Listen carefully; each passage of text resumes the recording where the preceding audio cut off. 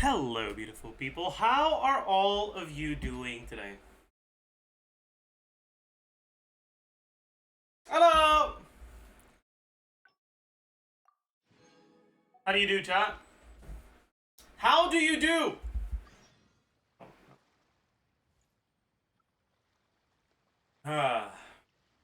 Fuck, I need to do the event? Yeah, we're gonna do it today. We're not gonna procrastinate. We've procrastinated enough, okay? 2 days left, 3 days left, whatever. But before that, we're gonna do tower. What's the buff for today? Okay, this buff is kind of free, right? Kind of. Well, it's a Shilonen buff. Okay. Wow, it's a massive Shilonen buff, huh? Holy shit. Okay. Um, I see. I see. Alright, let's just do this.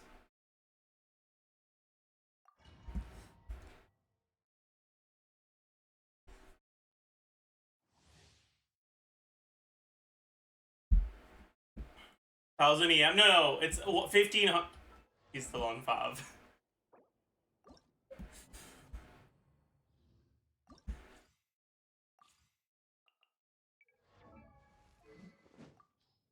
It's level 25 too. Yeah, not ideal, huh?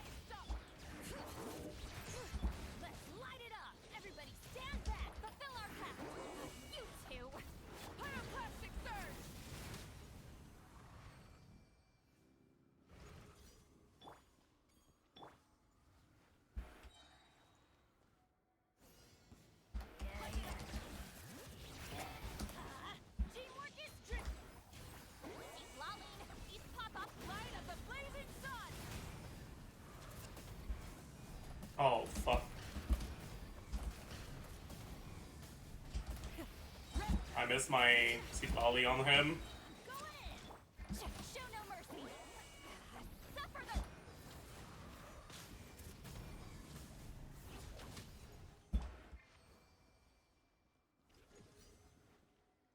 I'll grab this buffer.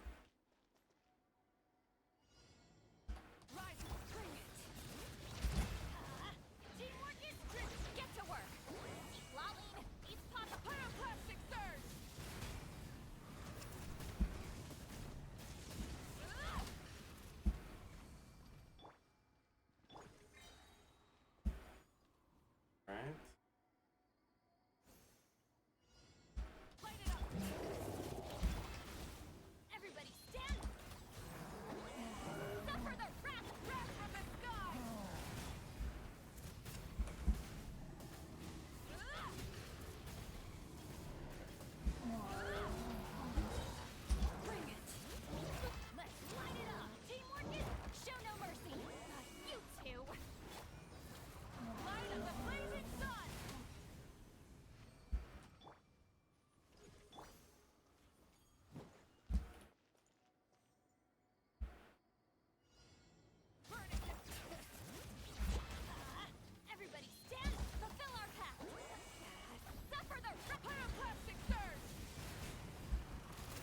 You still have a special place in my fuck heart. you.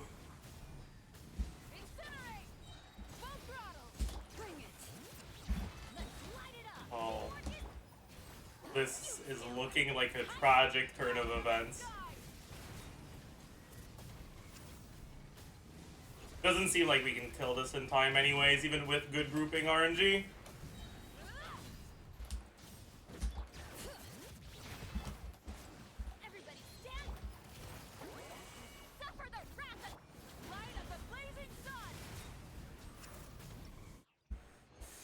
That's alright though. 23 is good enough.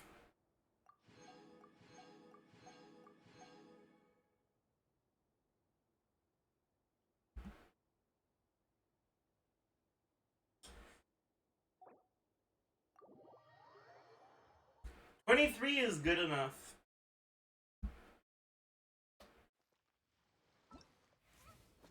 Wow. Celebration Scorch. Banner review today? You're right. I should add that to the title. Banner review today.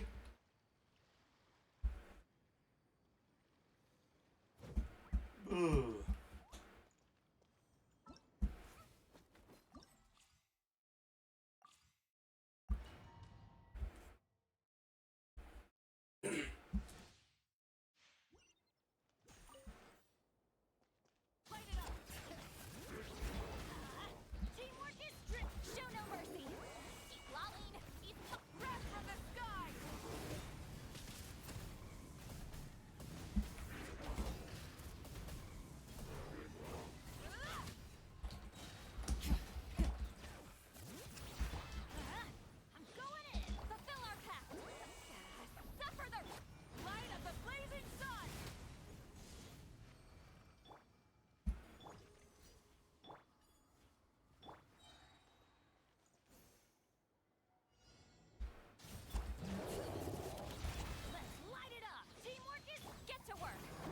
Bad RNG. Yeah. Go over.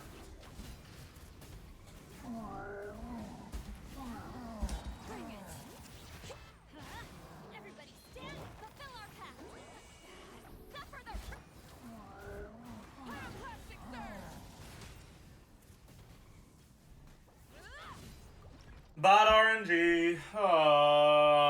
You know what? I'm not gonna try to get to 24. If there's gonna be RNG like that, I'm not gonna bother. Yeah, I'm good. I've learned my lesson in the past few days of Tower. If there's too much RNG, just give up. Just give up. Just give the fuck up. Don't even try. Don't even bother. Don't waste your time. Just give up.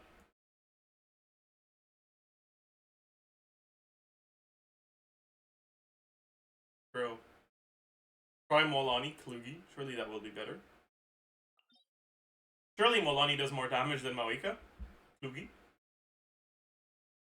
Klugi. Klugi.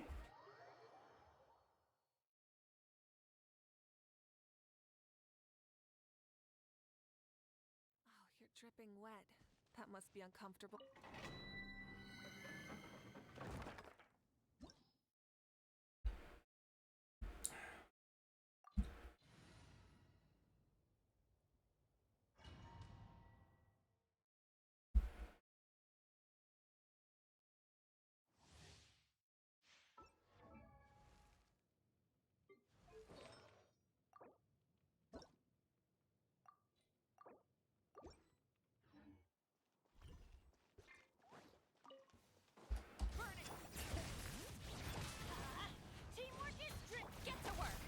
Alright. Classic Whip useful? Yes, sir. It's time to get an artifact, okay? We're about to get a good artifact. The good artifact we've been waiting for a really long time, alright? The artifact that's gonna take our Maoika. I just realized I don't think my Maoika is on the right gear. Because I yoinked some of her stuff to put on Chaska yesterday. It's not like it's gonna matter much, but still. That's only one piece.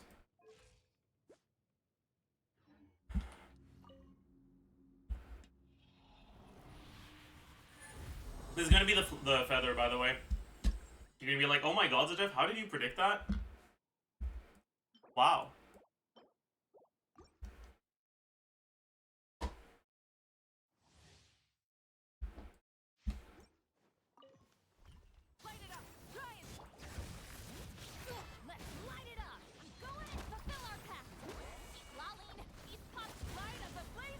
How did you predict that? Huh. Stupid chatter. Go away.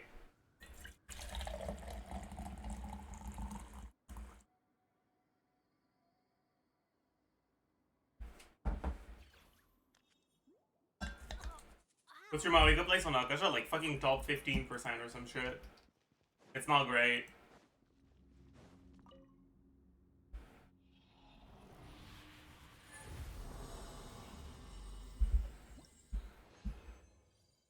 Wow.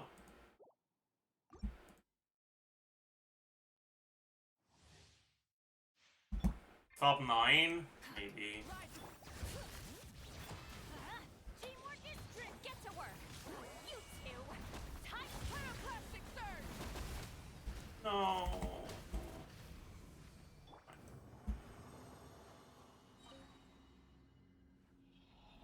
Toxic Zajef?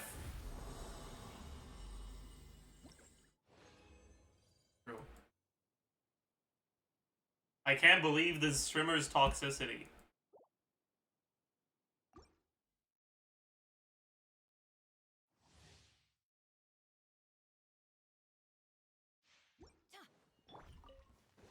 Burn it. Bring it. Everybody stand. Show no mercy. Lolling. Eat light of the blazing sun.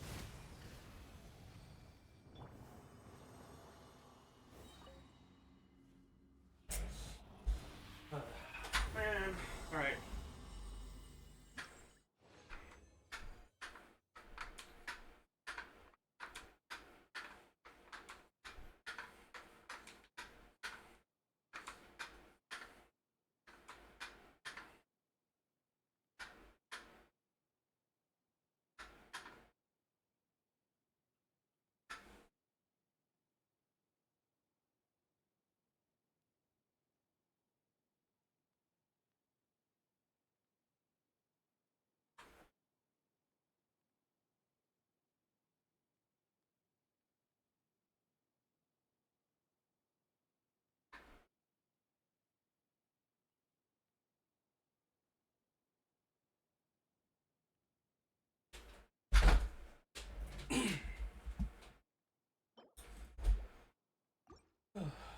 Alright.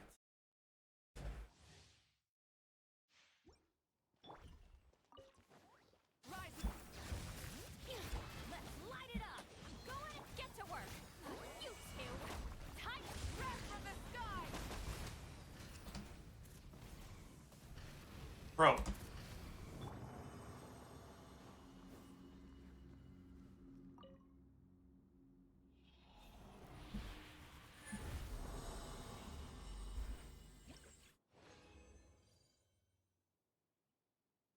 How many flowers are gonna see, man? What the heck? Never mind.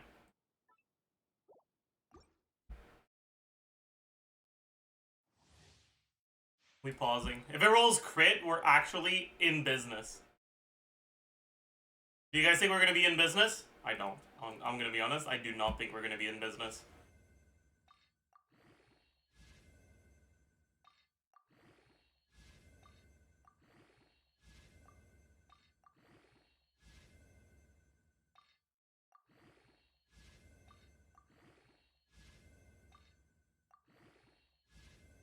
We're not in business. Burn it.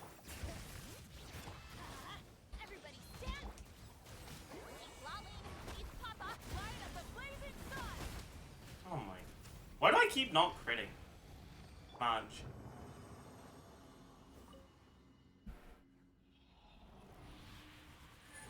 Why did bro keep rolling it? If it didn't roll into defense a single time, it could have still been an upgrade. I log that for Auron, I guess.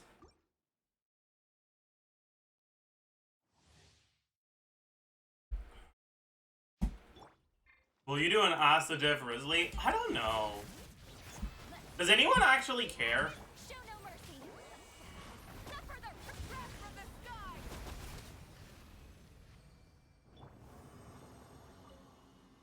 I care. By the way, Dino, Isis, whatever. Is your name supposed to be like a reference to to Dionysus?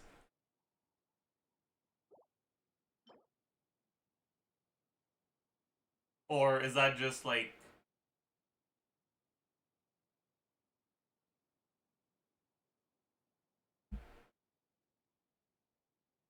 Yes, I misspelled it, I see.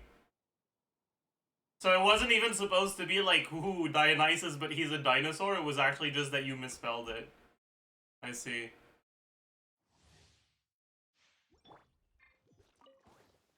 Rise, bring it. Everybody stand. Get to work. You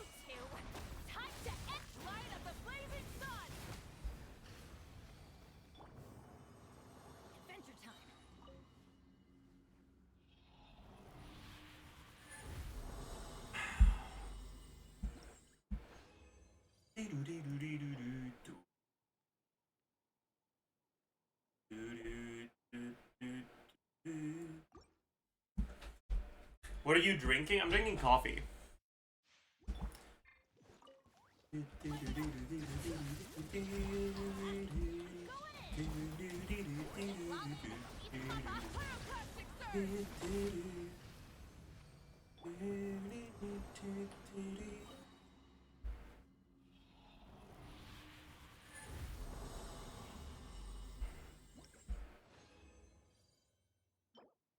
Well, we got garbage today. That's fine.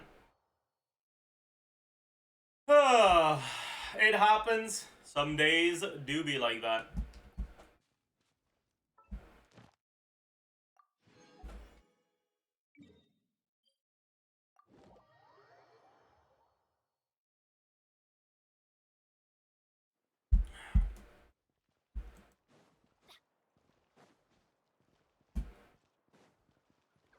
Most days? Yeah, most days do be like that. You're right.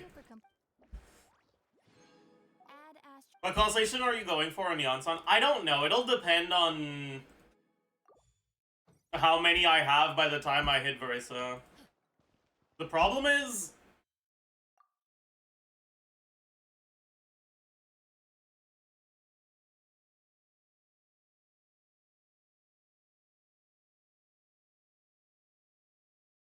The problem is I'm already on 51 pity. So I really hope I lose 50-50. Wait... Glorb is gonna be on banner, right? Or is gonna be on standard starting next patch, right?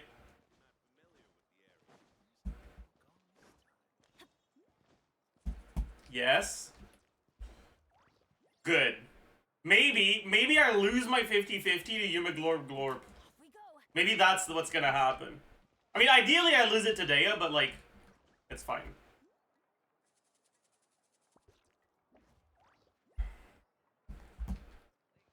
I feel like it's been a while since I lost 50-50. No, that's not true. Didn't I lose 50-50 on Seat Lolly?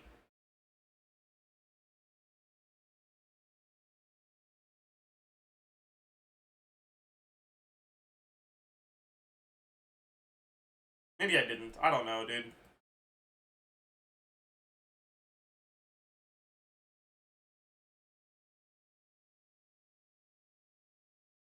Yeah, I did.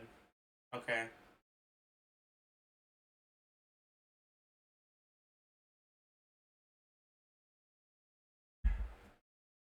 Why do you have 51 pity? Because I wanted to get C2 Lanyan and Sugar's cons, and I would have taken the L if I ended up getting an early client.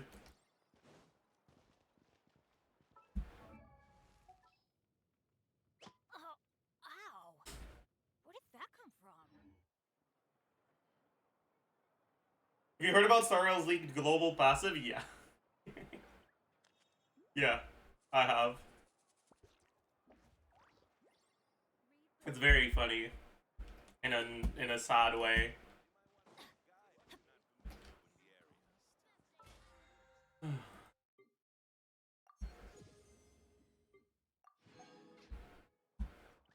Have I bought the things in the shop this month? I don't even know. Yeah, I have. Okay. Should we buy a royal spear?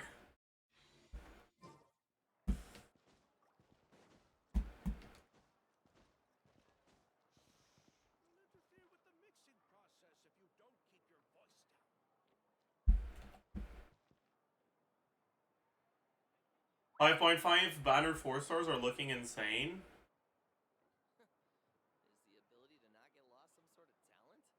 Yeah. Bro, if the first side is Eon-san, Gaming, Farazan, it's actually so fucking insane.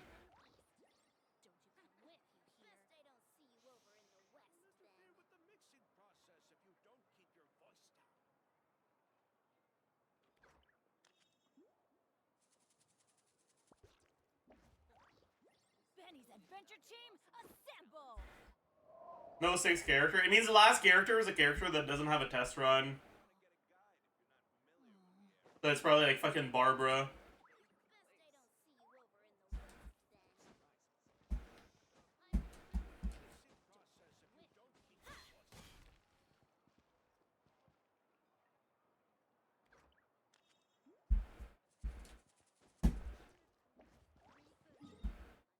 we're channeling again. True! True. Alright, chat. Let's do one Abyss run. Who should we play?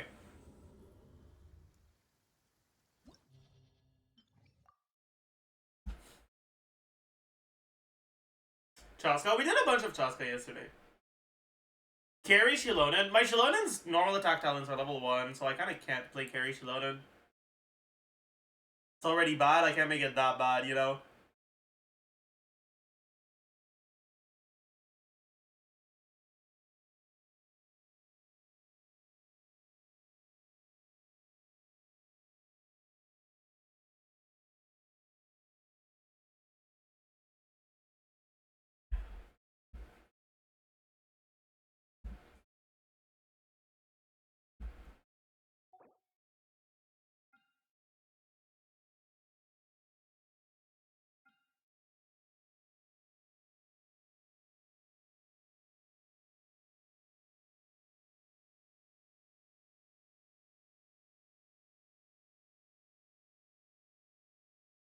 Ayato begging. Farazan main DPS. I'm done. Not really gonna be main DPS, but I can do quick swap.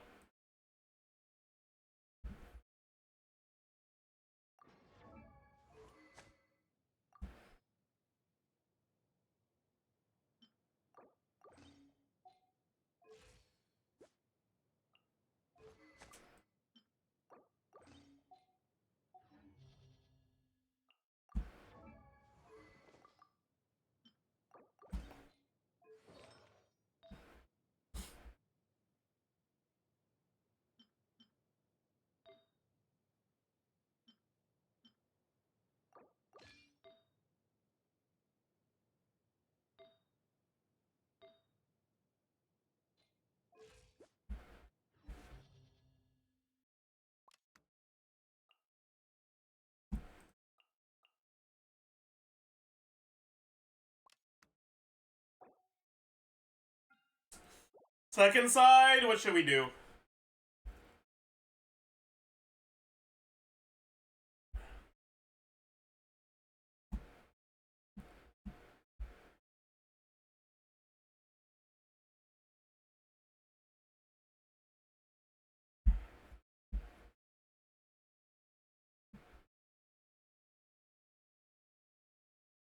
Yoimiya.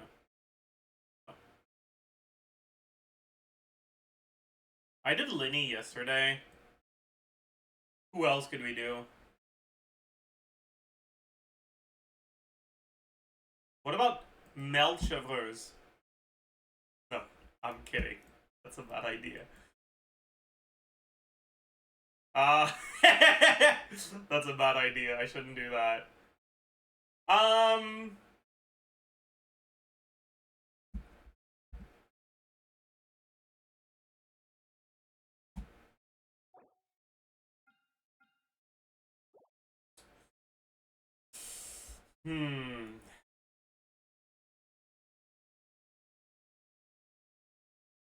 I haven't really done any Utao Sitlali.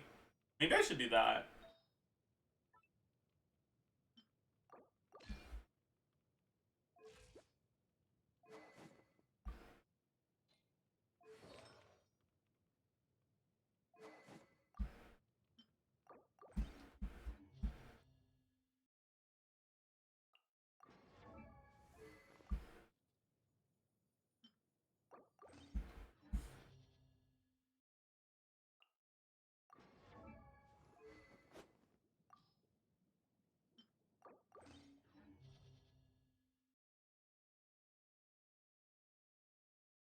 Oh, wait. Farina's on the other side. Fuck. That won't work.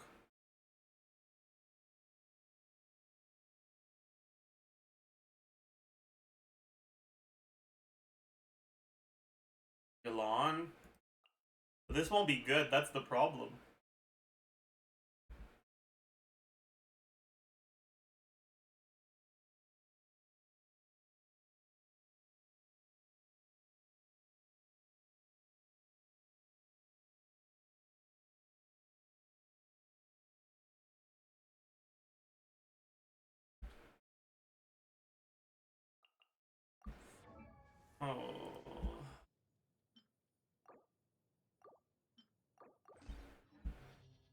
then we've got a problem with our artifact set. But honestly, I can't be bothered. I don't really care. It's not like it matters that much. It'll be good enough. One stock, Marie-José, huge. That's my goat. It's fine. One stock Marie-José isn't that much worse than Crimson Witch anyways, let's be honest.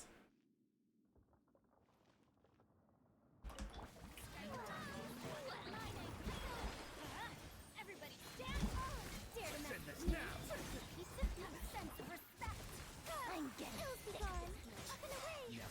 Quick and fly. Don't. Let's go wait for regrets. Whatever, we don't talk about that. Let's light it up. Teamwork is. We'll see about that. Gears of the storm. Dancing in the wind. Closing in. Up and away. I'm getting it. Strike a pose. Let my name echoes. Everybody stand back. Truth repeats its course. Swift is the stone. So I'm closing in.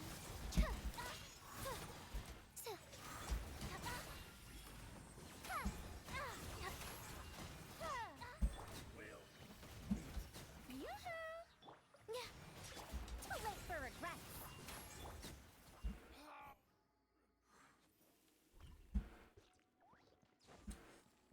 Alright, this'll be fine. Things are about to get dicey. Busted. Fulfill our pact. You two. Time to eat.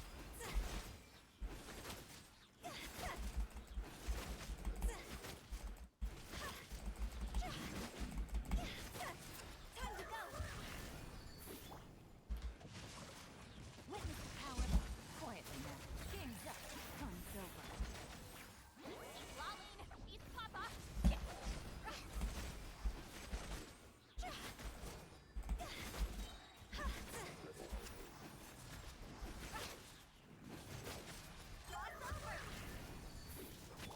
Know my sword.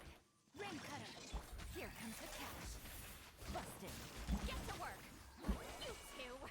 Time to.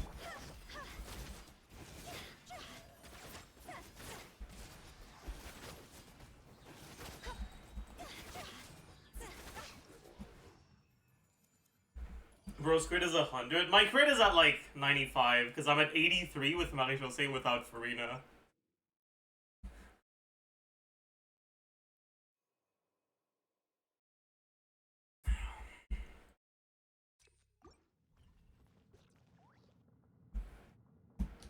Shower me with praise. Time to shine. Teamwork is dreamwork. Dare to mess with me? Gears of the storm. Hills be gone. Flip and fly. Closing in. Too late for regrets. Strike a pose. Let my name echo. Going in. Let's light it up. Truth repeats its course. Dare to mess with me? Flip and fly. Oh, fuck you. Dancing in the wind. Too late for regrets. Time to shine. Teamwork is dreamwork. Gears of the storm. Dare to mess with me? Hills be gone. Flip and fly. Up and away.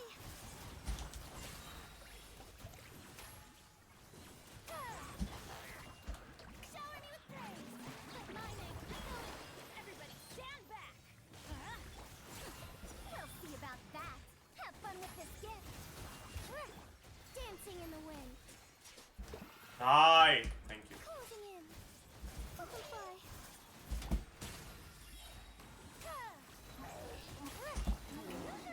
Time to shine. Yeah, this is not it, man. Holy fuck. Too late for regrets.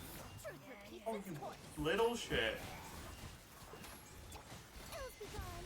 Up and away. Flip and fly. Dare to mess with me?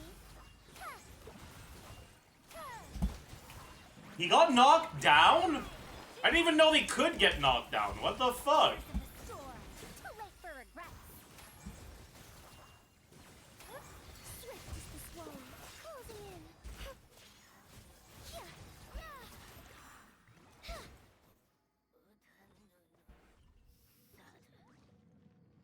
Is this faster than my Wanderer clear? Because Wanderer's fucking garbage. I mean, what do you think, Bucko?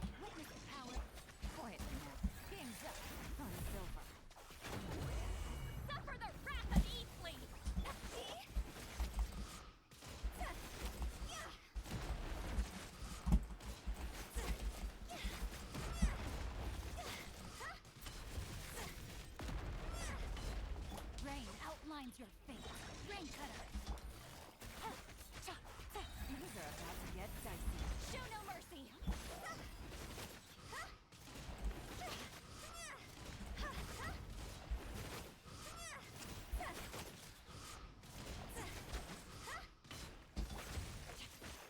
Ooh, my energy is bad.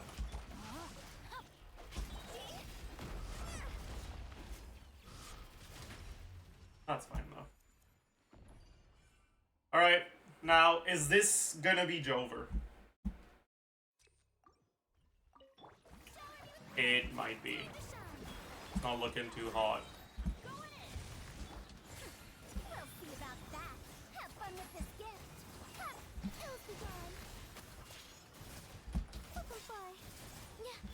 Too late for regret. It's not too bad, actually.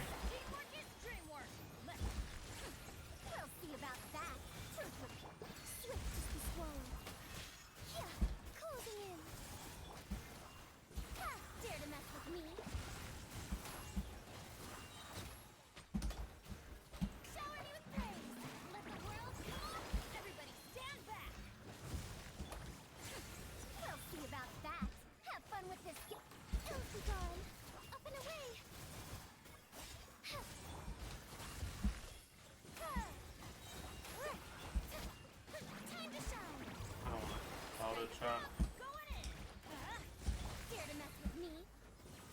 Years of the storm. Dancing in the wind. Up and fly, up and away. Too late for regrets. Teamwork is dreamwork.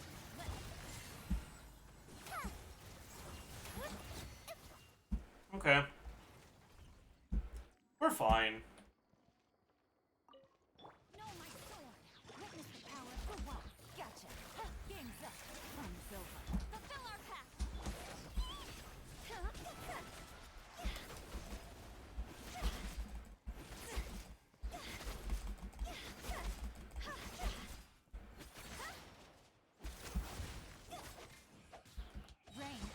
Your fate. Rick busted. Oh, fuck you. Get to work. You two. Time.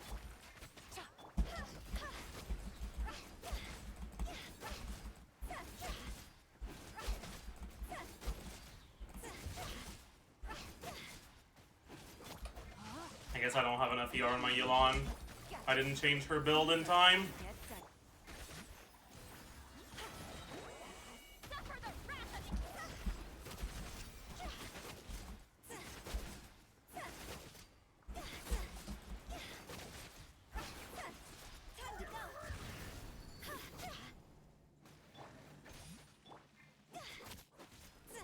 Oh, thank you, Blood Blossom. Busted.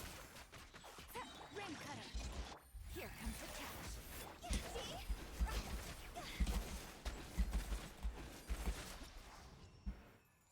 Thank you, Blood Blossom. That's my goat right there.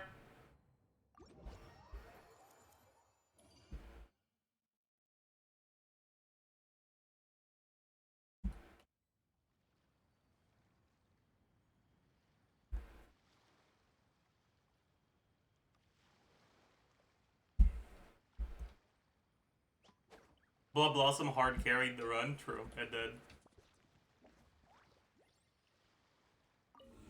Sino? Fine, I'll play Sino. Fine, I'll do it. I'll do it. I'll do it. I'll do it. I'll do it. I'll play Sino.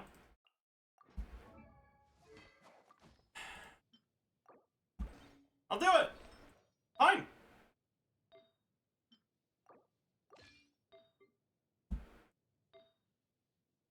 But when I start complaining, alright?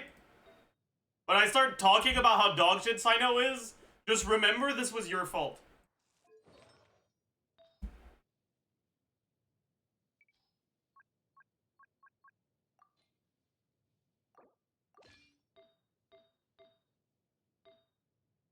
Remember this was your fault.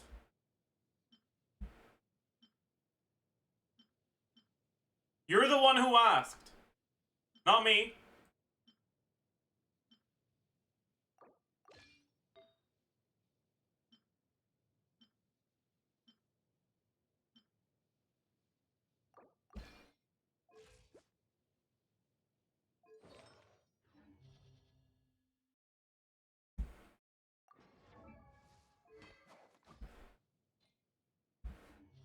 Do we play Sino in multi-wave? Or Sino against Swanee? What sounds least painful?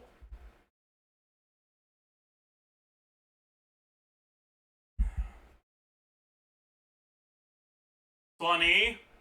Alright. Okay, which one do we do? Official? The official version? Or the Toma version?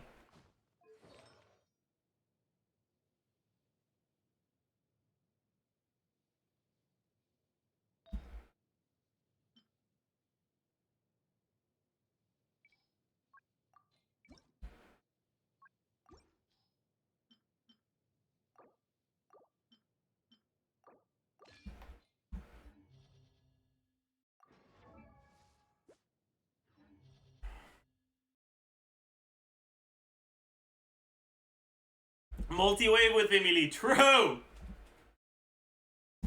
Baiju for Reina. This one?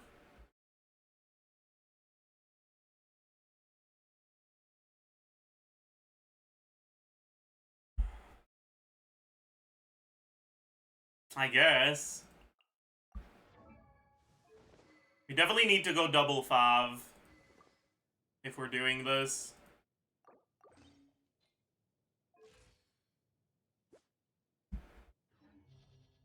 Triple fav, I mean.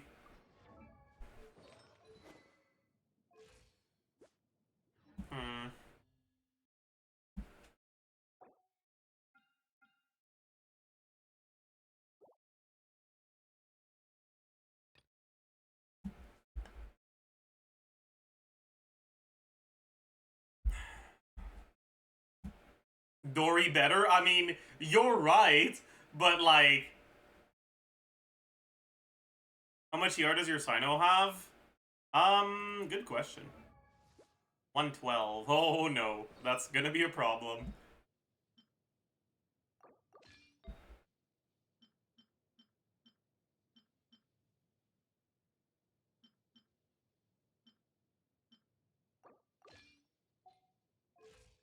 $146.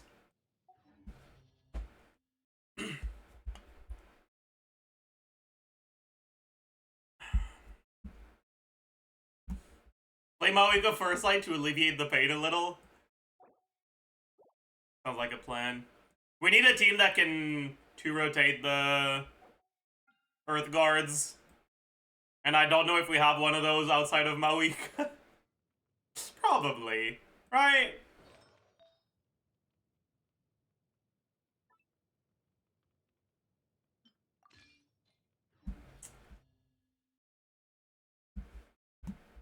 Actually, maybe Arlecchino would clear faster, because... No, Arlecchino AoE doesn't work well against Earth Guards. No, don't get baited.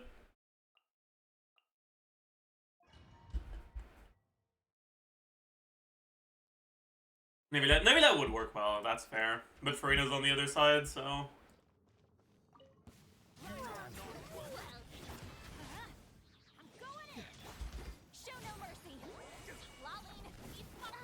Oh, he's too far, isn't he?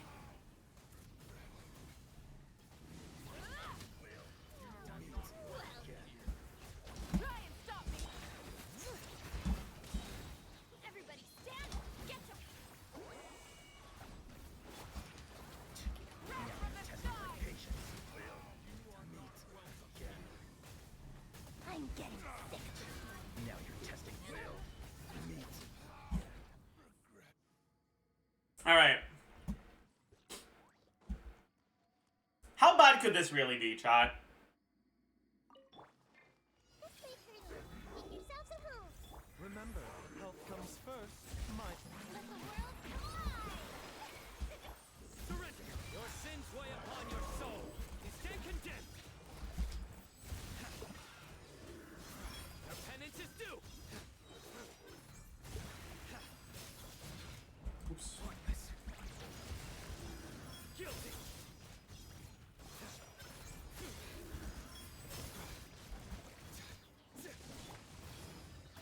Sharing my knowledge. Seems like pretty bad is the answer. Time to shine. Show a new trick. Futile. Yeah. Committed to memory. Through me, justice is served. Your penance is due. Guilty. Your penance is due. You stand condemned.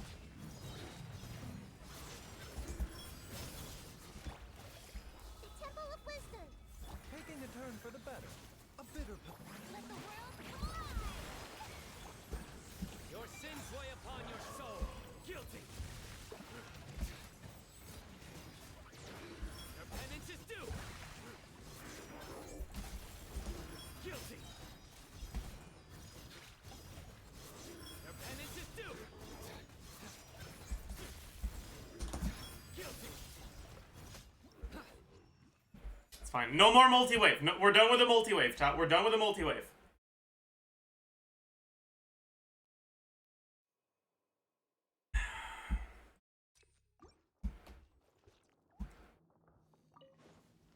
Light it up. Bring it. I'm going in. Fulfill our pact. Lolling. Eat the light of the. I didn't hit the one on the right with cryo, did I? No, I did. Okay. Huge.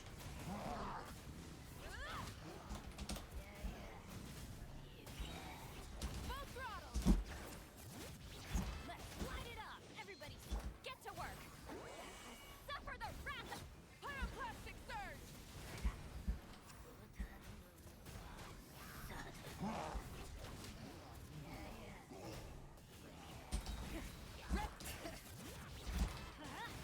I'm going in.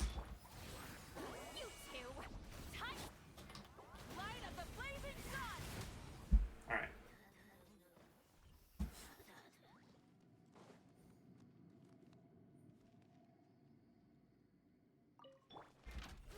Grow. Sharing my knowledge. Seems like an emergency. Time to shine. Surrender! Judgment is upon you. You stand condemned. Guilty.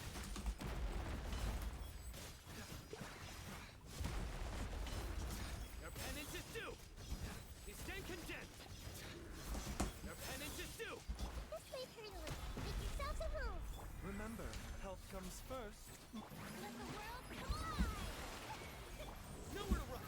Through me, justice is served. You stand condemned. Guilty. Your penance is due. You stand condemned. Guilty. Huge!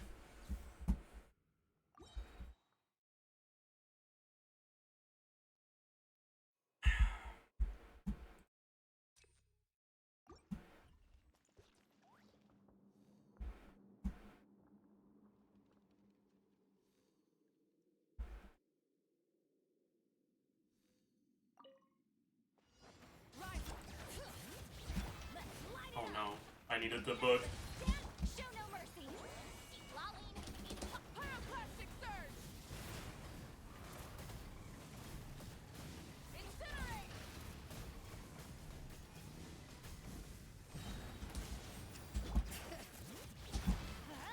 Teamwork is strict. Fulfill our pact. Suffer the wrath from the sky.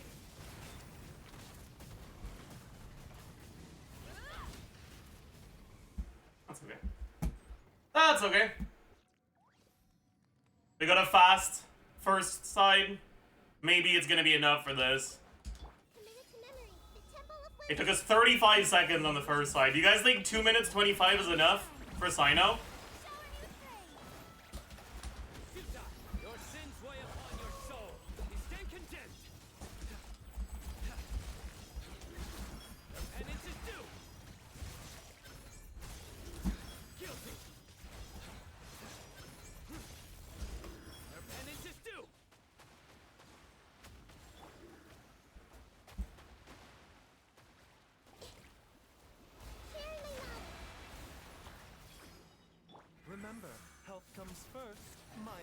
What? He's not doing the wind attack? Hello? Nowhere to run. Through me, justice is served. You stand condemned.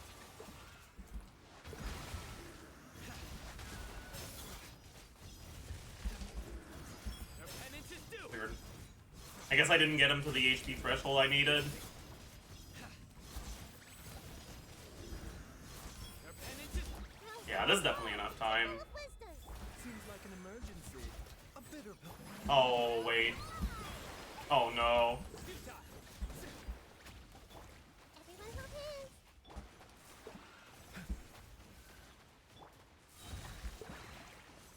Carry me now. It's fine. This way, pretty. Come on, give me the thing. Thank you. Health comes first. Time to shine. Strike close. Your sins weigh upon your soul. Guilty. Your penance is due. We did it, chat. Oh my god, we did it! With 38 seconds to spare? Holy shit! We only needed like a minute and 40 seconds?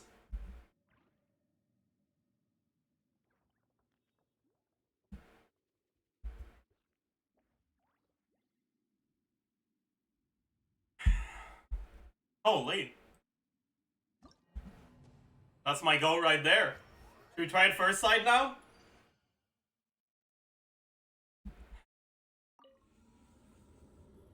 That one might be a problem. It's fine, we'll just do Mawika second side, it'll be fine.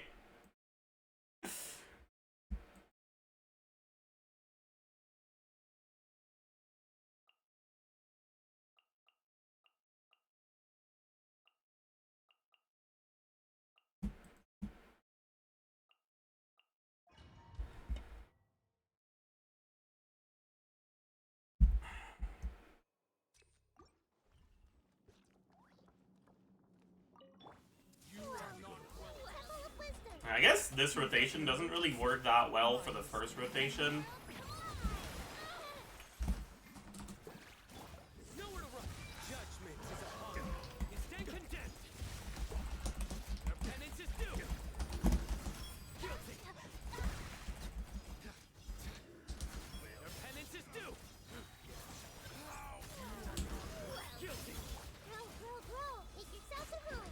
Taking a turn. Like, the purpose of doing Baiju E into Farina Burst like that is that you get to, like, instantly stack your fanfare. But I guess if you're starting from full HP, you don't instantly stack your fan. Oh. Rip my enhanced skill, I guess. Your penance is due. The Temple of Wisdom. Health comes first. Mindless. Nowhere to run. Judgment is upon you. Guilty. Your penance is due. Guilty. Your penance is due. You stand condemned.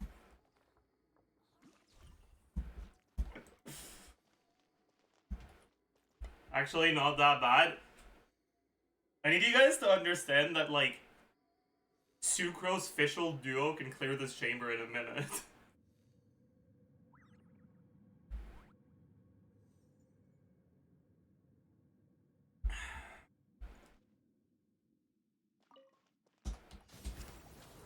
Bring it.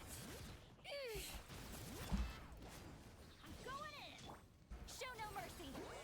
Lollied. A pyroclastic surge.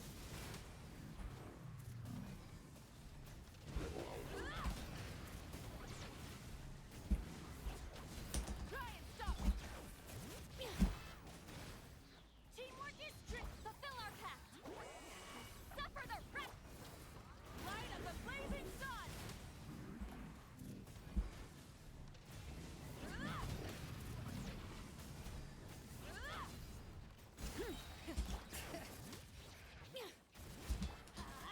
Everybody stand, get to work. Eat Laline, eat Papa. Is Shalona an Patron instructor? She's probably not, but she should be. And if you're asking between the two, I prefer instructor.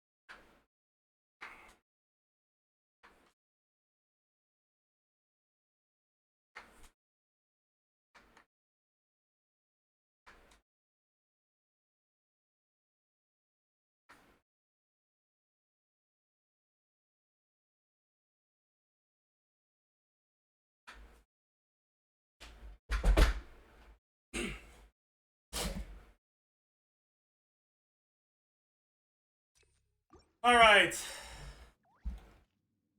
This part won't be fun. I see everything. Make yourself a home. Taking a turn for the better. The deck. Time to shine. Surrender. Your sins weigh upon your soul. Guilty. Your penance is due. You know what? Maybe it's fine. Maybe the Baiju is saving us enough. Penance is due.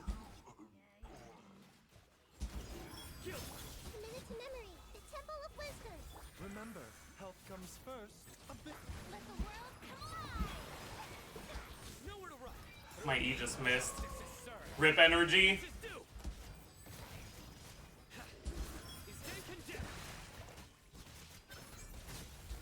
Your penance Oh is my due. god, wait, the stagger was so lucky there. Oh shit, I did my E at the wrong time. Guilty. You stand condemned. Grow. Share my knowledge. Seems like an emergency. Mind the side. Time to shine. A minute to memory. Judgment is upon you. Your penance is due. Guilty. I guess it's not luck. Sino's stagger is just really favorable for the... Your penance is due. Oh my god, I'm gonna die. You stand condemned. This way, Curly. A bitter pill to swallow. Remember, health comes first. Shower me with Surrender. Yeah, we're fine. We're fine. We're fine. We're fine. We're fine.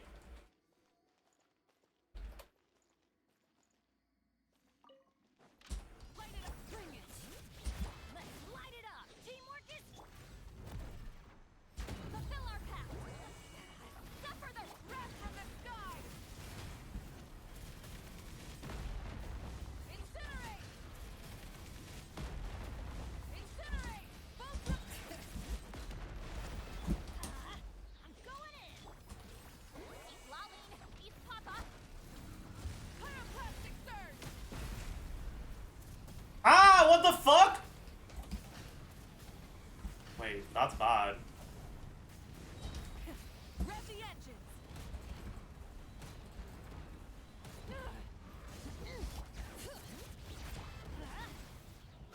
Why did I not melt? Get to work. Oh well.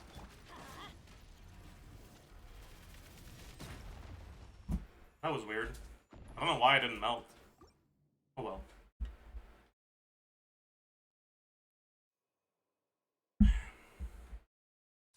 Worse than Sino lol. True. Hey, make yourselves at home. Let my name echo in song. Strike. Seems like an emergency. True and real. Oh no. Through me, justice is served. Guilty. Oh no. No. Stand condemned. Oh, it's fine. We got Dendro thing because it happened during our setup. So Sino's still doing all of his damage. All of his 3 DP. Insane. Your penance is due. The Temple of Wisdom. That's my go right there. First. Time to shine. Judgment is upon you. Guilty. You stand condemned. Guilty. Your penance is please do the thing already? No? Okay. Cool. Commit it to memory. Make yourself a home. Yeah. Taking a turn for the better. My name echoes song. Bro, it's almost like we're playing Nilo. What the fuck is going on? Your penance is due. You stand condemned. Guilty. You stand condemned. Guilty.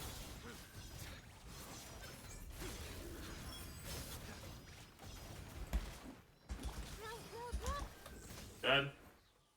Insane.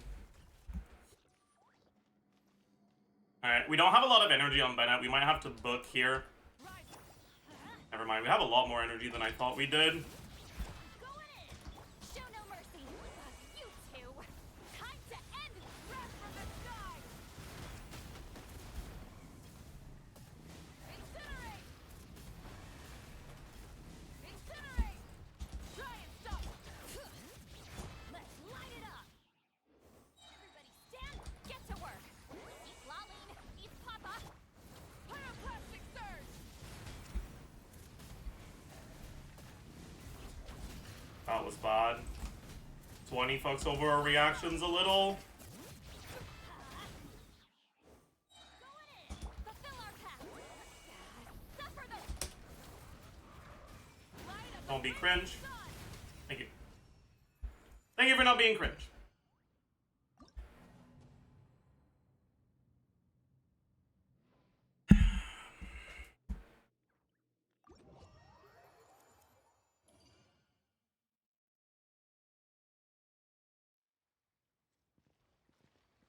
And I'll do a clear, and I don't have a clear. Now replace Sino with EM Raiden. No, he's already dead.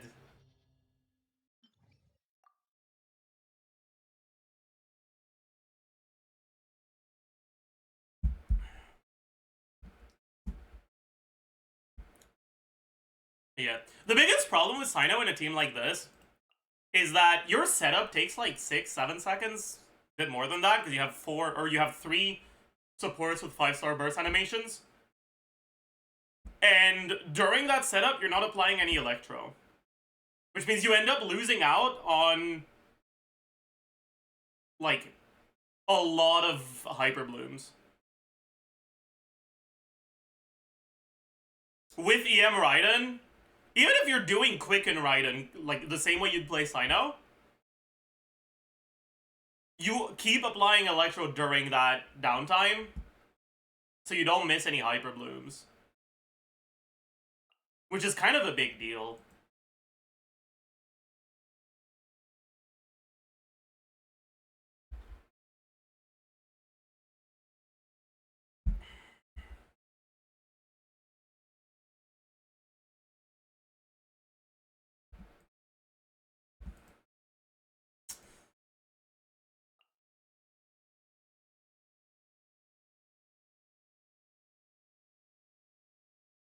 And so a team like that is not like all that synergistic with Sino's kit. But the problem is that no team is all that synergistic with Sino's kit.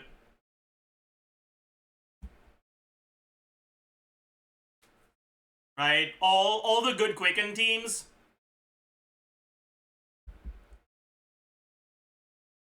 kind of rely on Fischl being broken. But Fischl's relatively short uptime, if you're not willing to swap back into her, is kind of a problem for Sino, because Sino has pretty long uptime. But I guess it's probably a lot. I haven't really played it much since Shilonen release, so maybe I should do it a little. I don't really mind the idea.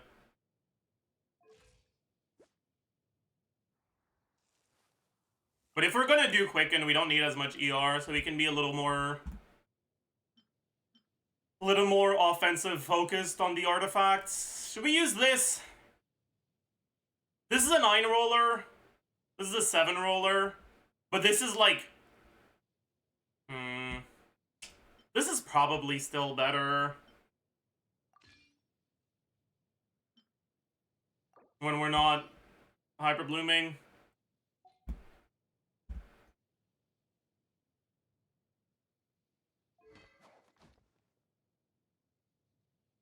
And I think the attack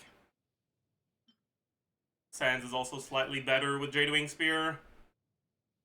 Now I'm on 5 piece though. Means I could swap something. Whatever, I can't be bothered. My TF is all my best pieces anyways, let's be honest.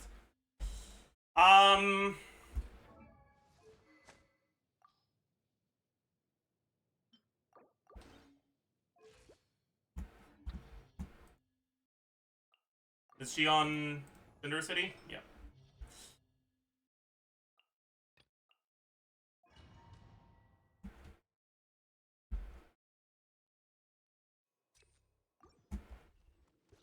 What's the rotation supposed to be like again? Like... You are not welcome. Bring it. Sharing my knowledge. But the mountain flames boil. Wings of darkness. Judgment is upon them. Your penance is due. Stand condemned. No way. Guilty. Stand condemned. Committed to memory. The temple of wisdom. Midnight bat. Oh, fuck. Nowhere to run. Your sins weigh upon your soul. Guilty. You stand condemned. Guilty. Yeah, something like that. You stand condemned. Hear the echoes of the valley. I think... Sharing my knowledge. Yeah, I might need to miss this one, so I'll stay on her for a little bit longer. Pause for field life. Surrender. Through me, justice is served. Your penance is due. You stand condemned. Guilty.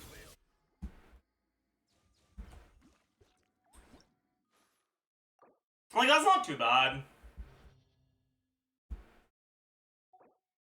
I could do it second side. I don't mind.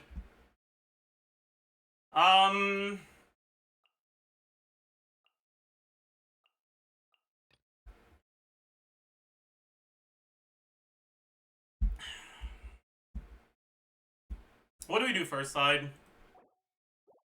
Let's just do some bullshit. I'm down to do some bullshit. Wait, Chilonin isn't on 5. That's gonna be a problem when we're not getting a lot of HP drops. Iron Sting should be on Kazuha, but not for now. Okay.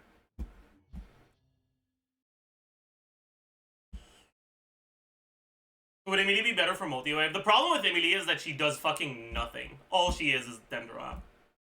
If you don't have Burning on your team. You can use Emilie, but if you're using Emilie, you should also be using Toma.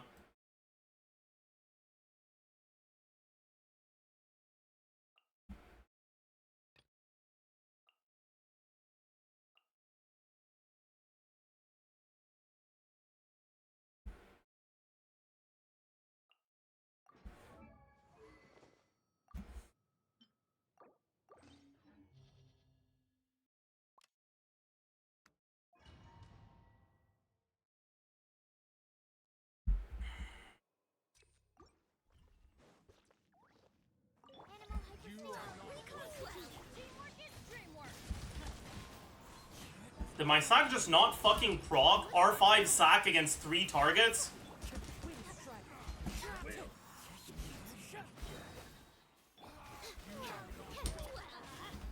Stand clear. Absorption test. Stand clear. Everybody stand back. This will brighten up the place. Animal test 6308. I'm getting sick. Wind strike. Extract.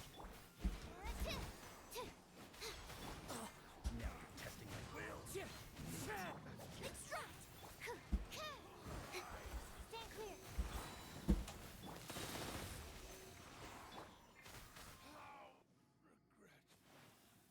0.8% chance? Yes, sir.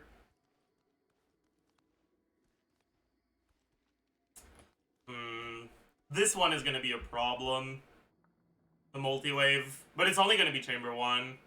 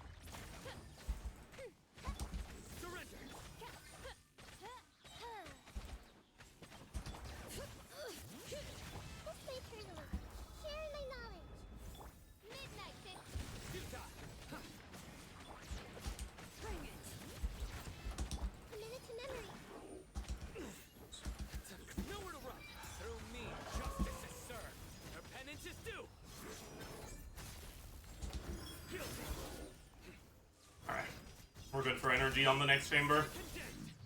Like I said, this chamber was going to be a problem, but the next one shouldn't be. Dendro MC might be better. I mean, yeah, it'll be better for this chamber. Any Dendro that can apply Dendro Multi-Wave will be better for this chamber. And they will all be significantly worse for the next two chambers.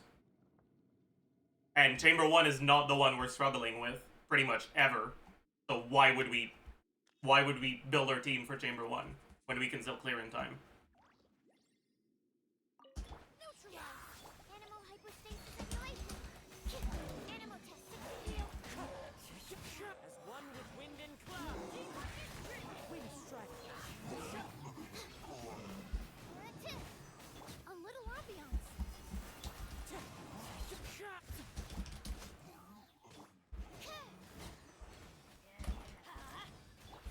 Mark 2.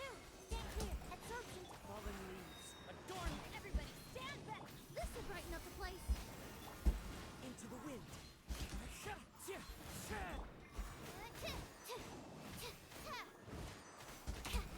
What? I pressed E before I jumped. What are you fucking doing, you stupid idiot?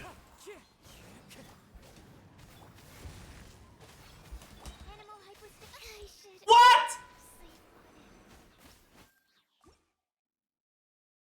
How did that hit me? Like, how was I in range of that? How was I not still in iframes?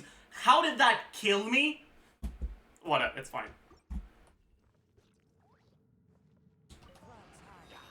Enhanced animal module. Reconstitute. Teamwork is dreamwork. Wind strike. Fresh and floral. Absorption test. Animal test 6308. Stand clear. As one with wind and cloud. I'm going in. Animal hypostasis. Let's light it up. The wind knows me. Wind strike. I might be dead. Place. Never mind. They were still staggered, thank goodness. Absorption test. Clouds high. The bird.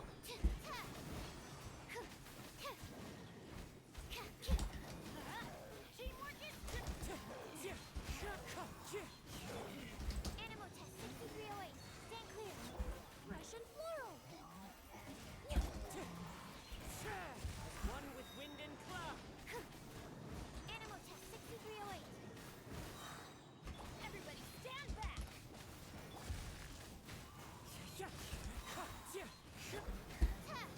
Stand clear. Okay.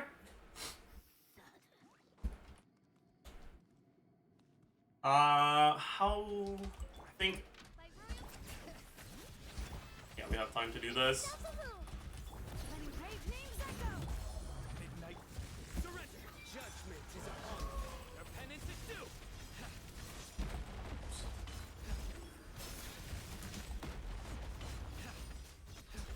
Stay condemned. Guilty.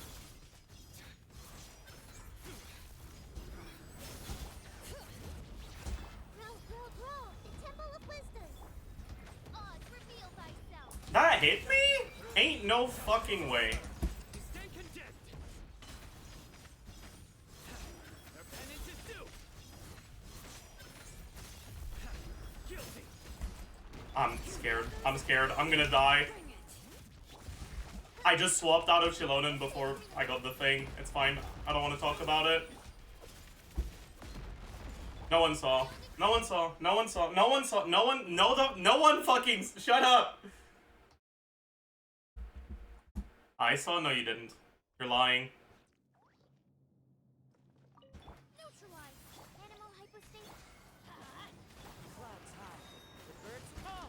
Wind strike. Let's light it up. Going in.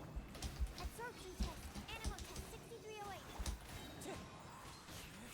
This will brighten up This the place. should be pretty good. Fallen leaves. Adorn Do my this. light. Wind strike. Enhanced animal module 75.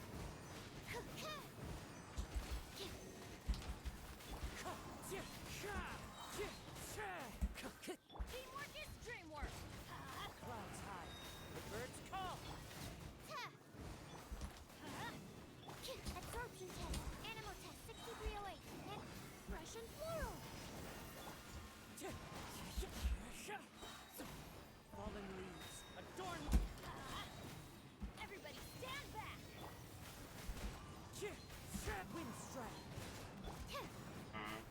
Bit annoying that they're not Enhanced animal all that well grooved, but it's fine.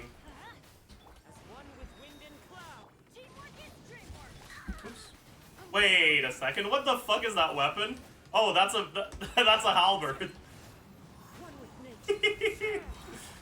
I see. My melee damage is not what it should be, but that's fine. 6308. Stand clear.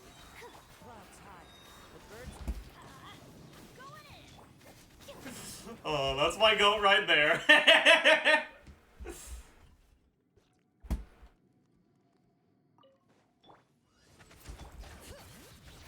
Brave names echo.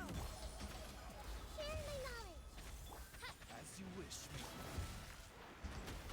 Your sins weigh upon your soul. Your penance is due.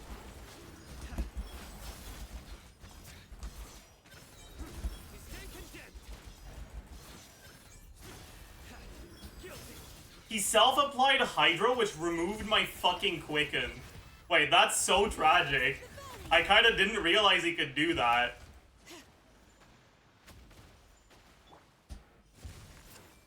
The Temple of Wisdom. Odds revealed by Surrender. Judgment is upon us.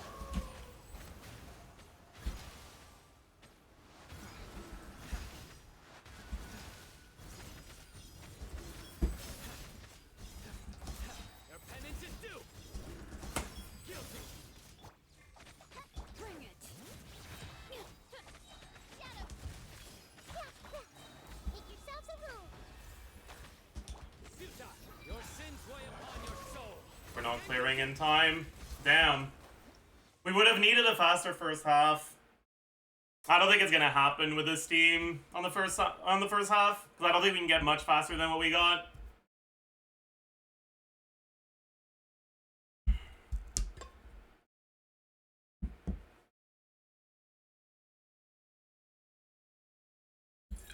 And yeah, like we're gonna need to do a 2 Hydro 20. Have we done a Thundering Fury clear already? No. I guess I could do one. Problem is that there's so much multi-wave, which is not good for the Thundering Fury either. And a lot of enemies that are overloadable. Like, this is really not a good Abyss for Thundering Fury. Like, as bad as it gets, really.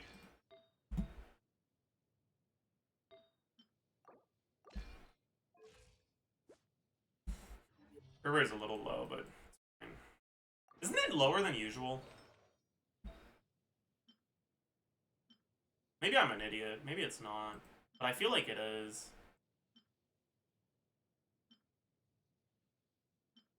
No, I guess not. Maybe I should just use this.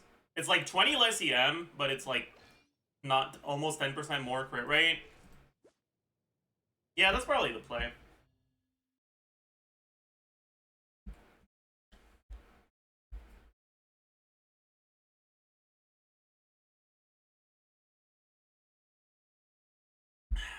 INAZUMA event bench. We'll do it, don't worry.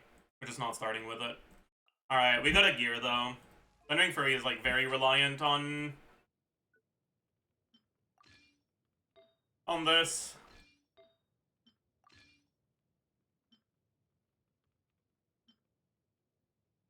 Why is it not sorted for ER? It should be. Oh well.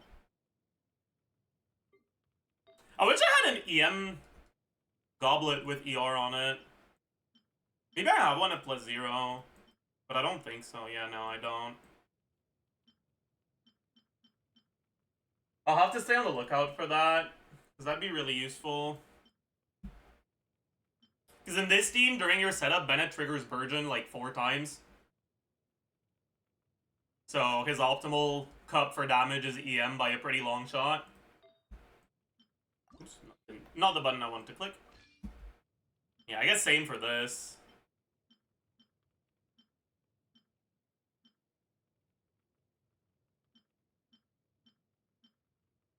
But not having ER on the substats is too much of a gimp. Ow. Where did that come from? I'm not using Baiju, so I can give her the level 91. And I'll go to Fab for now, I think, not Sack. This will be fine.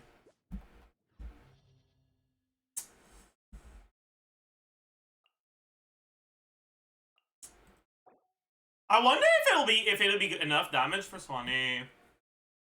Like, we definitely can't do a 1 Hydro Swanee, but it's probably enough for a 2 Hydro Swanee if we get a fast enough first side, which we could get with Nebulette. But I mean, I already know it's gonna be enough. I'm not sure if it's gonna be enough first side, so I might as well try it first side. We can't do side no second side though. Who should we do? Chat. What do you want to see? It has to be something that's good though, because our first side will be relatively slow. Gaming. I already have Bennett on the other side. I could do Gaming with like Shilon and Changyun, but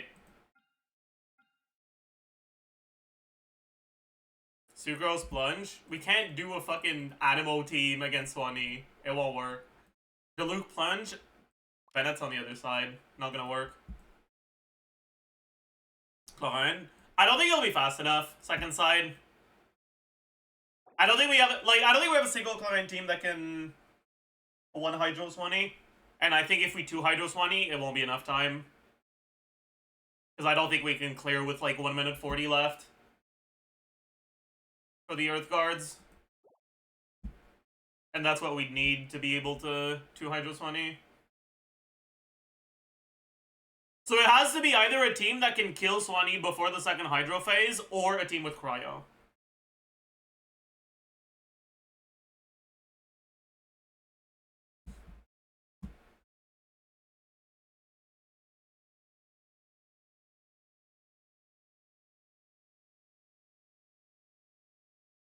Ganyu Rev Melt? I don't have Ganyu, so can't happen.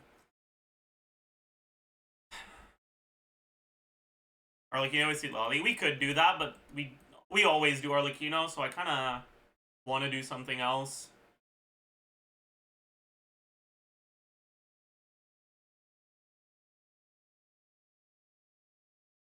Oh, we go with PM? What's PM? Peas Nuts? Peas Mutts?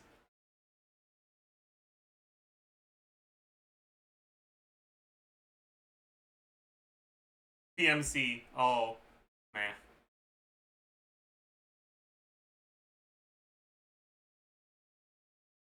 Milani Vape? I don't like Milani against Swanee. I don't think anyone does, actually, but... yeah.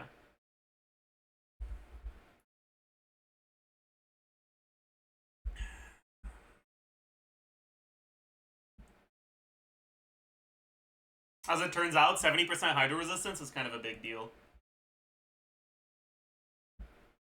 We could probably get away with Nebulette, though.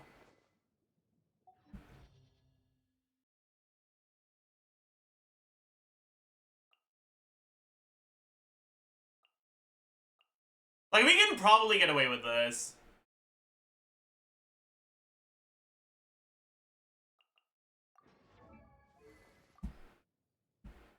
I guess we do this? Or would we rather do Sock Frog? Probably Sock Frog, actually. In a perfect world, I think you want Amber on her, but I don't have 2 Ambers, so I can't.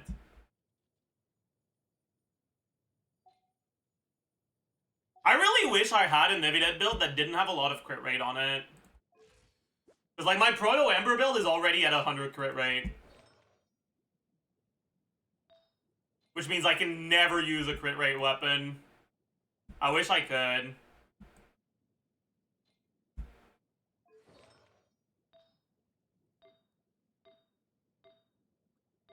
I have fucking 10 plus crit rate on all my artifacts.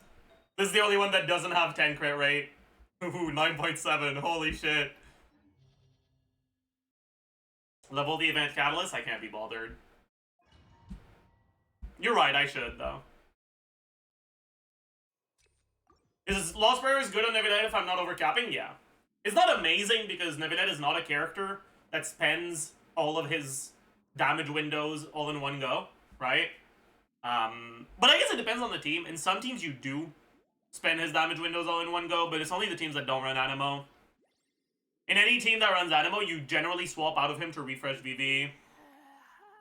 Because you can, right? And so Lost Prayers isn't that good on him in those teams. It's also the reason why Slack Jade has 100% uptime on him. But, yeah. You are not welcome. Rain outlines your fate. Let everybody stand back. Huh?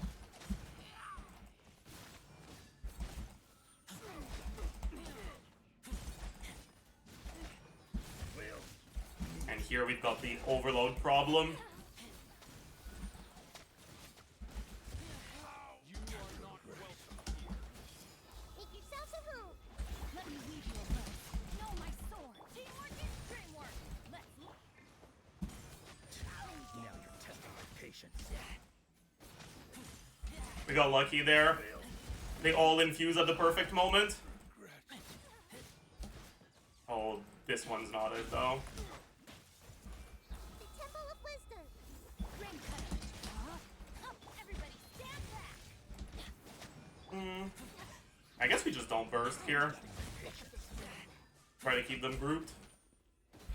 But we get less blooms if we don't burst, is the problem. But that's fine. Is Widsith just cope on him? Yeah, kind of.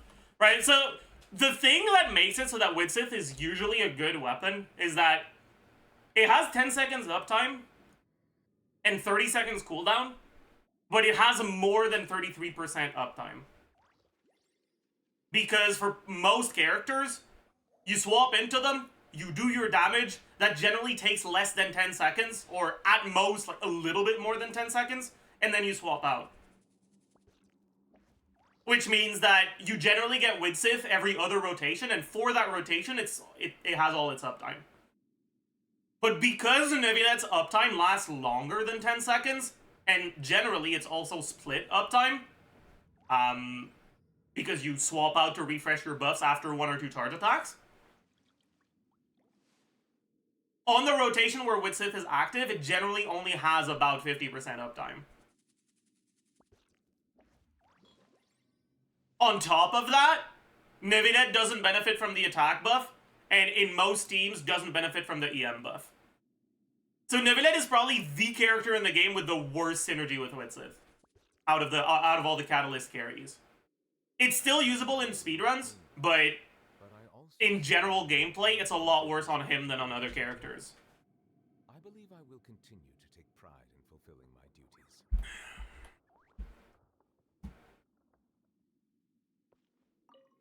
Bow your head. Strike a pose. Time to shine. Get to work. You two.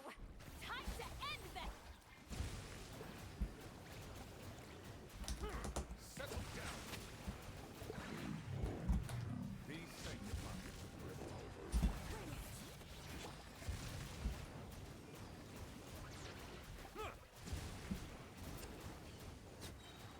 Bow your head. Shower me with praise. Let my name epic fulfill our path. Seat lolling. Eat papa. Silence. The time's bent. Chiloden is still on sack, but it doesn't really matter. Bow your head. Show no mercy. Suffer the wrath of Eden. Strike a pose. Time to shine. Silence. Which characters are the best at using all 3 buffs? I guess it's Risley. But even then, if you get the EM buff on Risley, you're not that happy because you don't melt all your damage. And if you get the attack buff, you're also not that happy because you generally already stack a lot of attack. Yunfei. Honestly, you might be right. It might be Yunfei.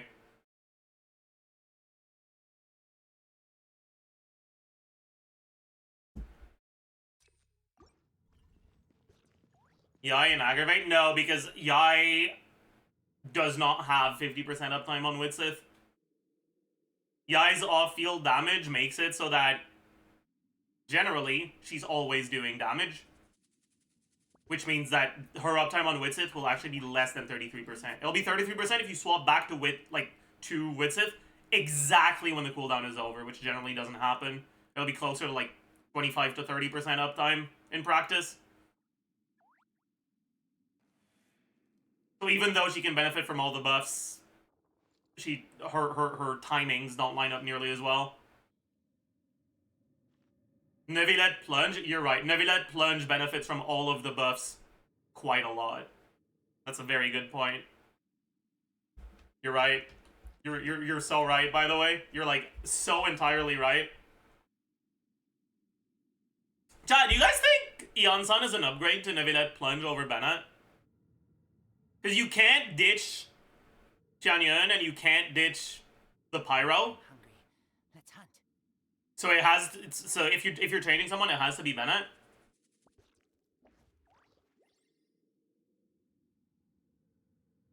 It probably is.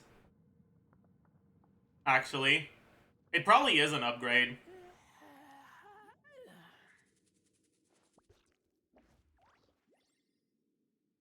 Because generally you have to like scuff your setups with Bennett. Because if you Bennett after Neuvillette, you won't be able to swirl Hydro. But if you Bennett before Neuvillette, You call me. you're losing Bennett uptime during your setup, right? With the Ansan, I guess you'd still have that problem, is you need to EQ. I guess it would be one of the teams where you Q on Yansan, then Neuvillette, then Yansan E, but then you have the same problem. Never mind. I don't think it's gonna be an upgrade. Oh well. Who cares? Rain outlines his fate. Make yourselves at home.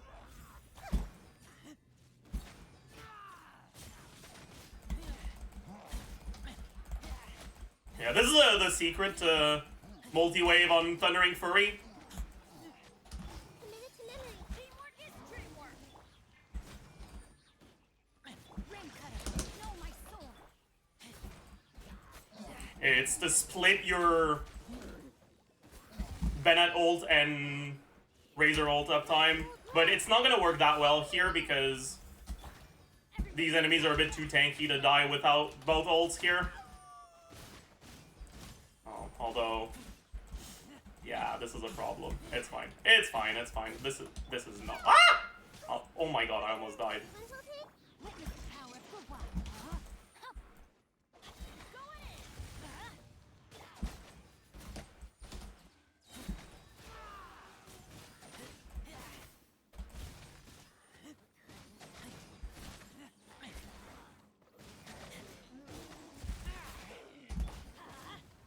Here, I kind of need to heal Nahida, so I'll swap to her after Bennett, even though it kind of fucks my uptime.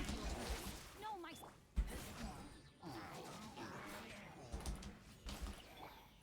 see everything.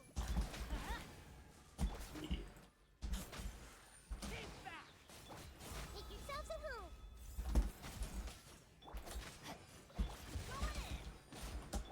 Rain cutter. Here, I'll make sure I try to get as much of my ult back as possible. Adventure time. A minute to memory. Fuck. Didn't have full ult back, but should be good enough. Alright.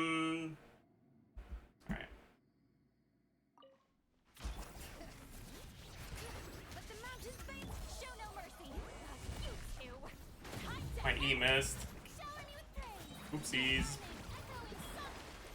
What? Did I forget the... I forgot to start with E. Bring it. I don't want to talk about it.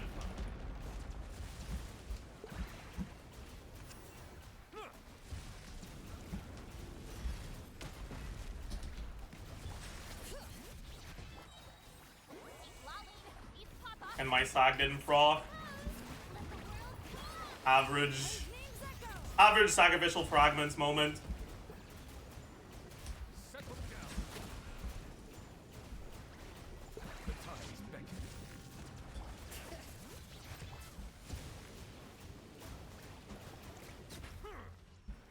Fine though.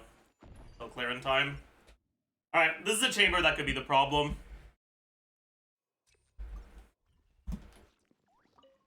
Everyone prepare. The Temple of Wisdom. Witness the power of the rock. No, my streamwork is dreamwork. Please don't ungroup. Eh. Kind of good enough. It's not ideal, but it's fine. Grow, grow, grow. Make yourselves at home. Go ahead. Rim cutter. Okay, yeah, that's pretty good.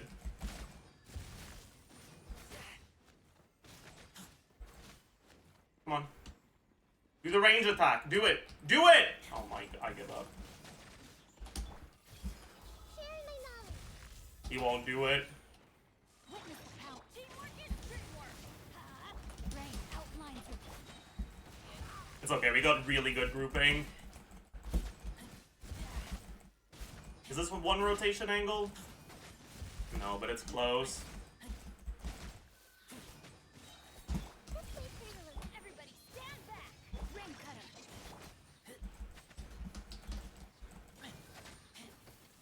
Not too bad.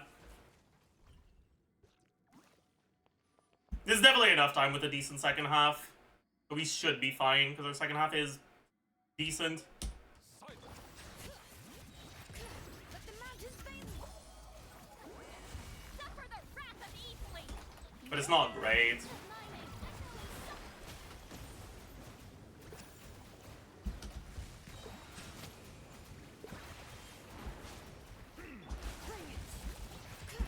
Be sanctified.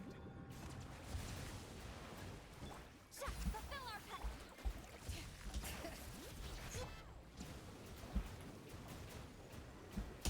Settle down.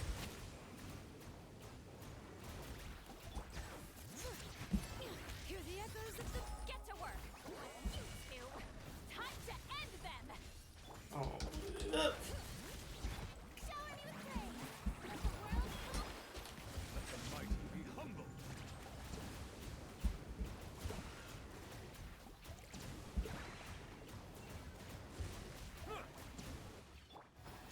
Hey, that's bad. suffer the wrath of Eastling. Oh, fuck you. Silence. Fuck you! Oh my god. It's fine. The time is beckoning. It still worked out. Lolling. He's Papa. Get him. Kind of.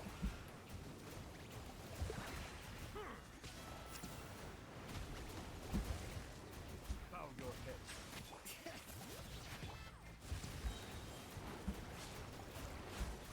Let the mighty be humble. Okay. Jesus Christ. He said Uno reverse? Yeah, he did. He sure did. Alright, should we check if it's doable on the second side as well? I'm curious. I kinda want to use that team first side now. Close for content, exactly. I should probably put Chilonin back on an actual weapon that does something. Maybe. Probably a good idea. Perhaps. Oh, but okay, yeah. Yeah. Alright. Here, I think the problem might be Chamber 1. Maybe not, I don't know. How is Levinet clearing a boss with 70% Hydro Res? Because Res Shred is a lot more effective against enemies with high res, right? If you have no resistance shred whatsoever, let me open Excel real quick, right? If you have no res shred whatsoever, right? Enemies, the default amount of resistance that enemies have is 10%, right? So, enemy res, 10%. Damage multiplier is going to be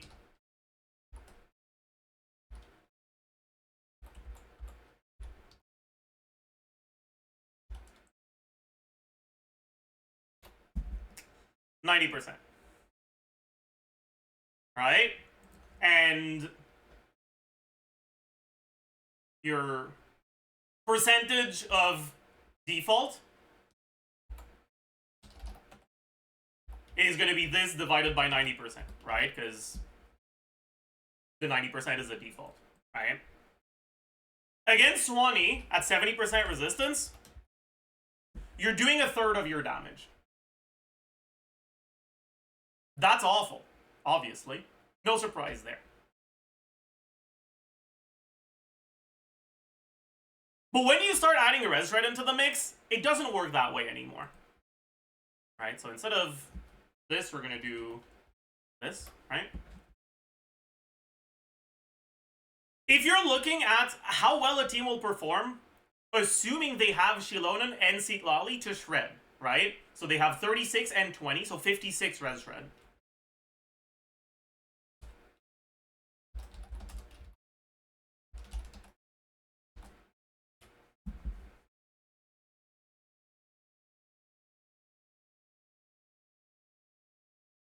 Whereas without res shred, a Nevilet team will do a third of its damage against Swanee. With res shred, instead, it does 70% of its damage. That's because bringing the enemy from 70 to 14 resistance increases your damage a lot more than bringing the enemy from 10 to minus 46. In other words, when you have a lot of res shred, obviously against enemies with high resistance, you'll still perform worse than if they didn't have high resistance, right? You're still only doing 70% of your damage. But 70% of your damage is a lot more than 33% of your damage.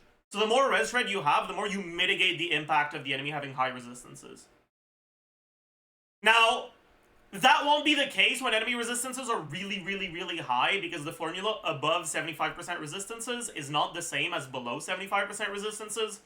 So if the enemies have like 200% resistance, bringing them from 200 to 150 does not do very much. It will barely increase your damage. But as long as they're not above 75, this is how it works. Even a little bit above 75, there's some enemies that have 90, it still kind of works like that. It doesn't scale linearly? No, because if it did, you'd be doing negative damage to enemies with more than 100 resistance. There's 3 different formula for resistance. The formula below 0%, the formula between 0 and 75, and the formula for above 75.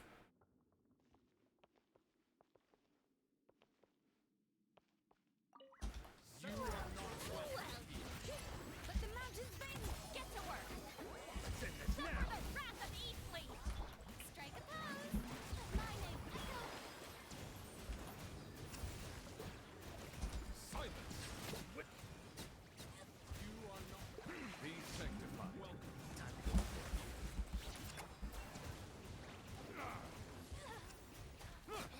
You are not welcome here. I'm getting sick. Now you're testing my patience.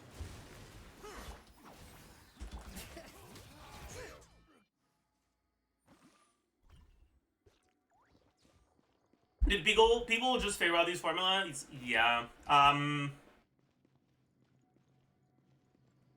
It used to be that we had to figure them out, but now we have data miners, so we can just look at the data mines.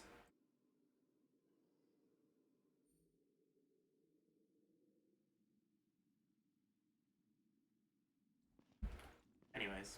Yeah, this is gonna be the annoying chamber for this team. We're gonna need 5 rotations, even though our DPS is not like that. Aware. Temple of Wisdom. Let me read your words. Time to act. Teamwork is teamwork.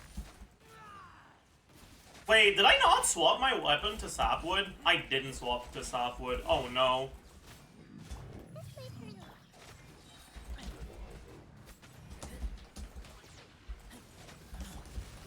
Throw. Shield. Tragedy.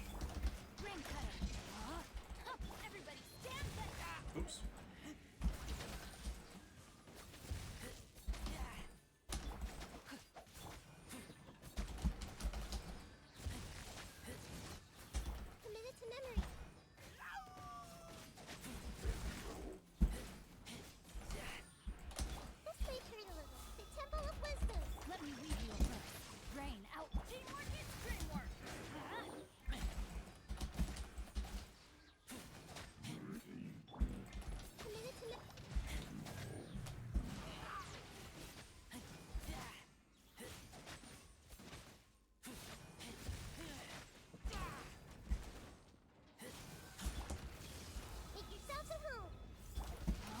Nick, what are you doing? Why are you giving me 1 bit?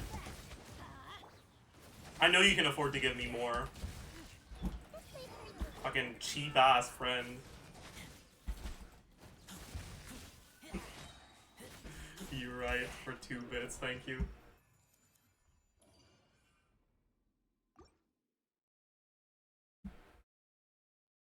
Can you at least meet the fucking requirement for TTS? Come on, man. I thought you were better than that.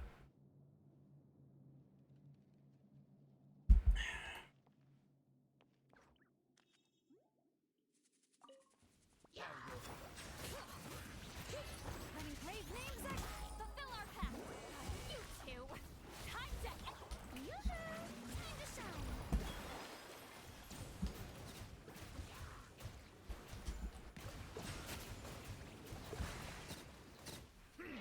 Let the mighty be humble. Bring it.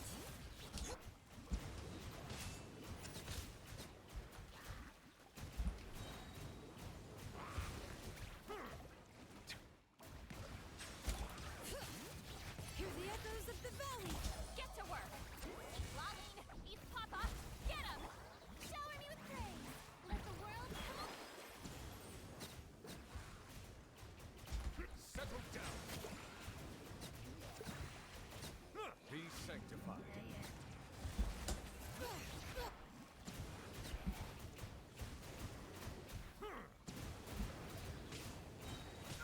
Fuck. Silence. Ah! Fulfill our path. Strike a pop. That hit me?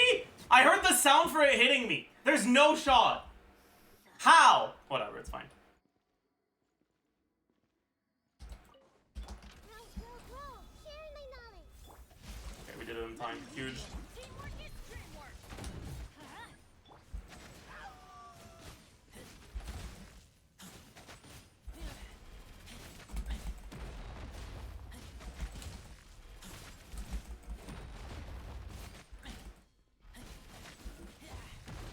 Oh, I got hit by that like an idiot. Committed to memory. The temple of wisdom.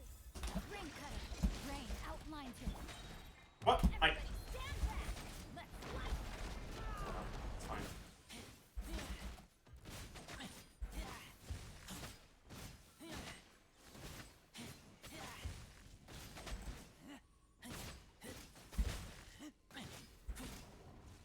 This way through the room. Sharing my knowledge. Not getting any HP particles is kind of a tragedy, but it's fine. Teamwork is dreamwork.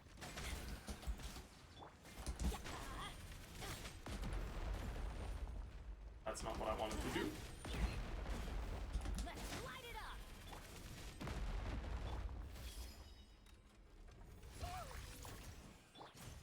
Know my sword. Alright. Huge.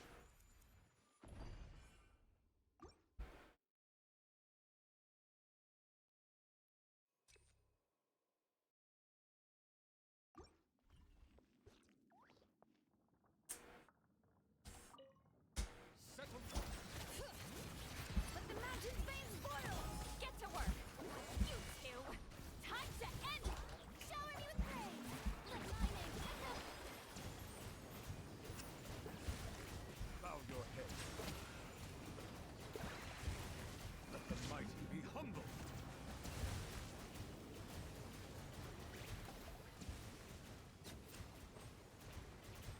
Silence. Bring it. Running brave names that. Yoo-hoo! Let the world come alive. Get to work. Suffer the wrath of each. Bow your head. The tides beckon.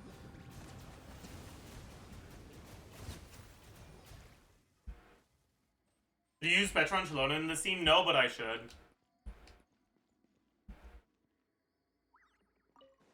Committed to memory. Make yourself at home. Rain outlines your fate. I'm going in.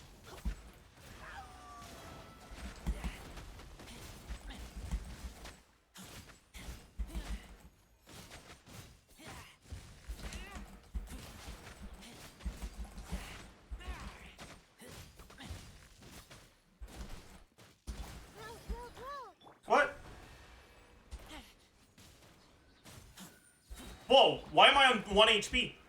How did that happen?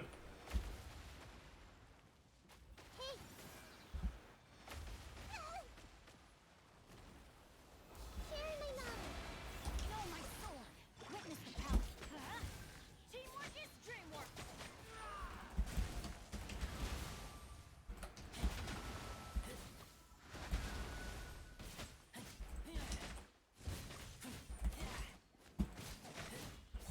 I guess I got Omega swirled. This way, Turtle. Let me lead you over. Let's light it up. Going in.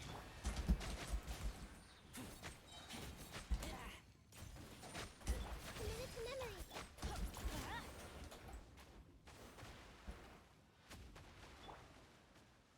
Everyone hold hands. Make yourself Yeah, known. we're vibing. Teamwork is dreamwork.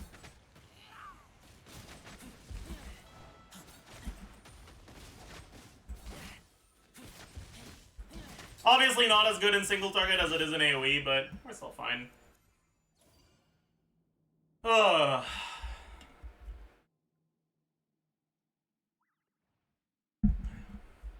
Okay, the business.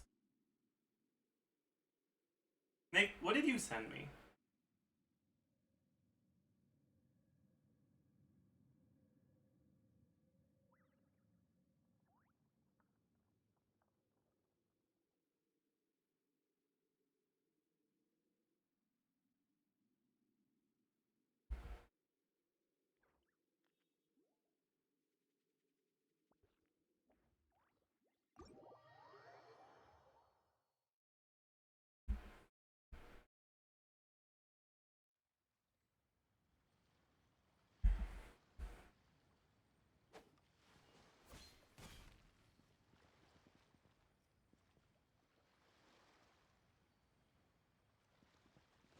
Oh, where? Oh, well. Bro hates Mona with a passion, as he should. Mona fucking sucks, dude.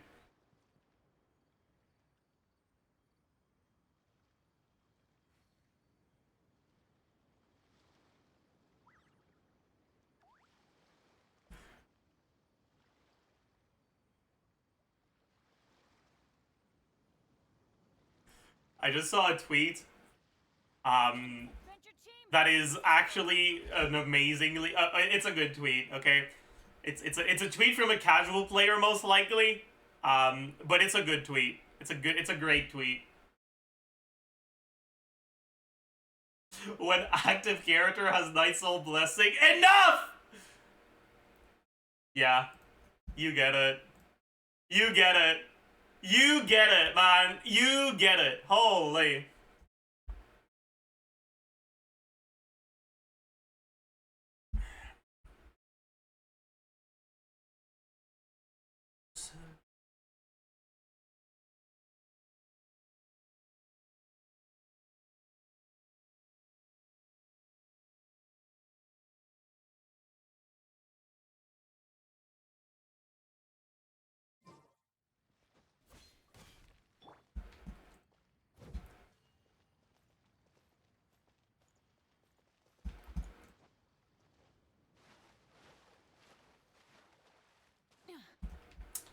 We're hating on Night Soul, call me the fuck in, yeah.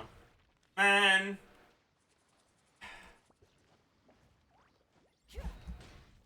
I generally hope the last day would have more general buffs, yeah. Yeah, but it did not. It did not. Chat, have I done my weeklies? I'm pretty sure I've done this one, but I don't know if I did the Arlecchino one. I should check. I didn't. Okay, I should do that now, then. Well, I guess I still have to wait for 2 resin, huh? Wait, have I used my Fragile? Maybe I haven't used my Fragile. If I haven't used my Fragile, I'll use it before I forget. Or not my Fragile, my Transient. Okay, I have. Right? Maybe I just didn't buy it, actually.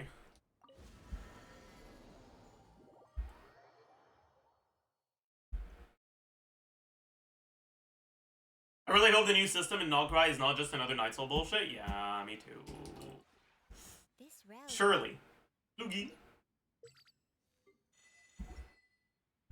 Loogie. Oh, we haven't gotten it. Right. If you Bro deployed the teapot gadget? Yeah, you got a problem with that? You got a problem with that, huh?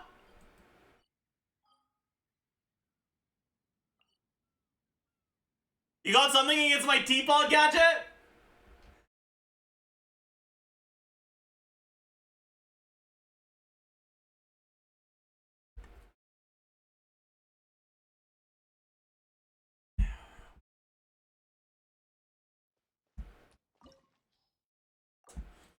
Alright, who should we play? You know what? I'm just gonna play Neuvillette. I can't be bothered. The more I play this team, the more I like it, honestly. No. It's so comfy. You don't really have to worry about refreshing your buffs. You're kind of just vibing.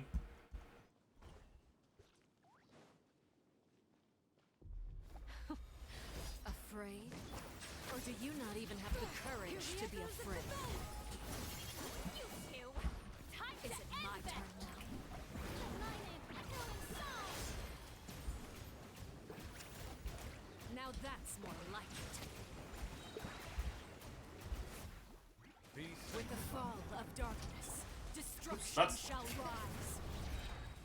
But the mountain's veins Have a taste of purgatory. Where the fuck is she? Bro. Let me charge attack! I've been trying to charge attack for like over 15 seconds. Holy fuck. Bring it.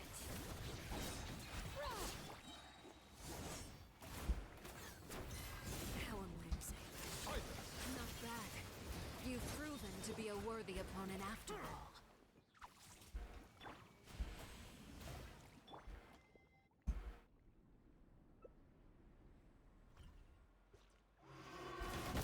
Cosmos has been sealed away. My blade is all that remains. Lolling, eat Papa, get him. Let the world come alive.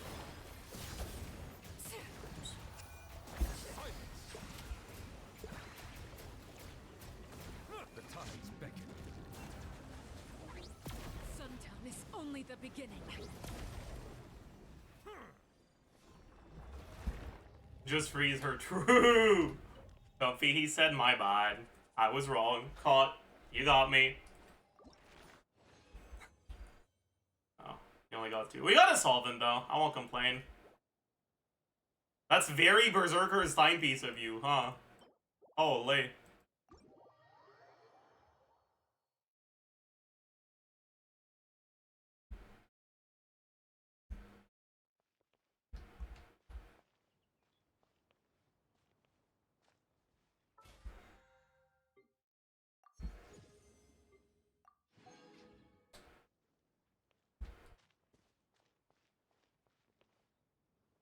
Chat, help me pick a title.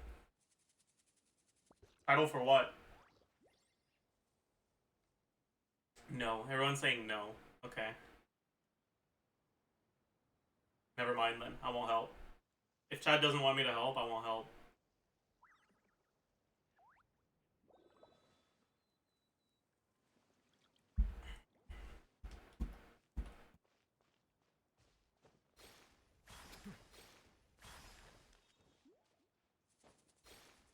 Blorp if my worst stream ever, or Blorp if the unluckiest day of my life. Wait, why? What? No Blorp? Blorp is literally there. What are you talking about?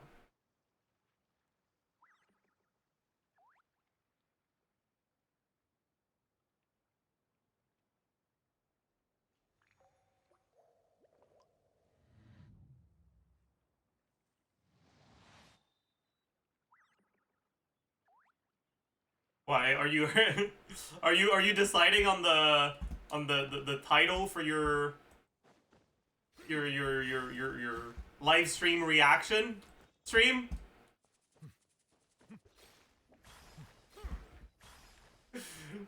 Shut up. Okay, here's the thing. Okay, Nick, here's the thing. All right?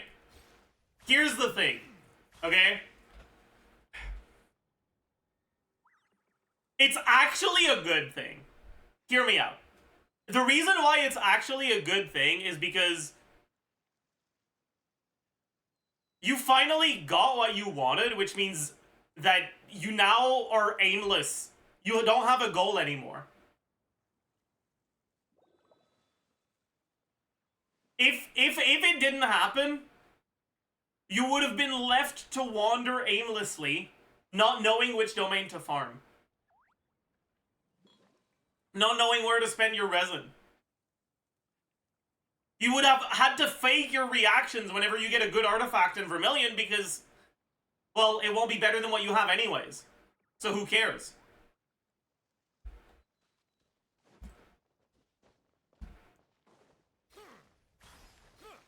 You would have lost that authenticity.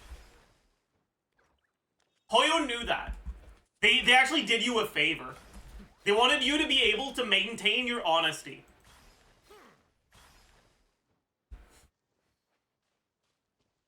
They saved him. They really did.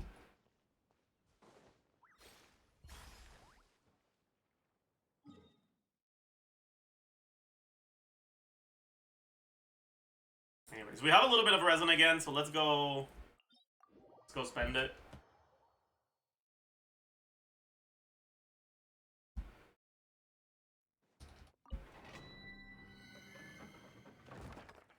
Inazuma shit event. We'll do it! Calm down! Maj. When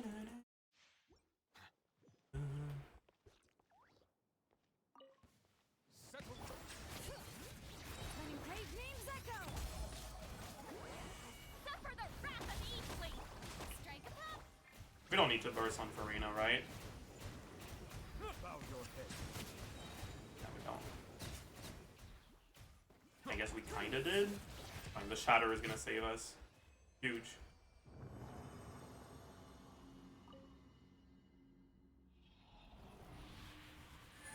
Are you ready, chat? This is going to be the best artifact you've ever seen. Crit damage, main stat, with crit rate, attack percent, EM. Would I rather have flat attack or ER? I don't actually know.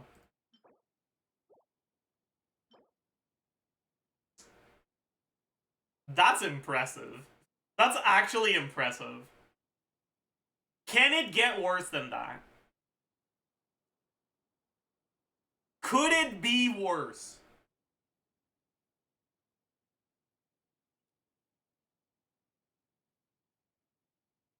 Double defense. It could still roll defense on the last roll.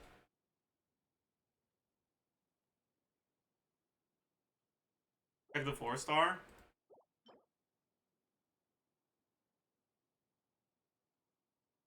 But both defense percent and attack percent would be really bad. I guess the flat HP is better than ER is worse than defense now. Because this wouldn't be used on a carry, but it could be a... I guess you wouldn't want to support piece on Codex. I don't know. I don't think it could have been much worse, at least.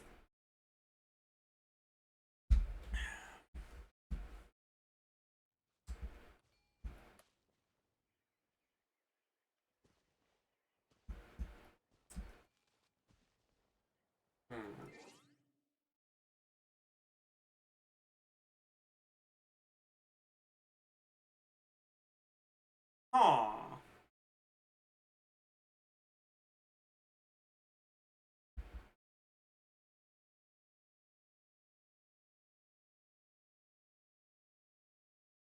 Alright, chat, let's do one more Abyss run, and then we'll do the event. No, then we'll do the battle review, and then we'll do the event.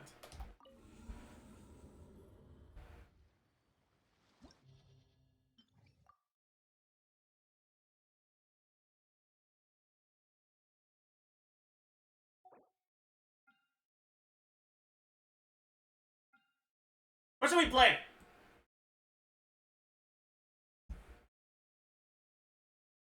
What about the remaining 40 resin? We won't cap by tomorrow, so we can leave it there.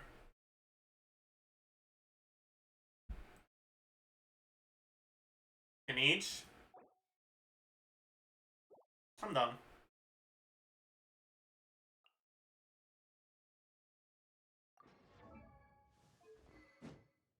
We can play the second best GC Sim can each team.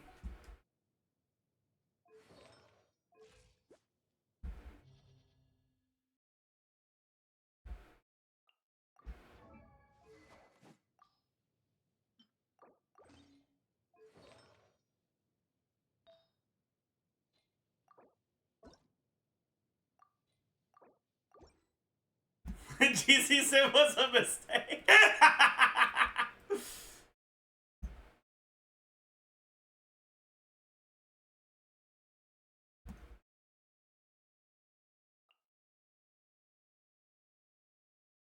You're play Singto or Yelan? I'd rather play Singto.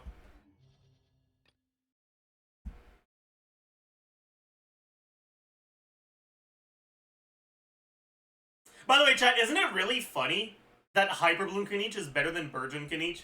I think that's actually so hilarious.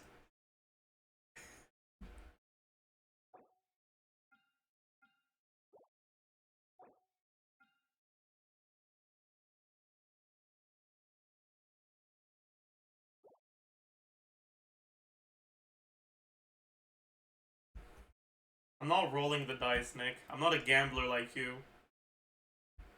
I have self-control. Who should we play on the other side? Molani. Oh boy. I do not like playing Molani in this abyss. But sure, fuck it.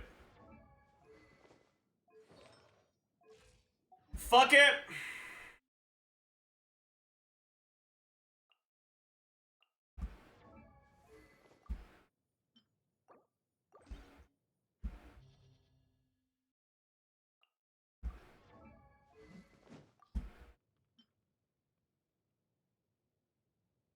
I guess we Earthshaker it up. Or would I rather Blackcliff? I'll go Blackcliff. Wow, that is not a lot of crit rate, huh?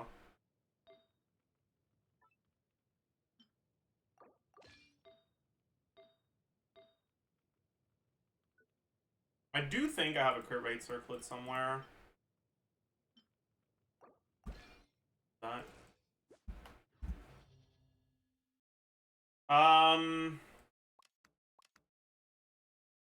Yeah. Wait! My Emily's still on Halberd, isn't she? Wait! Wait!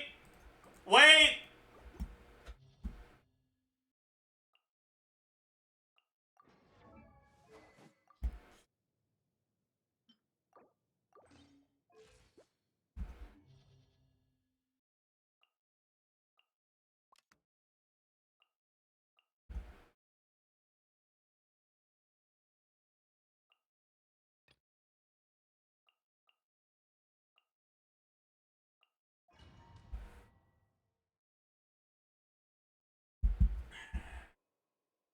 Alright.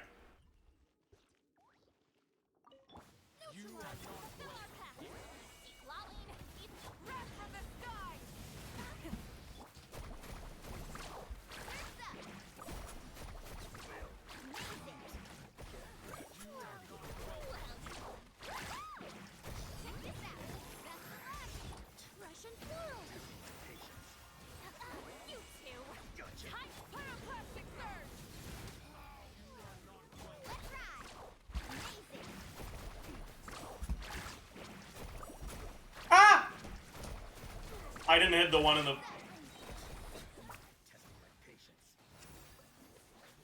I don't need to ult.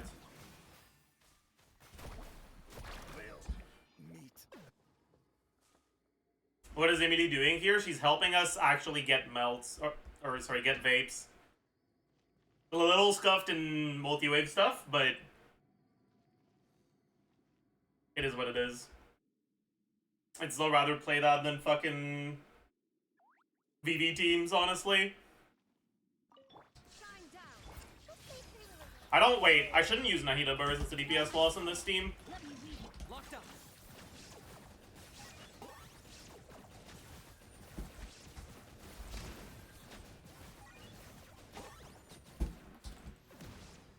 There is no escape. Grow, grow, grow. Bow before your king. Witness the power.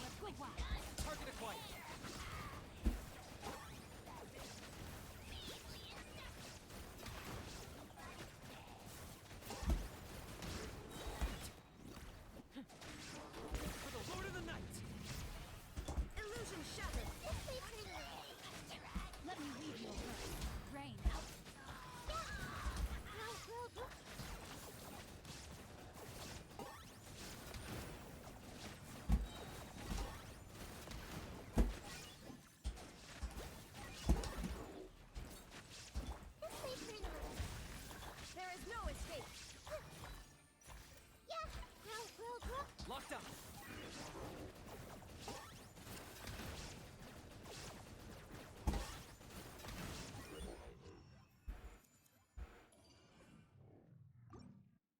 I wonder if swapping to Kaniche is even a DPS gain. It might not be.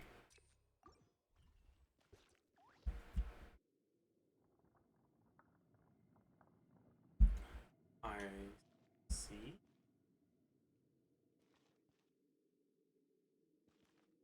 Not sure I understand, but cool.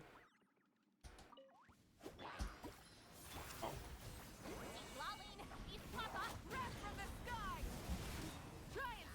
You fucking worthless loser.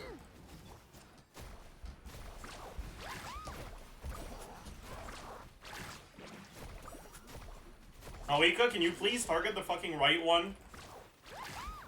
Oh my god. He's so fucking stupid. Show no mercy. You two. Pyroclastic surge! Rev the engine!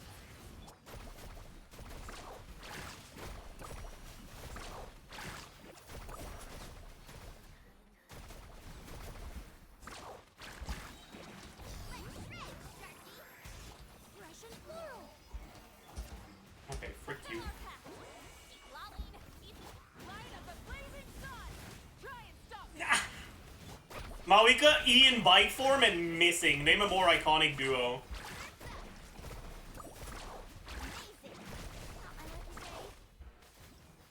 Molani and dying. My bad. Sorry. Sorry! Yeah, maybe this is better. Reconstitute. Suffer the wrath of death from the sky! Carving wave.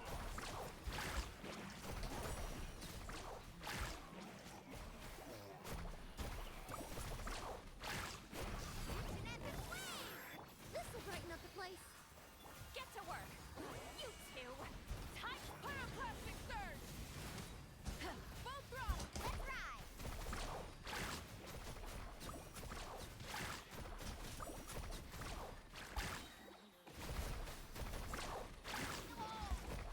Let's shred.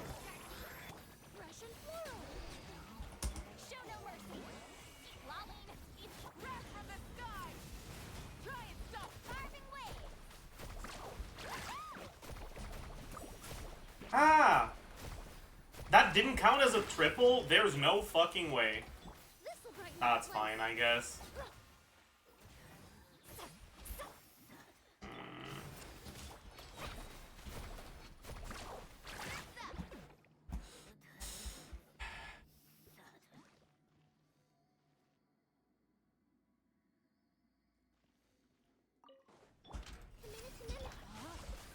Rain cutter. Gotta wait for Kaniche E or he's gonna E in the fucking air like an idiot.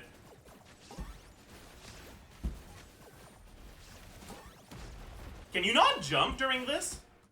Oh yeah, you can, but it's kind of scuffed. Shine down! Claim these souls. Rain outlines it. Witness the time. Commit to memory. I got him cornered.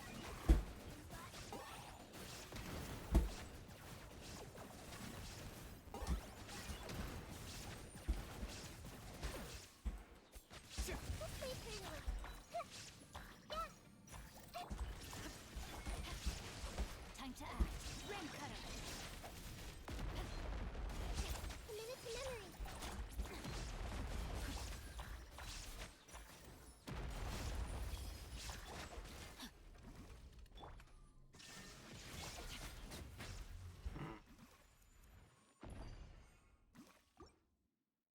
Does a cannon hole count as a jump? No.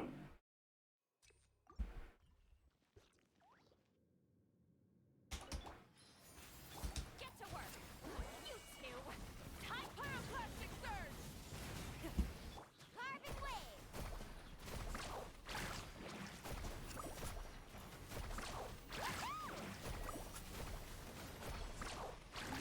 Well, we're not getting vapes and everything's going wrong. Little ambiance.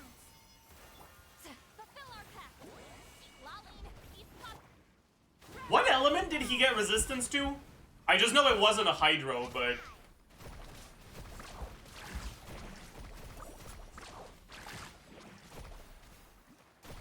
Oh my god, I'm actually... You two. Tight. Light up the blazing It's fine. sun. Everything is fine. It's not fine, chat.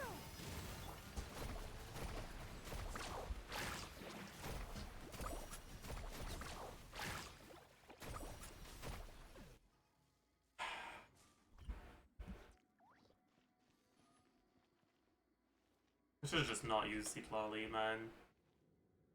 Fine. There is no escape. Witness the power. Locked up.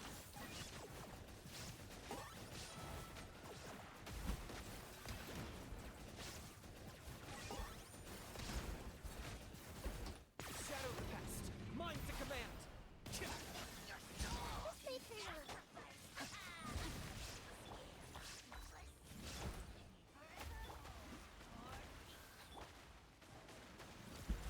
Let's change tactics. The Temple of Wisdom. Illusion shadow. Rain outlines your fate. Rain cutter.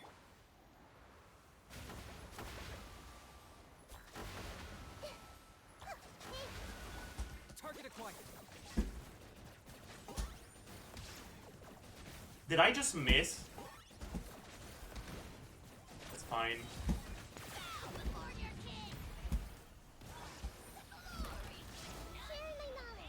My Nahida missed this time.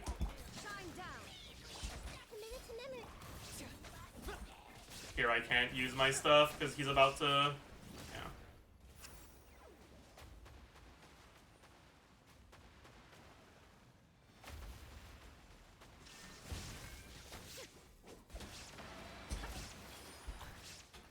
Why am I using that? It's fine.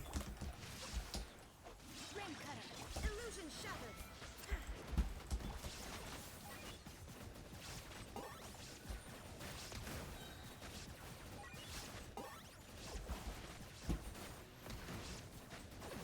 The Lord of the Night.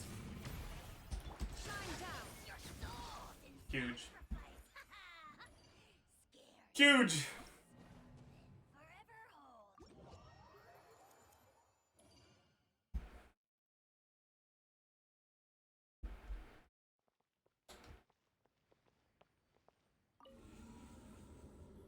A banner review? Yeah.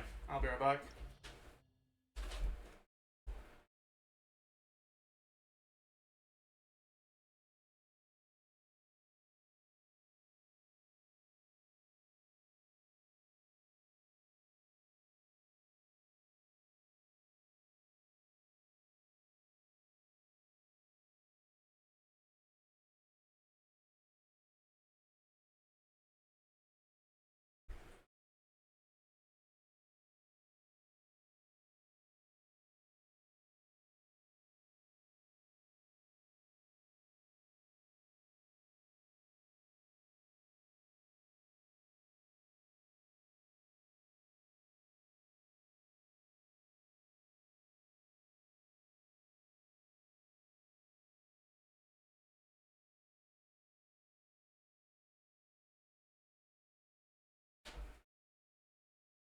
I've returned.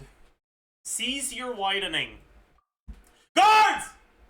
Let's do one more clear before we do the review, actually. I'm down for one more. I'm still in a hog abyss mood.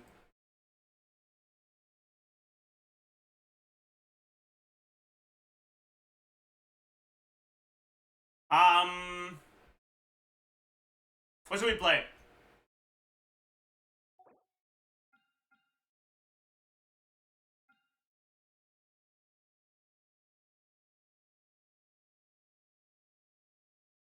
You just don't want to do the event? Shut up.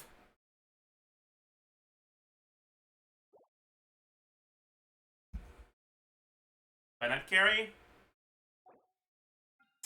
Sure, I guess.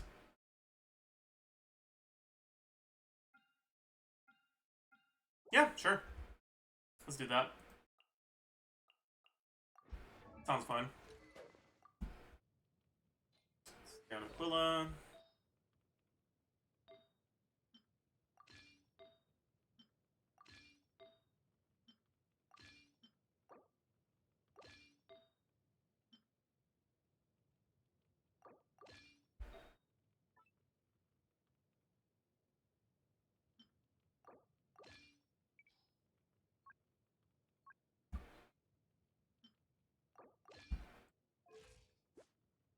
Good enough. Okay, Shangling gets a deathmatch. That's fine. No. Let's grab this one.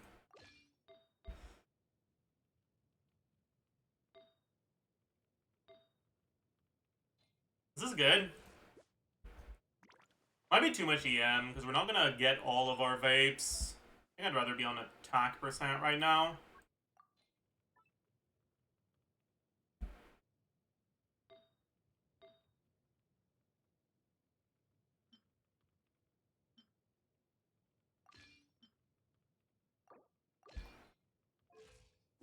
Should be good.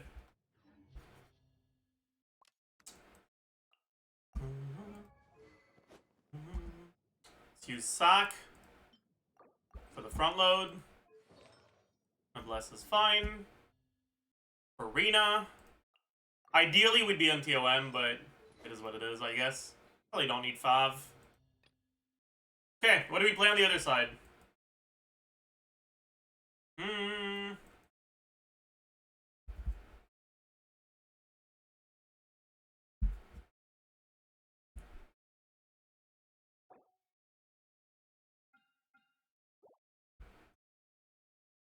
Yunjin? No. No, I'm good.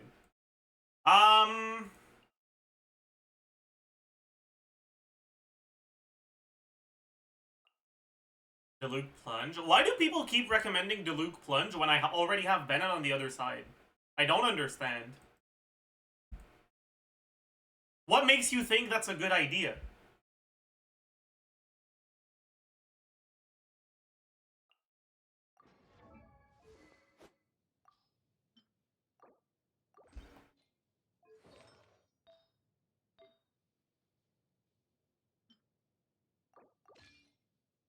Not bad, it's fine.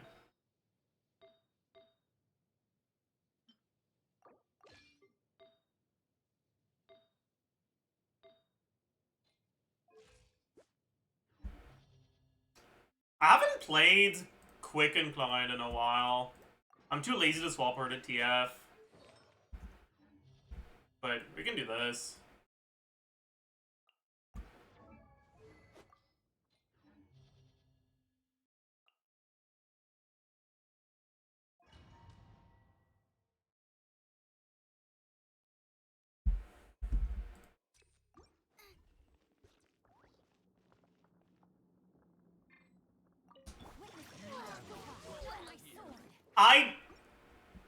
I pressed 4 before I pressed E. Why didn't it register my swap? Why did it say that I couldn't swap? It was still on cooldown, I guess. Alright, that's bullshit.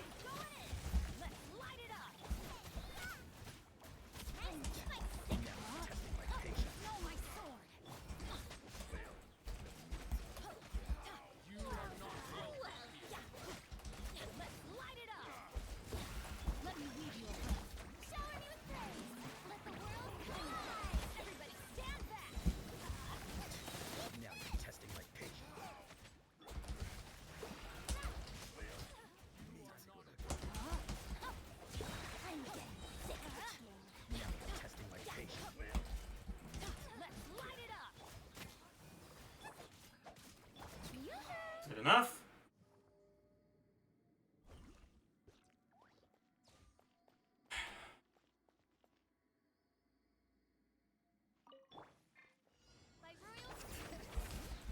Okay, I'm an idiot.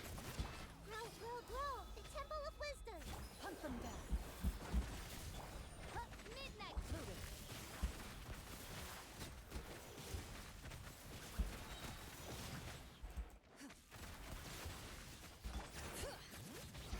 Minute to memory! Evil look. Shoot on sight! Oz, reveal thyself. Make yourselves at home! Grow, grow, grow! Wing. Into the shadow! Fuck you.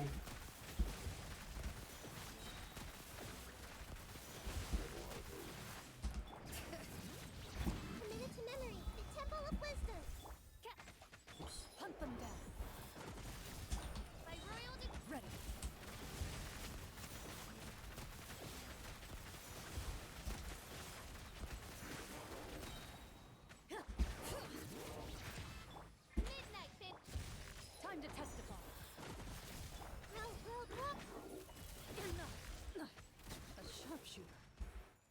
Playing Night on this chamber? Yeah, I know. But it's fine. Now we're not gonna be in multi-wave anymore.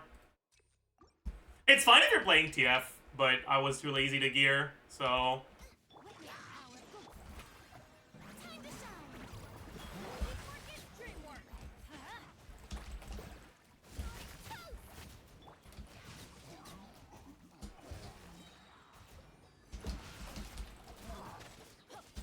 oh, I'm not in Bennett Burst? Okay, fuck you. Let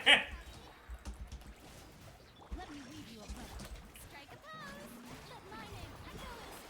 Everybody stand back. You picked up the pepper. Feels good, man. Rain outlines it. Let's light it up.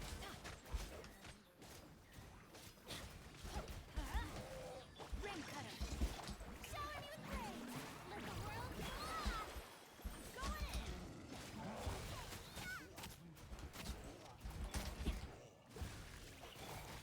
Let's light it. Know my sword. Rain outline. Let's light it up. Teamwork is dreamwork. Don't want to use bursts now. I use my Bennett Burst like an idiot, though. I definitely shouldn't have. Fine. Bring it. This may hurt a little. Make yourselves at home. Hear the echoes of the valley.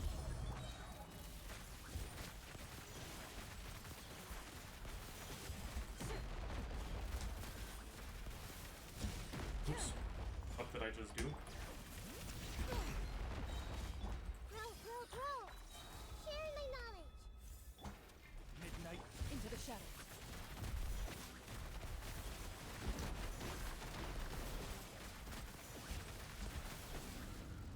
Hunt them down. Commit to memory. Odds.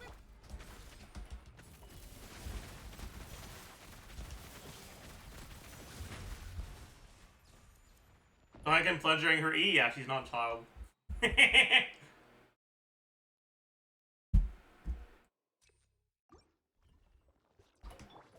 a pose. Let me read you a letter. Time to shine. Get them. Oh, this is a tragedy. Why did I use Bennett Burst, man?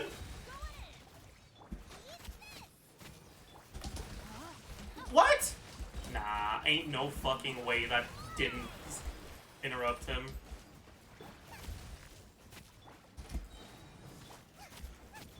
Witness power. Oh, whatever. Happens, I guess. Let's light it. You're toast. Know my sword.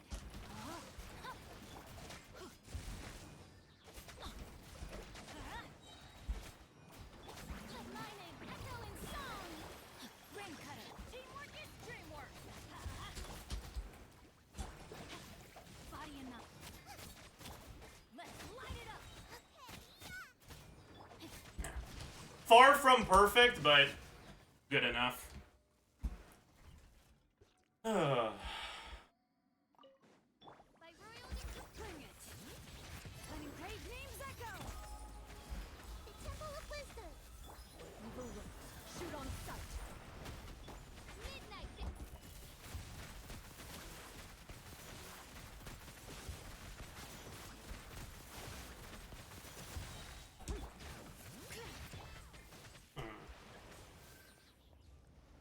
Might we be able to want to hydro it? That's a very real possibility right now. Everyone hold hands. Make yourselves at home. Odds for people. Ready.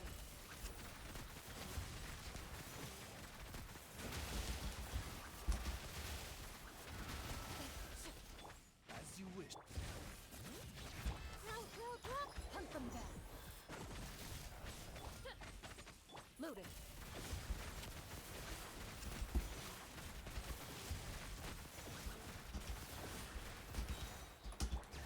Never mind. Unlucky. Unlucky. We got close, though.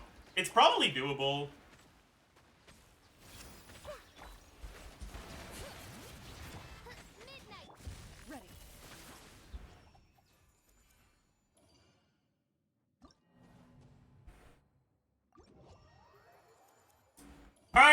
to the banner review, chat. Everyone say hi to YouTube. You one winded it? Yeah, but it never does a second wind. If it does a second wind, the chamber's already, it's already been 3 minutes. It's Jover. Anyways.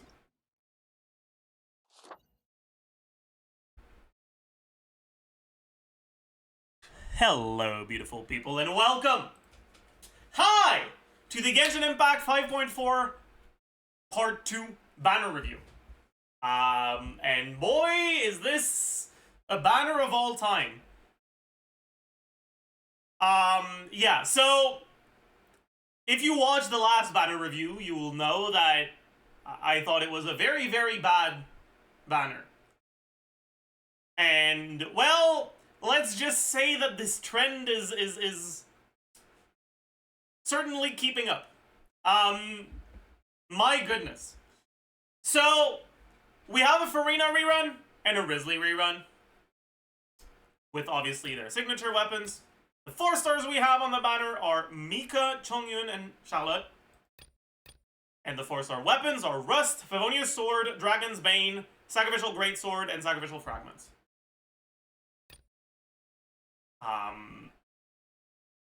And boy, oh boy, is this certainly a banner of all time. Now, don't get me wrong, Farina's a good unit, alright?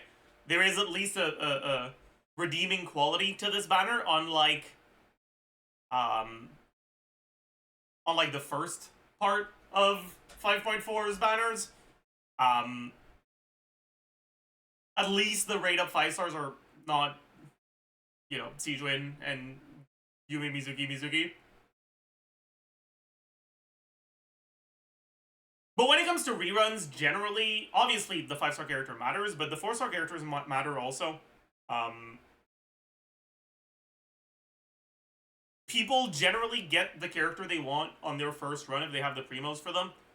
And people that get them on reruns are generally people that started playing after their last banner, or people who don't like the character that much and are pulling mainly because they realize that the character was good. Because of that, in my eyes, the quality of the 4 stars on rerun banners tends to matter a little bit more. Because if you're pulling mainly for meta, obviously you're going to care about which 4 stars are there. And if you're a relatively new player, you don't have a lot of good 4 stars yet, so having the good ones on banner matters a lot. And unfortunately, the 4 stars on this banner, not ideal. Let's just put it that way.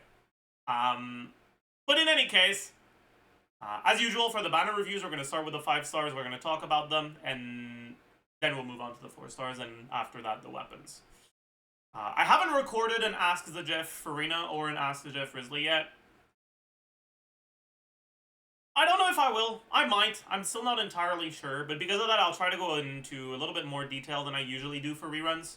Usually, I tell you guys, yeah, just go watch the Ask Zajef, but I'm still not entirely sure if I'll record them. So,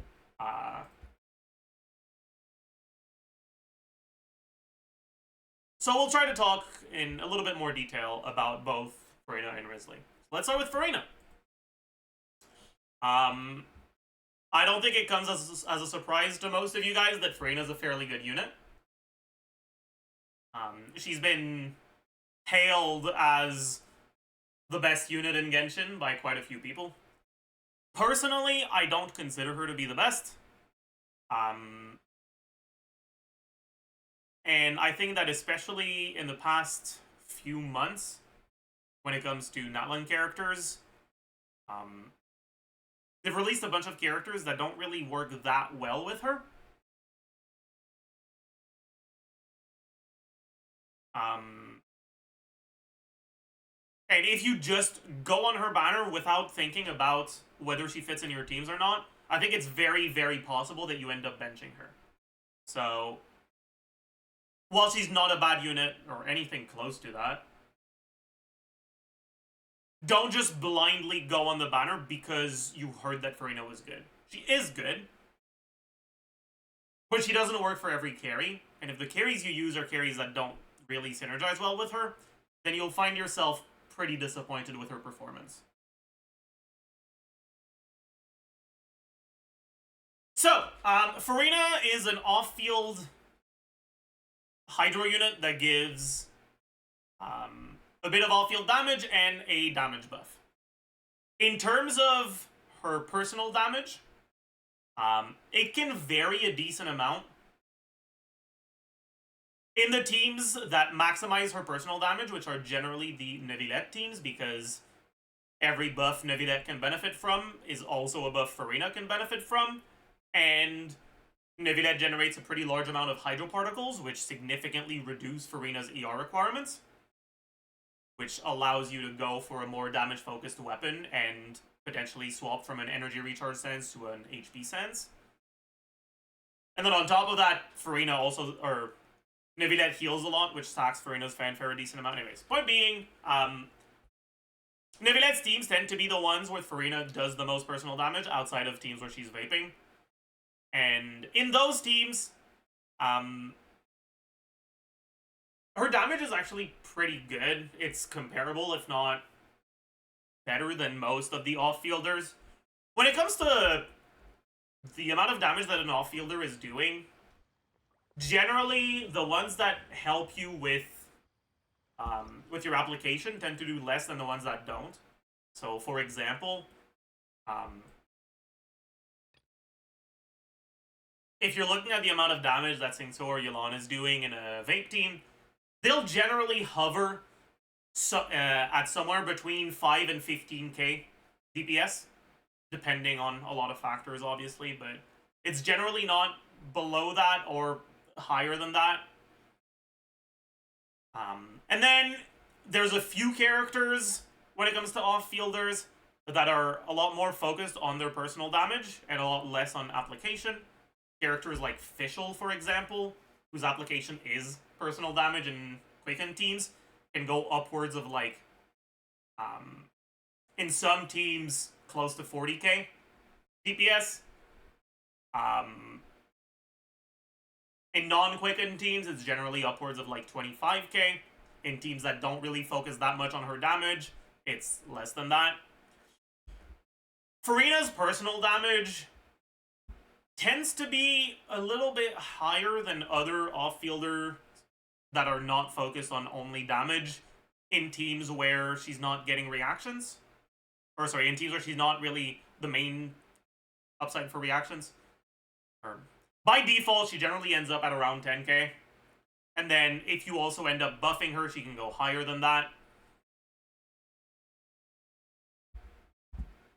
She'll never reach as much damage as the off-fielders that are like actually focused on their damage in the teams that focus on their damage, right? Even in teams with Neuvillette, she just doesn't go anywhere close to what Fischl does in her teams that focus the most on her damage.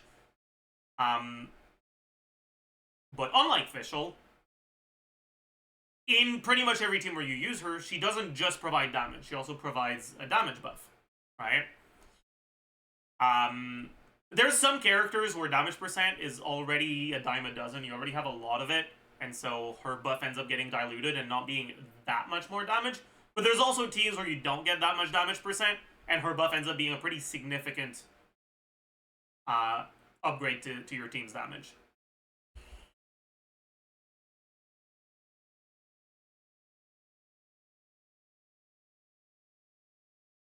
In teams where you can enable her, right, where you have a healer that allows her to actually stack up the fanfare,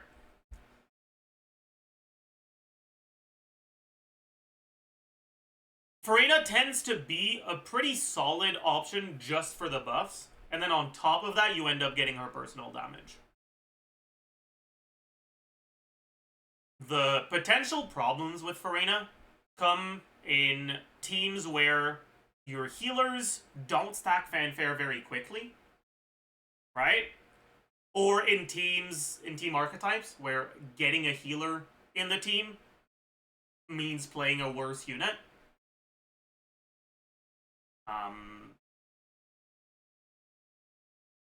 Or in teams where you actually want a certain amount of hydro application and Farina just doesn't do it. the main teams where people play Farina nowadays are obviously with Nevillet. People play Farina a lot with Hu Tao. People play Farina a lot with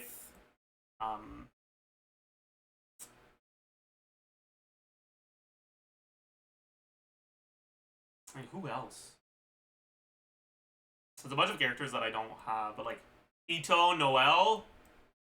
People play Farina a lot with Xiao.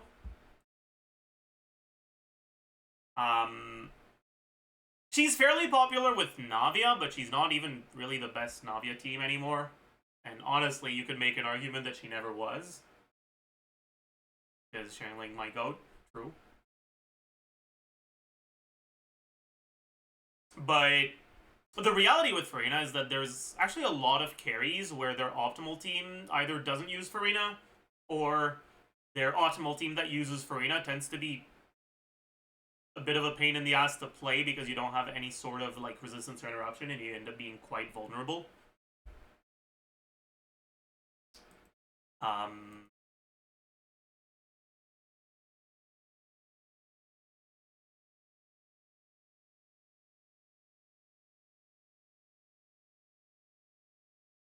If we're looking at like a lot of the recently released carries, right?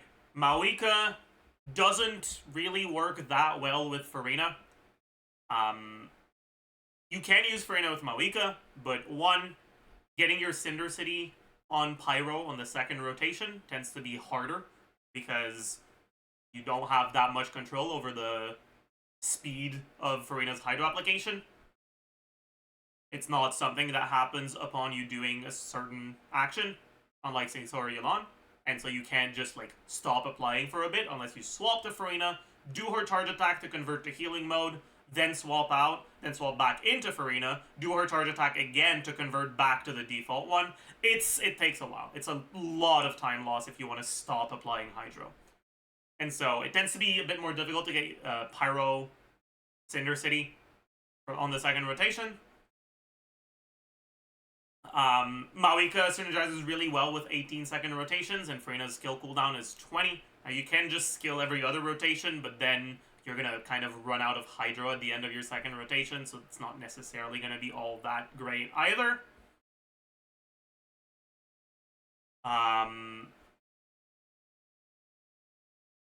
If you're looking at Chaska, Farina works quite well, but in boss scenarios, getting Cryo and Hydro kind of isn't ideal because you end up losing some reactions because of that. And so when it comes to Chaska, you generally want to choose between the two, and Citlali is just better. Kinich can work with Farina, but he also has a bunch of teams that don't use her, and the Farina teams don't tend to be his best teams.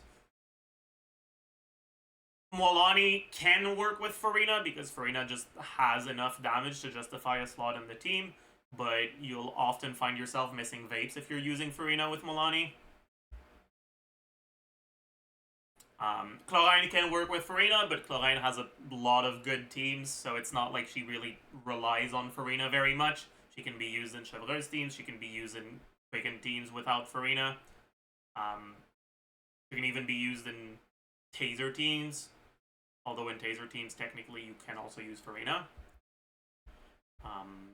Arlecchino can't be healed, so she tends to not synergize very well with Farina because most of the time, you're running with Arlecchino.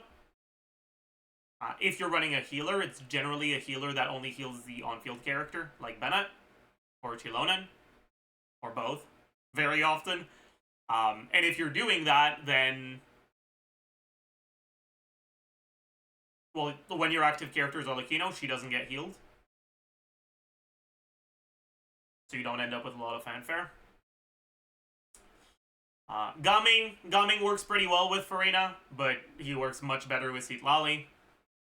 Xianyun and the carries she enables, like Diluc, same thing. They work well with Farina, but they work better with Citlali. Navia works with Farina, but she also works with Xiangling and Mawika. And so the point I'm trying to make here is that when you look at carries and the sort of supports they want, we haven't had a carry that actually relies on Farina, where the Farina team is like significantly better than the other alternatives since Farina's release, pretty much. Now, if the characters you're playing are Neville, or I don't know, Alhaitham, and you're fine playing without resistance or interruption, you really like Kokomi, you want to play a Mono Hydro team, Ito, Noel. Right? If those are the characters you're playing, then Farina will be a noticeable upgrade to their teams. Hu Tao, yeah. But especially for newer players that are, I'd say, a bit more likely to have pulled for recent characters rather than old ones, you're very likely not to have a team where Farina's optimal right now. And going for Farina may not be the best use of your Primogems. Now, does that mean it's bad to go for her? No, because despite all I've said, Farina is still very much a viable option in a lot of these teams, right? Farina is still a fine option with Maoika. She's not my favorite option for Vape Maoika. I tend to prefer Yelan, but she still functions as long as you're willing to just wait a little bit on each rotation with Farina. Or, God forbid, put Farina on Saxord. She's still quite good with Chanska, especially if you don't have Citlali. She's still one of the options you can go for Kinich. Kinich teams without Emilie tend to be relatively weak if you don't have Farina and you actually want to play Kinich and not just Hyper Bloom on Kinich. With Milani, I wouldn't really recommend it for most people. So maybe not with her. For Chlorine, her best team tends to be Chevreuse, but without C6 on Chevreuse, it's not really ahead of the other Chlorine options, and the Farina teams work quite well. For Gaming, if you don't have Citlali, your best bet is generally going to be Farina. For Navia, it works quite well. The point I'm making here is Farina is really a unit that is good, but somewhat suffers from not being the best team for pretty much any character release since her release. And so she's really just a character that you should consider based on the carries you're playing. If you're playing two carries that want Citlali, well, you're going to have to play a suboptimal team on one of them. And the best suboptimal team might just be Farina.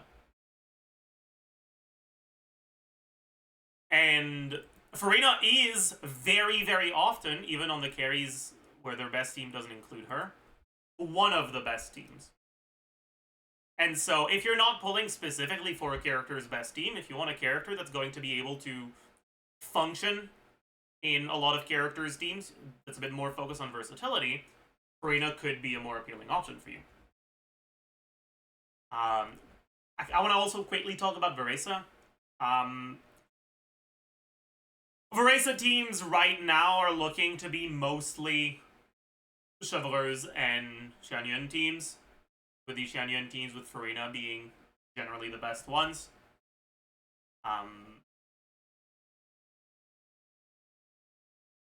So if you don't have Chevreuse, or you don't like using Chevreuse, or your other team wants to use Chevreuse, Farina could also be a good option for Varesa.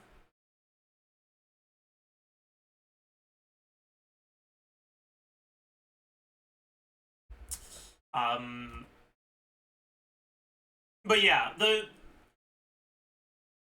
main reason why Farina's value has fallen quite a bit lately in my eyes is obviously what I've already mentioned, the fact that the characters released after her tend to have worse synergy with her than the characters released before her. But also, Citlali. Citlali's release has kicked Farina out of a lot of characters' optimal teams because Citlali is just so fucking unbalanced.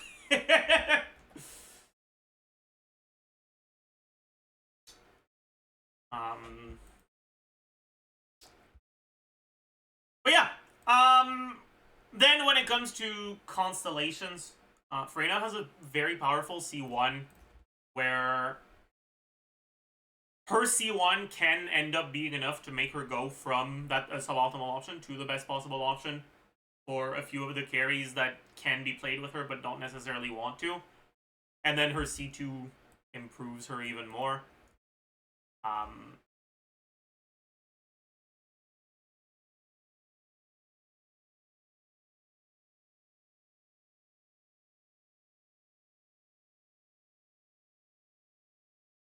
I think a decent amount of people already have her at C1 or C2.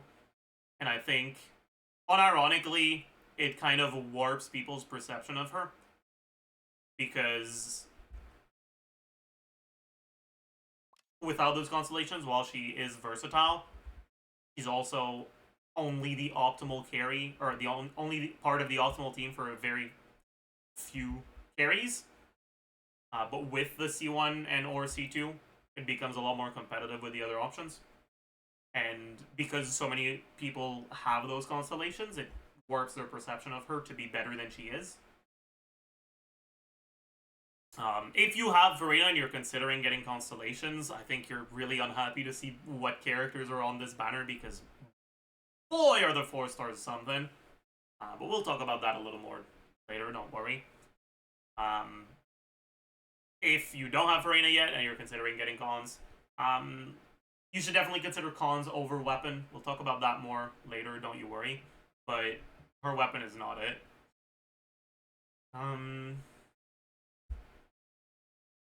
But yeah, overall, Verena is just... she's a solid unit like many others.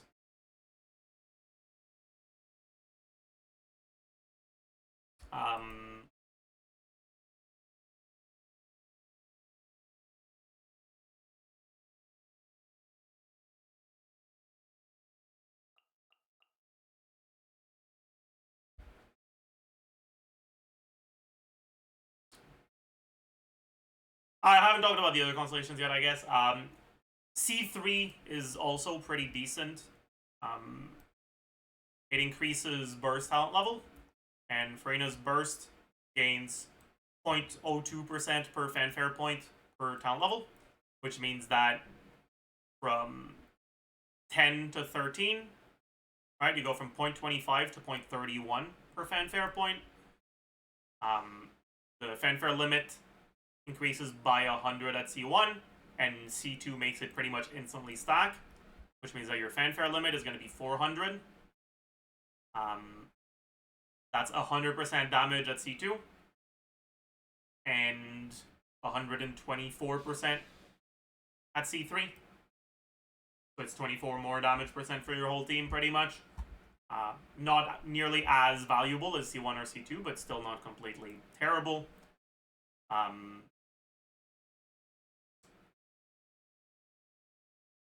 C4 mainly just helps you justify using her SIG, I guess. C5, more personal damage on her. C6 makes her not need a healer in any team and deal more damage. All in all, just pretty good constellations. But as a reminder, don't spend money on this shit game. Wait, sorry, chat. I'm gonna check something.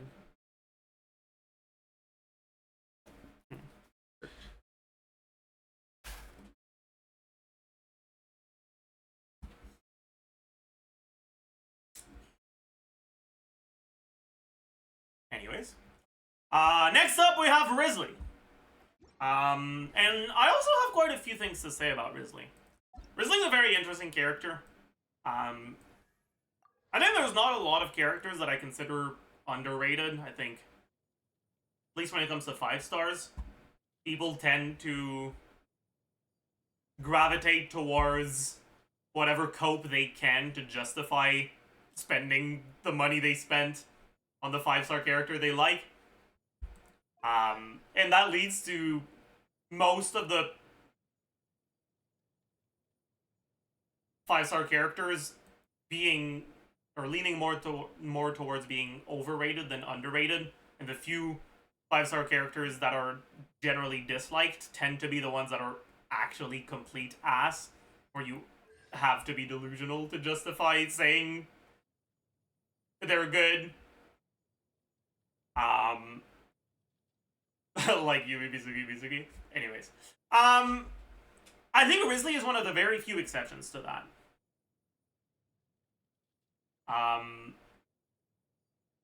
Risley is a character who is, I'd say, underrated. Not because he's anywhere near broken, but because the issues with his design make a lot of people dislike him, irregardless of his power. I also think that a lot of people significantly overvalue the effect of his C1. For the very same reason. Because his kit at C0 has some pretty major design flaws that don't necessarily make him that much weaker, but make him feel a lot worse. So let me explain. Risley's elemental skill makes him enter an enhanced stance where his normal attacks deal more damage. Let me open it here so we can look at the actual numbers at the right talent levels, right? And they do about 70% more damage.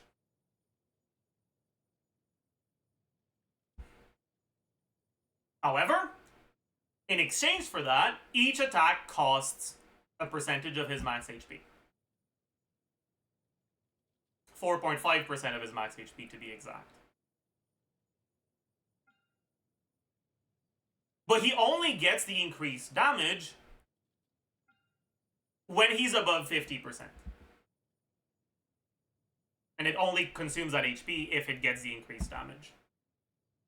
What that means is that over a long period of time, if you don't run a healer, he'll consume his own HP and he'll stop buffing himself. That being said, his kit has something to mitigate that, which is that when his HP is less than 60, he gains a buff to his next charge attack, which makes it do more damage, not consume stamina, and restore some of his HP. The problem is that this has a 5-second cooldown. And if you just normal attack until you get this, and then use this, and then start normal attacking again, you will get to 50% HP and stop buffing your normal attacks before the cooldown on this is over. Which means that you will end up having unbuffed normal attacks during your uptime. Now you can mitigate that by using healers. If you're using healers, well, he's getting healing from external sources, and so this is always active. The problem is, if you're getting healing from external sources, you'll never be below 60%. And so this won't do shit. And this is actually fairly powerful, so not being able to get this at all is very unfortunate. And that's what I mean by design flaws. It's that his kit is designed so that you want to consume your own HP, but the numbers on his HP consumption and on his passive healing's cooldown make it so that if you do actually get to use this part of his kit, it significantly nerfs the amount of damage he's doing.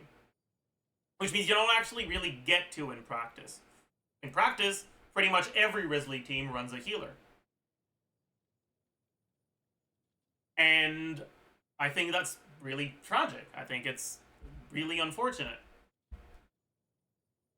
For most people, in most cases, this passive will never proc. Unless you're getting fucking beaten up by the enemy. In which case you'll go below that amount of HP just from the incoming damage you're taking. So it's not that you never get this, but that it's not really part of your default combo.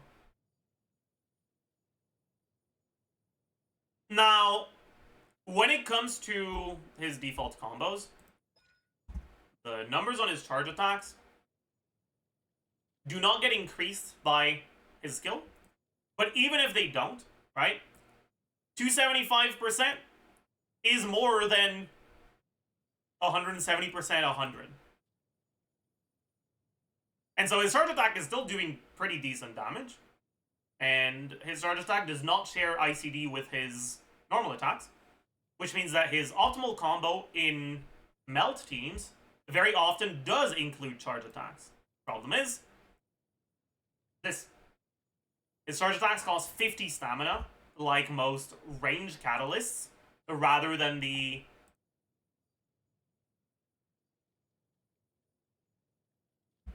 25 stamina characters like Hazo need for their charge attack. Which means that his optimal combos leave you without enough stamina to actually dodge incoming attacks, which means that in practice you often don't end up really doing them.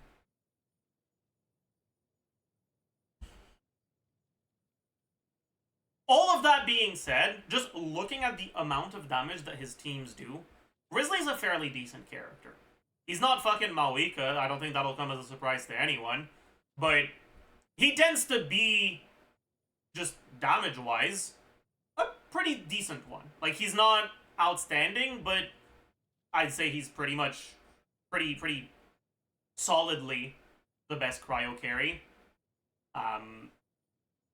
And the fact that he's a normal attack-based carry means that he has a lot more flexibility, can be used with a lot more different units, and he can also be used in a lot more different teams than most of the other cryo carries, because he's not reliant on freeze for his things to hit enemies like Ayaka,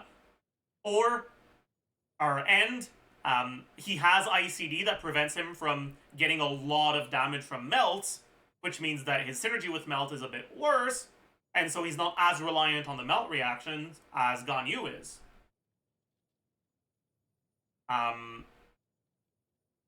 Now, for two characters that deal the same amount of damage at base, the one that has no ICD will generally do more, but Risley's base is higher than Ganyu's, right? And so while he gains less from melt, that's not to say that his melt teams are worse than Ganyu's melt teams. It's that his non-melt teams are not as far behind as Ganyu's non-melt teams. Anyways,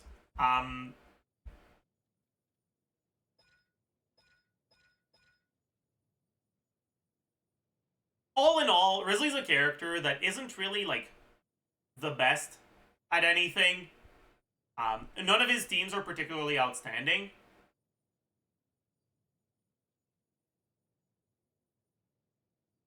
But he has a lot of teams that are decent. I'd say that in terms of, like, the sort of things he's good at, he's fairly similar to Chlorinde in the sense that he doesn't have any particularly outstanding teams, but he's good in a bunch of teams. But he's a bit worse than her in general.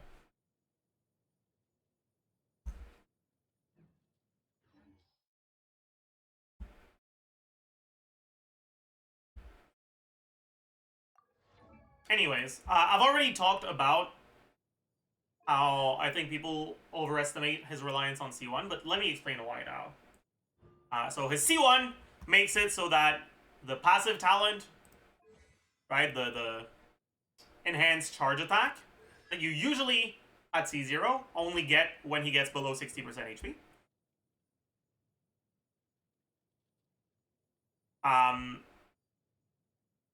Now gets an additional trigger condition, which is if you get to your 5th attack of your normal attack string, right? So Risley, like Ito, and I don't remember who else has that passive, but whatever. When he dashes in the middle of an attack string, it doesn't interrupt his attack string. unless he dashes in the middle of a normal attack animation. But if he dashes between normal attacks, he won't start from the first one again. He will start from whichever one he was at. So if he dashes after N3, he'll do the N4 next. And after his N5 hits, he will get the buff that allows him to do enhanced normal attack no matter what. On top of the condition of being below 60%. On top of that, the cooldown for his passive, instead of 5 seconds, is down to 2.5 seconds. And the amount of damage he gains from it is increased to 200 rather than 50. If I remember correctly, this is not multiplicative, this is just damage percent, but it's still a pretty big number.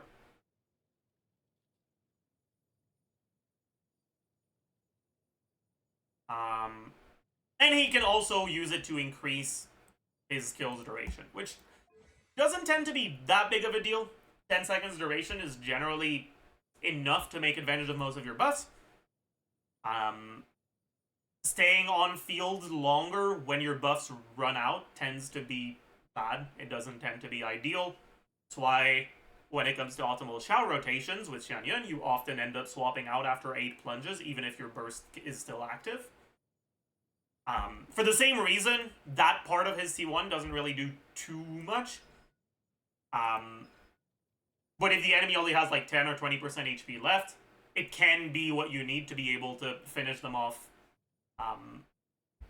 without having to start another rotation.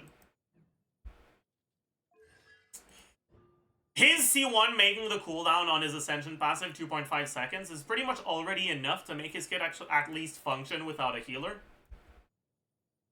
But also, adding the enhanced charge attack effect to the last attack of the normal attack string allows him to actually use that part of his kit, even with a healer. The thing is,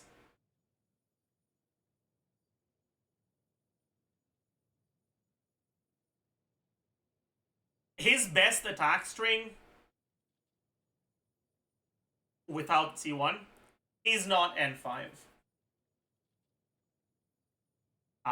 His best attack string tends to be N3C when it comes to just the amount of damage you can do in melt teams.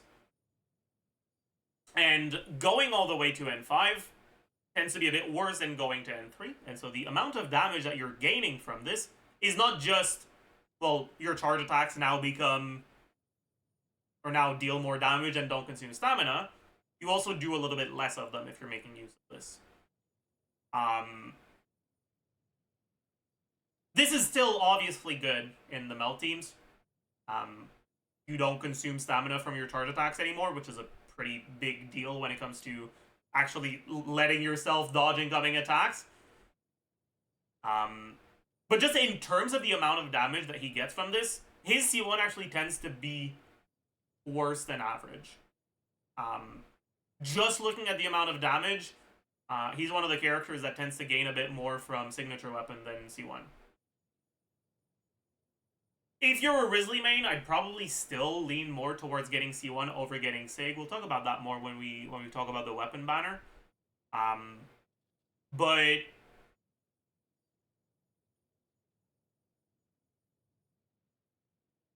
I really want to emphasize that, like, while his C1 does make his kit feel like it's coherent,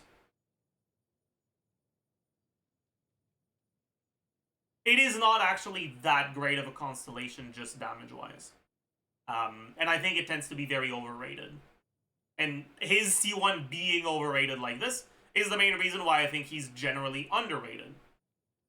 I think people have a pretty good idea of how strong he is at C1. I don't think he's underrated or overrated at C1. I think he's pretty fairly evaluated by the community at large. But because people view the C1 as being a lot better than it is, it leads them to perceive him as being weaker than he actually is at C0.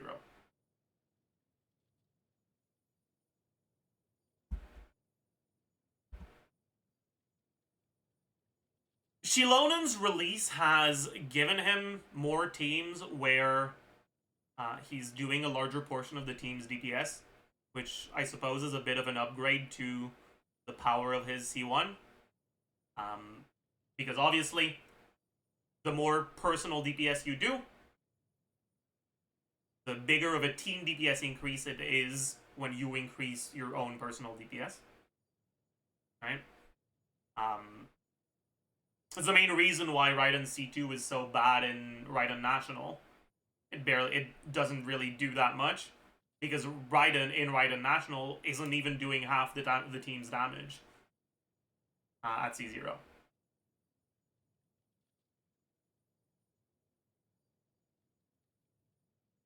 Even though getting Raiden C2 from C0 is like 50% more damage, because it's like 44 from the C2 itself and like 5-ish from the C1.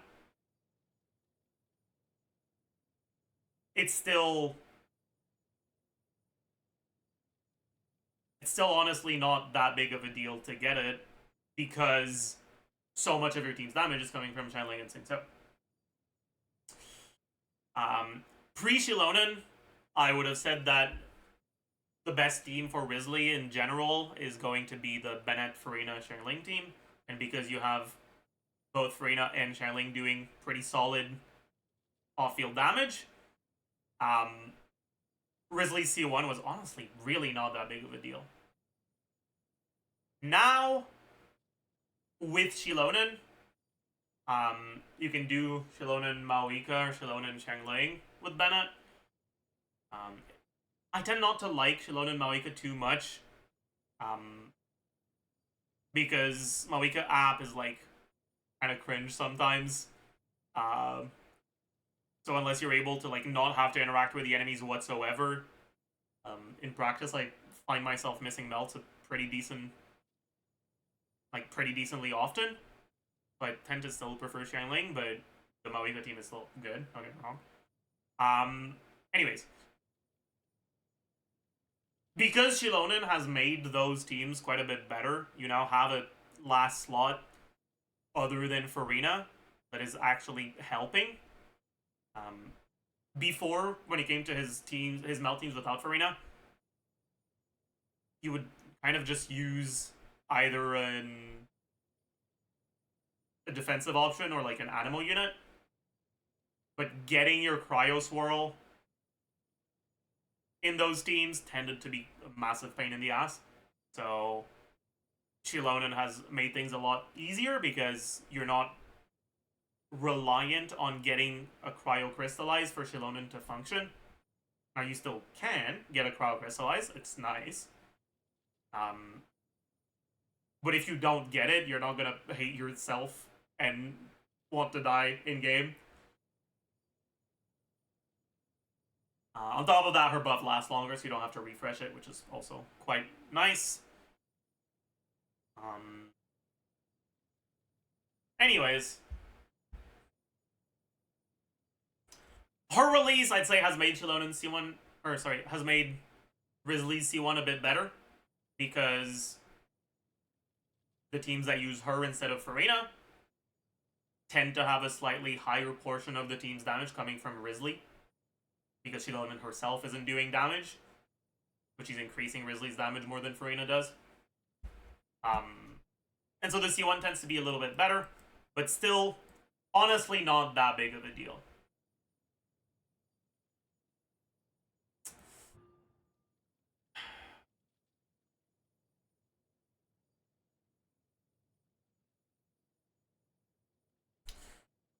C2's weird, man.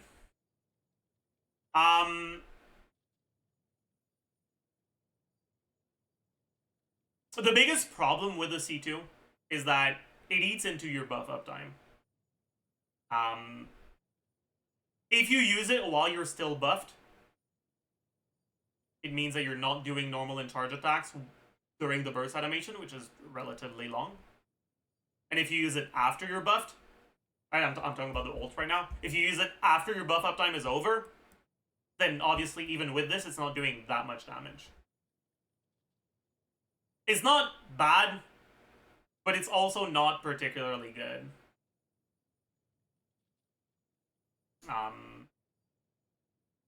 Because by default, Risley's ult is kind of an optional ability. It's not bad to use, but it's not important enough for you to want to build ER, right? C3, normal attack increase, pretty nice. C4 makes you heal more from your enhanced charge attack. And gives him attack speed when he overflows healing.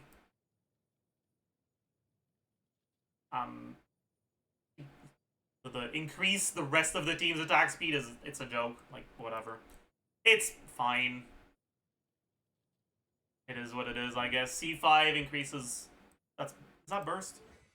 Yeah, that's burst. It increases burst talent level. It's, like, whatever. C6, pretty run-of-the-mill C6. Gives him a bunch of crit value.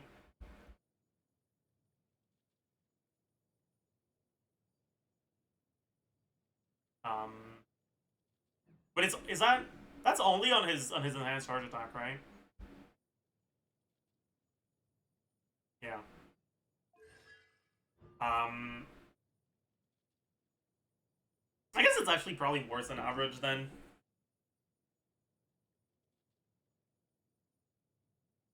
Well, no. It makes him focus a lot more on the enhanced charge attack damage, because it pretty much doubles its damage and gives him a bunch of CV. It's whatever. Unfortunately, that's not all of his damage, right? Grizzly's damage is coming before this, in a pretty large part from his normal attacks. So this doesn't more than double his damage. It more than doubles his charge attack damage, which to begin with is like half of his damage in melt teams, sometimes less. Yeah, I'd say it's a pretty average-ish C6. Looking at recent C6s, it's below average. Grizzly's constellation quality overall, I'd say, is probably a bit below average. It is what it is. Anyways, that's it for the 5 stars on this banner. Now we can talk about the 4 stars, and boy, is this going to be what it is. Let's start with Charlotte. Charlotte is arguably the best one of the 4 stars on this banner, and she's not very good. Charlotte's elemental skill is complete dog shit. The top version of her skill has a very short duration of 6 seconds, so it can't really be used as off-field cryo-op, and it doesn't generate a lot of energy. The hold version is, well, it's a movie animation, okay? You have time to watch an episode of your favorite show between starting your e-hold and it being ready to be the enhanced version. It's not very good, honestly, and yeah. The thing is, her burst cost is 80. So in a lot of situations, you kind of have to use the hold E, otherwise you're just not going to get enough energy. Now, she's a catalyst user, which means she can use CTDS, but she's got similar issues to Mona, where, sure, you're a catalyst user, but your ER requirements are so goddamn high that you won't be able to use CTDS in a bunch of teams, because you need Fav, or you need Proto Amber, or you need something that helps you with energy generation.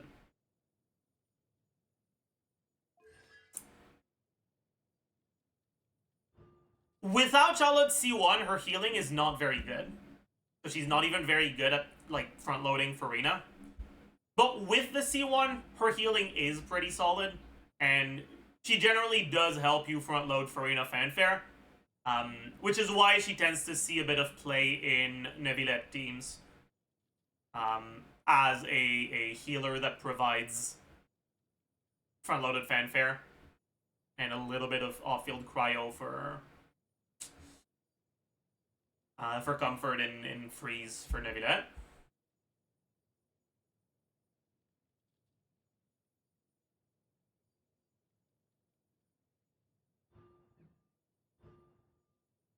C2 increases her own attack, but because her damage is a joke, that's mainly just increases her healing by a bit.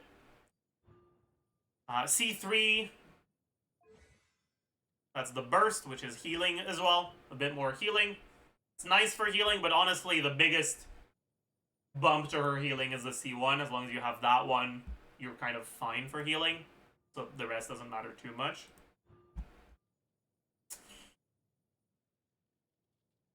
C4 does not matter for damage. C4 helps you with energy. Up to 10 energy, but it's less than that if you're doing the tap because you don't get 5 hits aware. Wait, no, you do get 5 hits. I'm an idiot. I'm Cornge. My bad. Cornge. Yeah, so... Sorry. C4 is just 10 energy. It makes her burst cost go from 80 to 70. But the thing is, 70 is still kind of high. C5, skilled talent. The only thing that increases with skilled talent level is the damage that it does. Which is bad. And finally, C6 gives you a tiny little bit of off-field cryo on enemies that are affected by her skill. I think it's only the hold version. Focused impression. That's only the hold version, right? Yeah. A little bit more off-field cryo against enemies affected by her hold skill.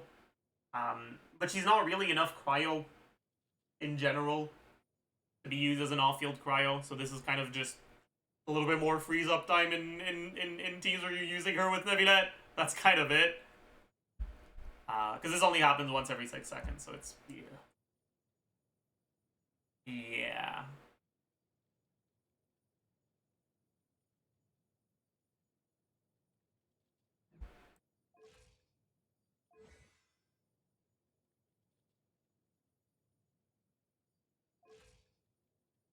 Honestly, Charlotte is pretty much only used with Neuvillette. There's some madmen that use her with Maoika, but like, God, yeah. To me, that's kind of fake.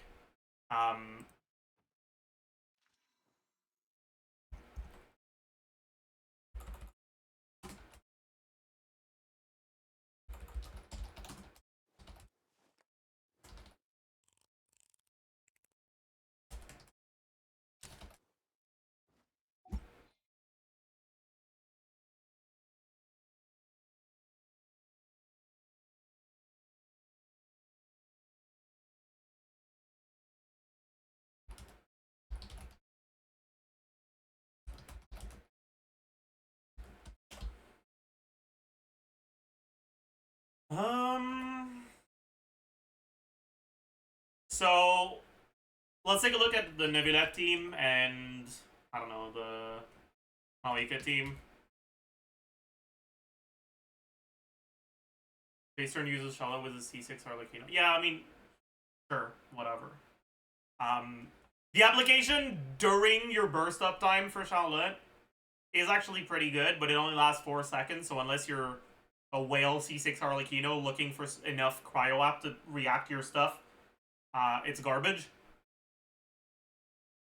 But there are situations where it's useful for whales. Anyways. So if you do the hold version...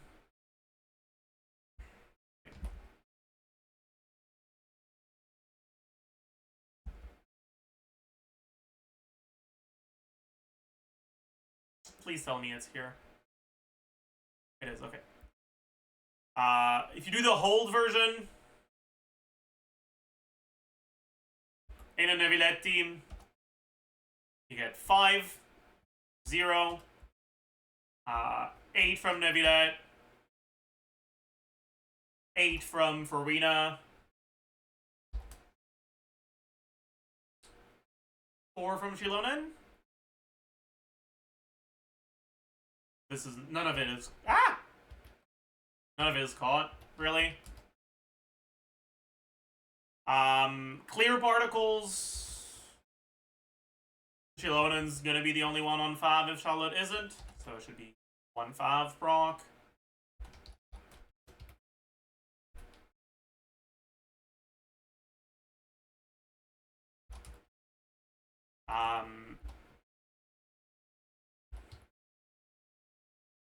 So her ER requirements in a team like this are around a little bit over 200. But you don't have anyone who benefits from TDDS. So being able not to run, or being able to run TTDS and not need an ER weapon kind of doesn't matter. In a Mawika team, if you do the same thing, for now, let's look at Mawika, Bennett, Sitlali, I guess. You'll get 12.25. And, right, no, Mawika, Bennett, Shilonen is what I wanted to say. It'll be 11.25.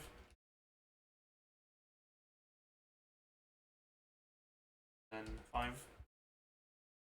Alright, your Yurikons in a team like that, if you want to run TTDS Charlotte, are going to be like 250-ish at C4+.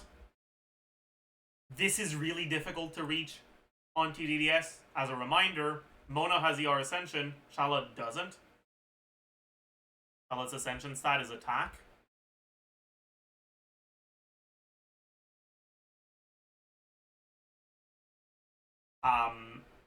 So that's the 50-ish ER you get from Sands, and you need 100 from the rest of your artifacts if you want to run TDDS. That's 25% on Flower, Feather, Circlet, and Goblet.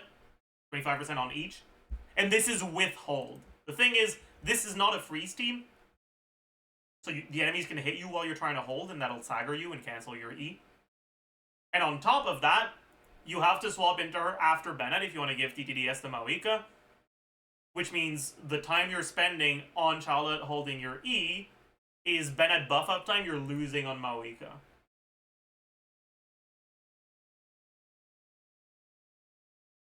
Practically, it's more likely you're going to go for a tap instead of a hold, and if you do, your ER requirements are 320.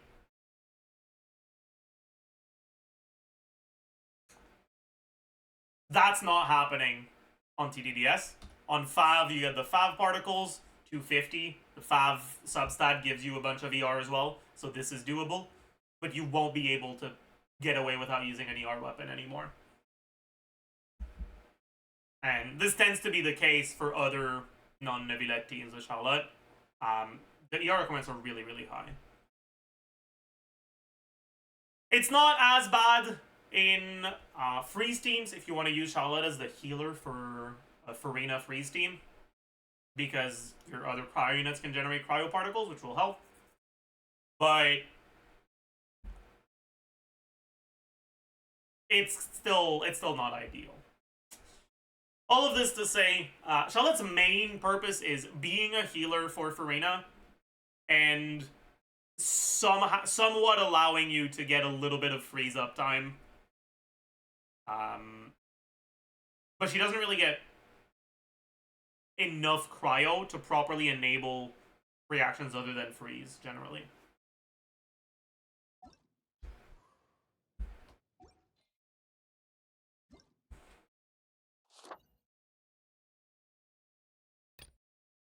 Next, we have Mika. And Mika is another one of the... Honestly, though, Mika's not that awful. What makes Mika bad is the fact we have nothing close to a decent physical carry. If you just look at the amount of buffs that he's providing in AoE scenarios where you get a bunch of stacks on his passive at high constellation, the just amount of stats that Mika's providing is not that bad. His problem is that right now the only physical carries we have that aren't Like, the only characters that we have right now that are actually designed to be physical carries are Claymore characters with pretty long hit lag. Attack speed speeds up the speed of your attacks. Wow, what a fucking surprise. Holy. It effectively takes the amount of frames that your attack is taking, and it accelerates that by the percentage of attack speed you have, pretty much. Kind of a simplified version of it, but that you can understand the upsides and downsides of attack speed when you think about it that way. The thing is, when attacks collide with enemies, you get hit lag. Hit lag is something that's used in games to make you feel like heavy attacks are more impactful. When your attack collides with an enemy, it gets stopped for a few frames, and your character and the enemies get frozen for a few frames. To make it feel like there's an impact, like there's collision.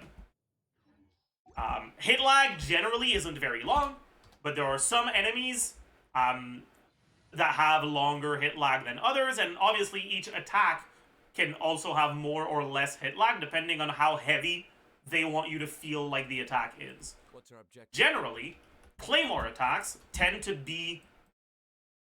Well, a Claymore is big, and so Hoyo wants you to feel like the collision is more impactful, and so it tends to have more hit lag.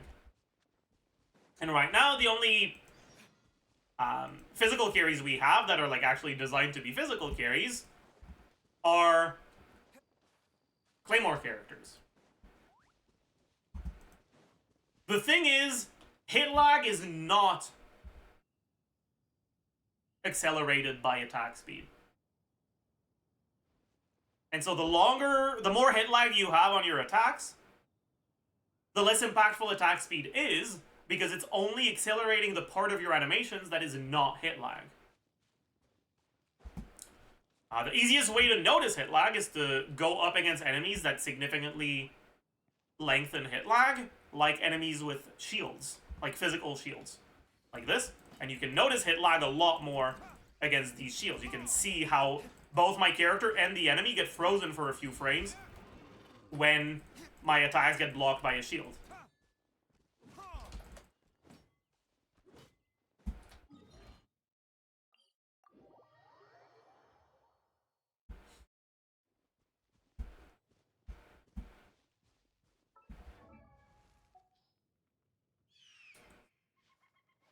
Anyway, because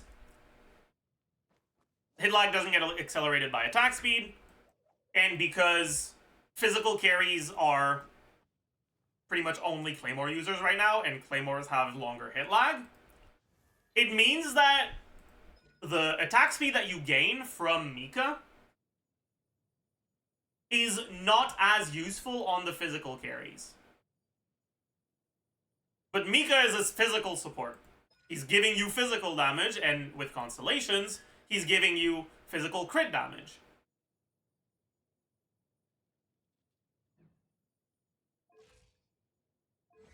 What that means is that right now, we don't have a single character that properly takes advantage of all the stats that Mika's providing.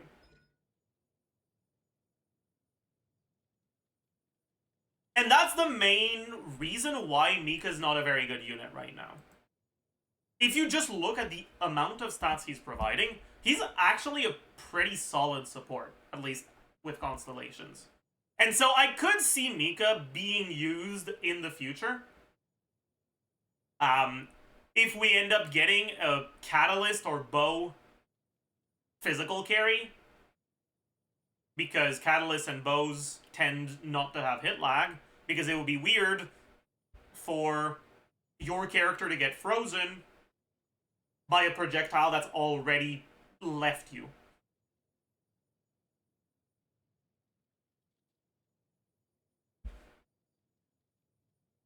Physical Catalyst, true. Signora Leaks, true. But a character release like that could end up making Mika much better. right? People that use Wanderer may already be aware that the attack speed provided by Mika can be kind of nice.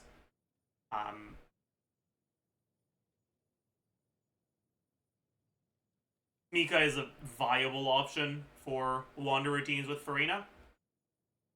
Even though Wanderer obviously doesn't do physical damage, just because the attack speed's kind of nice, and Mika's actually great at healing.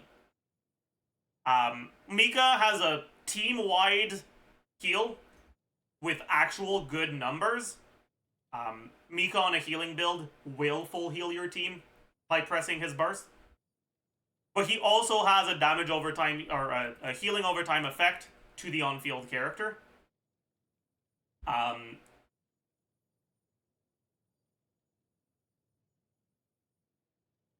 Honestly, very similar to Jean in that sense. And the numbers on that healing are actually pretty good. He's healing a pretty large amount. Which means he's really good at front-loading Farina healing.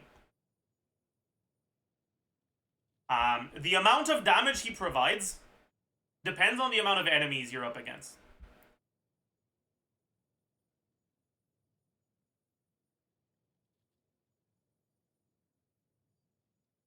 Against one enemy by default, he gives 10% physical damage, and plus 10% per additional enemy, up to 30%.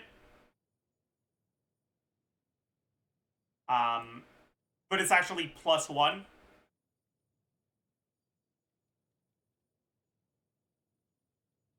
Because of his A4, so it's actually 20 to 40. And then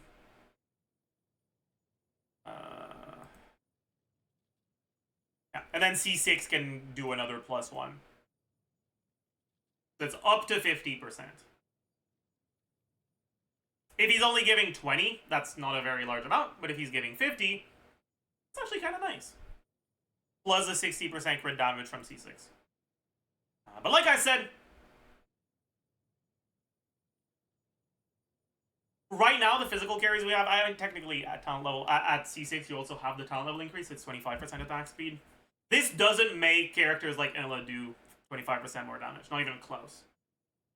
Because of hit lag and because of the fact that a lot of Ella's damage comes from the burst.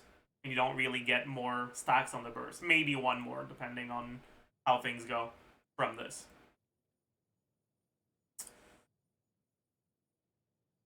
If we end up getting a physical carry in the future that actually gets proper increases from attack speed, Mika could be quite good. But right now, he's pretty damn bad. He's not part of any physical character's best team, really.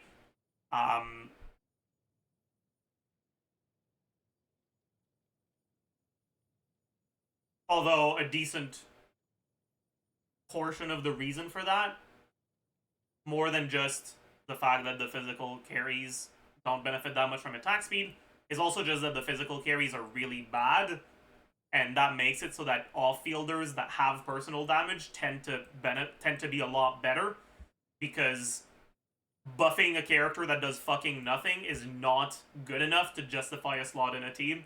You'd rather have a character that's actually dealing damage on top of their buffing.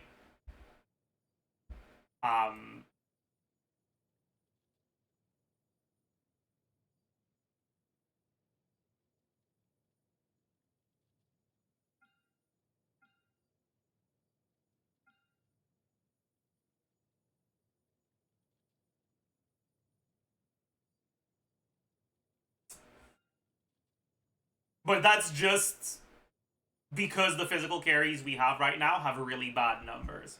I did a... I looked at something a while ago, because I thought it would be funny. I looked at what would happen if Ella had the exact same kit, but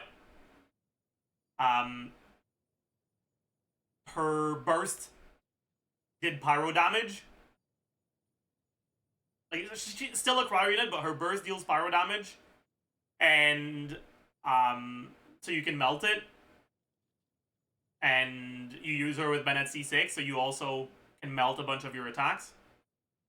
And even with the addition of EM as a useful stat on her and doubling the burst damage, she was still significantly worse than Maoika. Like, significantly worse. And I also even assume that the shred for physical also shredded Pyro. What I'm making here is the problem with Ella is not just that we don't have good supports for her, it's that her numbers are just too low. Even if she wasn't a physical carry, if she had those numbers as a Pyro carry, she would still be pretty awful. She'd be less awful, but she wouldn't be good.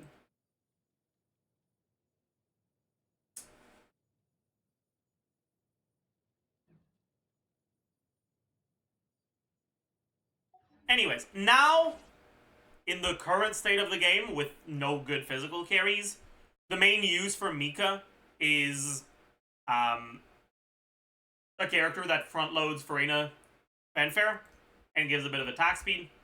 So, he sees a bit of play in Wanderer teams. He sees a bit of play in Risley teams. I guess sees a bit of play in, like, Yumiya teams, but, like, ugh. But if you don't get anything out of the physical damage and physical crit damage from his C6, the attack speed, even on characters that benefit a lot from attack speed, tends to be worse than what other healers provide. So he tends to be a lot worse than characters like Bennett. In the slots where he's currently used. Constellations. His C1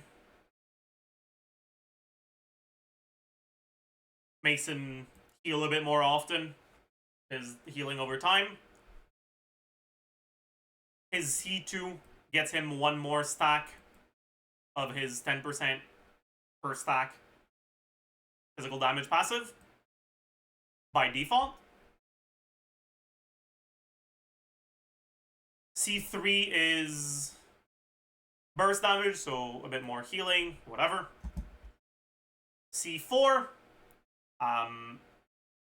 reduces his ER requirements, but because Mika is a character that doesn't have access to TDS, right? He's a polearm user. There's no supportive polearm that gives team buffs properly. You want to use him on Fav to begin with, and because of that, and because of the fact that he doesn't do damage, his ER requirements don't tend to be a problem even without the C4.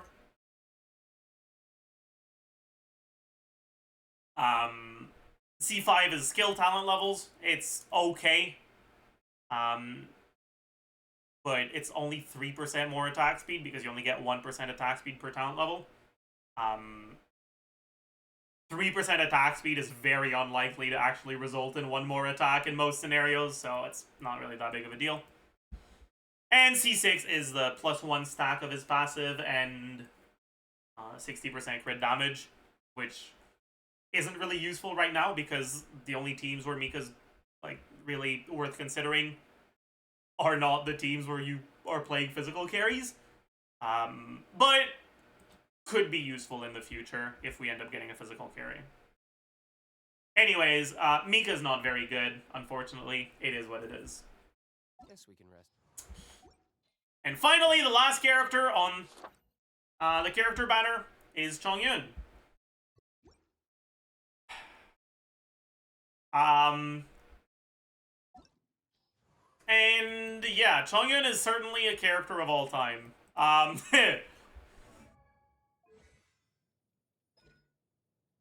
Chongyun's normal attacks suck, his skill sucks, and his burst sucks. His skill gives you cryo infusion, which isn't really useful for anyone. And it gives you a little bit of attack speed, which is fine, but not really useful on many people, or on many characters.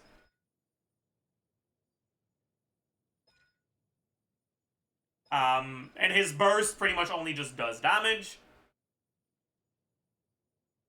by default 3 hits with C6 4 hits. The thing is, it's not a lot of damage. And it's kind of the only part of his kit that does damage. And his skill doesn't do anything. Like, it does a bit of damage. But it's mainly there to give you the field that infuses with cryo, which doesn't really do anything. His C2 gives his skill something actually useful. It makes it so that you also get 15% cooldown reduction in his skill. There are not a lot of sources of cooldown reduction in Genshin. So, because it's such a rare stat to get, it's not completely useless.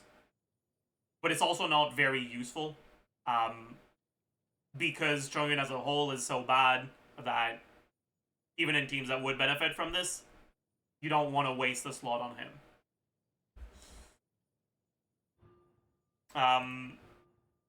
Because cooldown reduction is a stat that, from what we know, scales additively.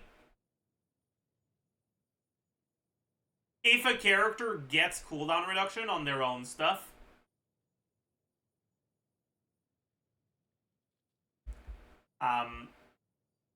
and you stack it with this, the cooldown ends up being significantly lower.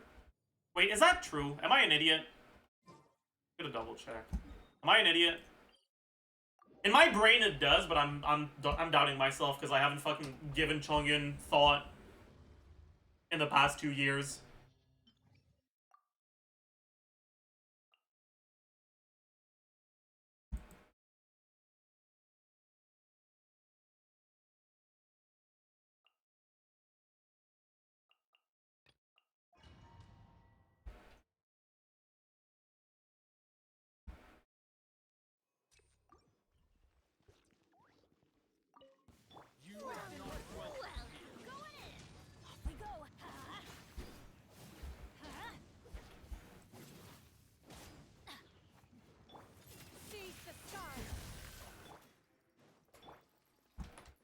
Touch of frost. Submit for judgment. It does, right? It doesn't do it with Bennett, but it does with the rest, right? Bennett is not exactly cooldown reduction, it's a base cooldown reduction. Makes the base cooldown go to 2 seconds. Or maybe...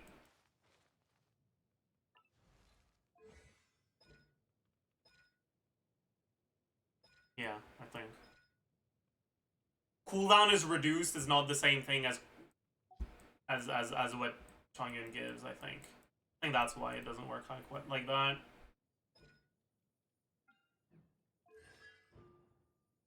Yeah, it's not the same as having their cooldown time decrease. It's weird, but whatever. But yeah, because cooldown reduction stacks additively, it means that the more cooldown reduction you have, the better cooldown reduction is. Right? If you go from 100% to 85%,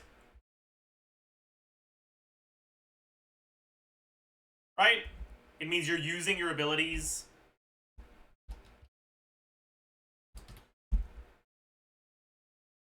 %, 18% more often.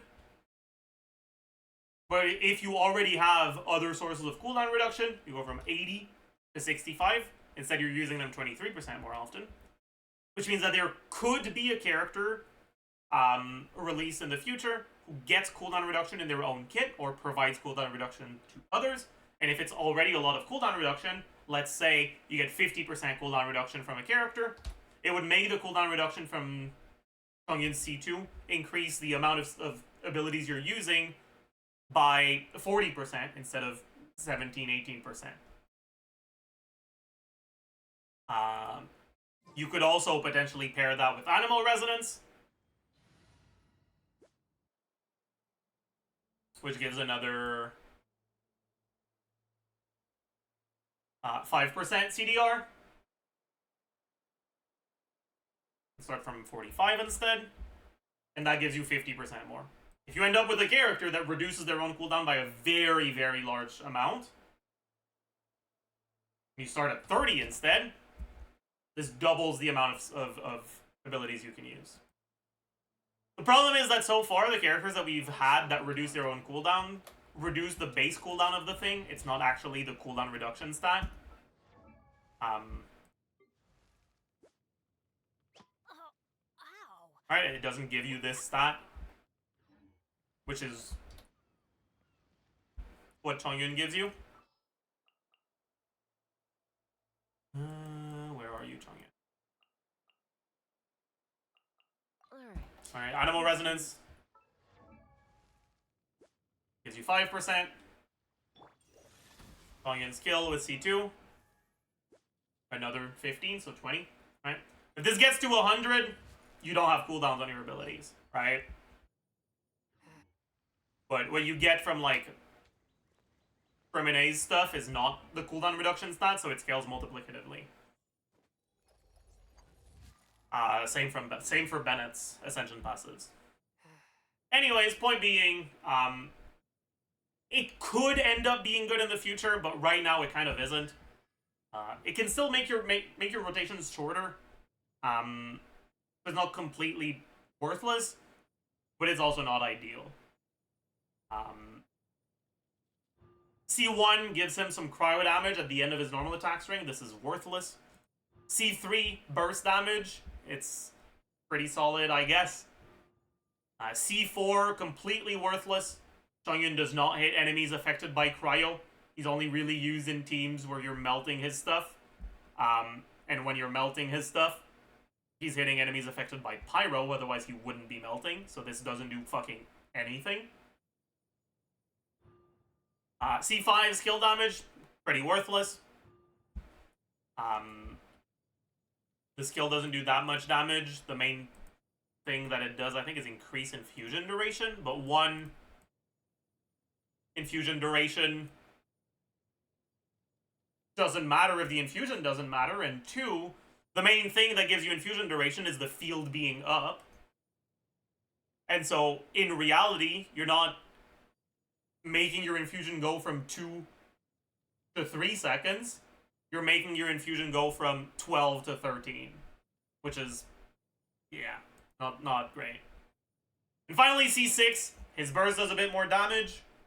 And it does 4 hits instead of 3, which is kind of nice. But in most situations, you only end up getting 3 of the burst hits melted. 2 or 3. In practice, the only situations where you end up getting all 4 melted is generally when you're using him in a team that has burning. Most of the time you only get 3 out of 4 anyways, so the 6, or the last hit doesn't do that much.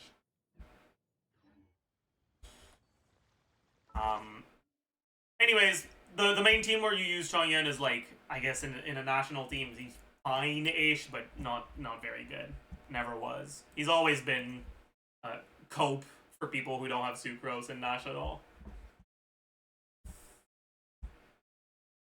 But yeah, all in all, this is like a really awful banner when it comes to the 4 stars. These 4 stars are not good. At the very least, both Mika and Charlotte are characters that are pretty much only usable in teams that use Farina. So at least it makes sense for them to be with Farina. But it's not like you want them on a Farina banner. It's just, if you're using them, it's probably on a team with Farina. But these are not good banners at all when it comes to the 4 stars. Now, if you're playing the carries that like Farina, Farina is good enough to carry the banners on her back, and it can still be worth considering, but you're probably not happy to see this 4-star lineup.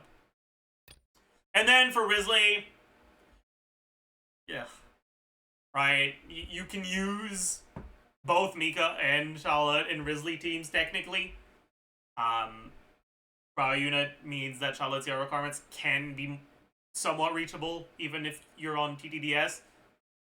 And Risley's a normal attack focused character, so the attack speed isn't worthless. But they're not part of Risley's best teams, so it's kind of just okay. And then Chongyun is just, yeah, aware. Pretty bad banner for new players, because if you want Farina, you really don't want to have to pull for her on a banner with 4 stars like this. For older players, at least, both Charlotte and Mika are characters that haven't been on that many banners yet. So you're less likely to have them already at C6, which is probably the best thing you can say about this 4-star lineup. But that's kind of it. Finally, we have the signature weapons and the weapon banner, right? So first, let's talk about Furina's signature weapon, the Splendor of Tranquil Waters. The biggest problem with the Splendor of Tranquil Waters is that it does not increase your energy recharge or your energy generation. That's not necessarily a problem, but there are quite a few Furina teams where your ER requirements are high enough that you need an ER weapon. Even with an ER Sans, you won't have enough energy without an ER weapon. And because of that, there are quite a few teams where you just outright can't use this, even if you have it.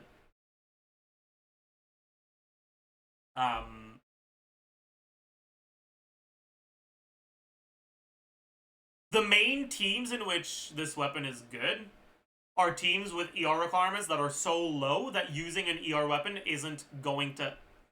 Like, your ER requirements are lower than what you get by default from using an ER weapon. Because Furina's good weapons are pretty much only the weapons that give ER. If you look, at least when it comes to 4-star weapons. Technically, there's like Dog Hand Assistant, but Dog Hand's Assistant also gives you energy.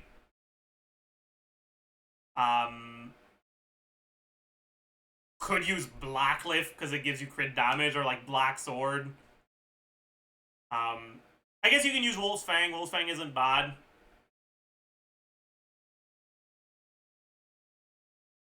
Well, Wolf's Fang is fine, I guess, actually.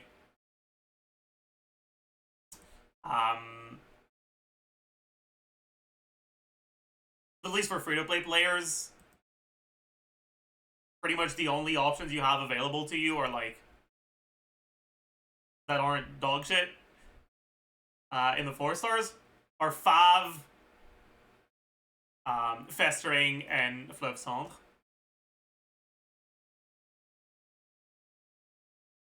And all of those weapons give you a bunch of energy.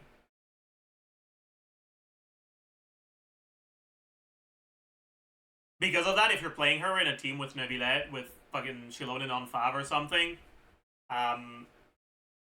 you will end up generating a lot of particles and potentially having your ER requirements being lower than the ER you get just by default from using the pipe or something. And in those teams, Splendor of Tranquil Waters can be a pretty significant upgrade. However, in other teams, the reality is that the passive on Festering is kind of insane on a character that only does skill damage. Alright, that's 32 damage percent and 24 CV. That's a lot, right? We can try to convert this to how much HP is this worth? Furina is a character that often runs HP Goblet because HP is quite good on her, which means that but once she already has HP Goblet, HP and damage percent are very similar. So we can say that this 32 damage percent is the equivalent of about 32 HP. 12% crit rate, generally going to be worth about 20% HP. Probably a bit more because you're already stacking so much HP. This gives you the equivalent of about 50%.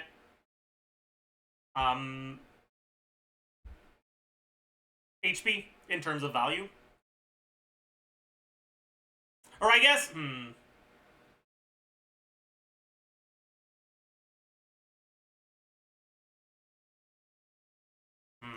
Now, what's the best way of doing this?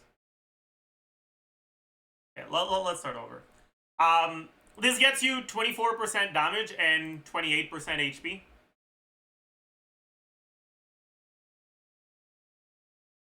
which if you convert to HP, right, the damage and HP we said were very similar, is also about 50%. In terms of the amount of damage you get from the passive only, Festering's passive is giving you about as much as her signature's passive. Which means that what can make it better is the fact that it's a 5-star weapon. So it has a higher base stats. Obviously, 88% crit damage is better than 45% ER. However, generally, signature weapons have passives that are better than the other weapons. Significantly better.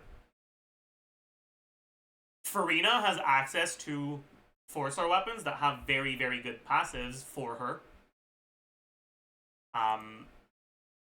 And so as long as she needs that ER, which is in pretty much every team except Neuvillette teams sometimes, getting Splendor of Tranquil Waters tends to be a relatively minor upgrade. Because yeah, you get that crit damage, but you are going to have to use an ER sense instead of an HP sense. That won't be the case necessarily anymore if you have Farina's C4, but generally, Farina's signature is a worse upgrade than her constellations up until you have that C4.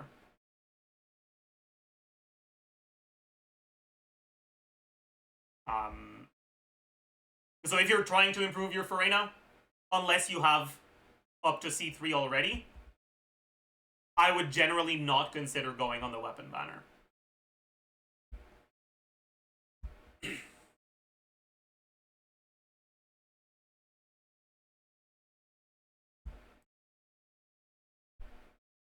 On top of that, there's also quite a few teams where her signature is actively a downgrade.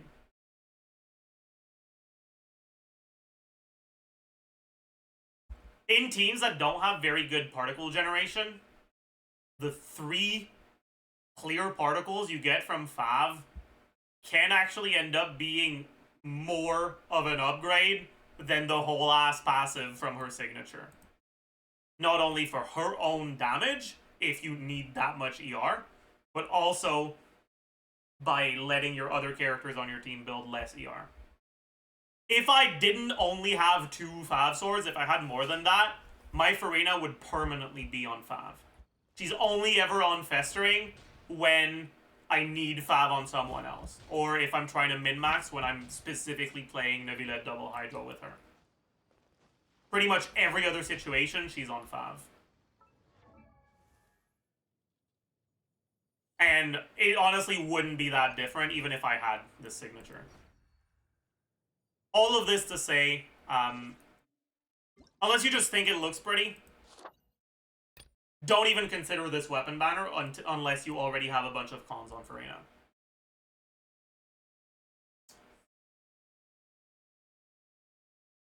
What about Risley's signature? So, cash flow supervision, high base attack, low substat crit rate, attack percent increased by 16, when HP increases or decreases, normal attack, damage increases by 16, up to 3 stacks, so 48.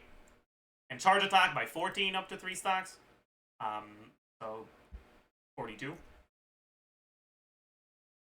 When you have 3 stacks, attack speed increases by 8%.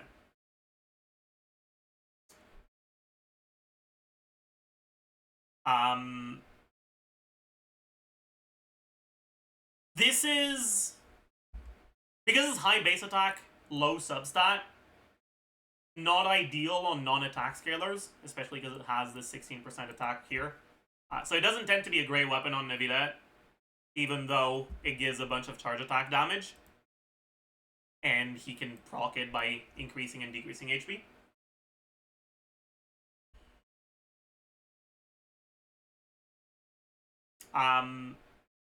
But it can be used on other attack scalers if you're using Farina on the team. So for example, if you're using Wanderer, this is actually often competitive, if not even better than his signature. 07 Bell, no one likes you.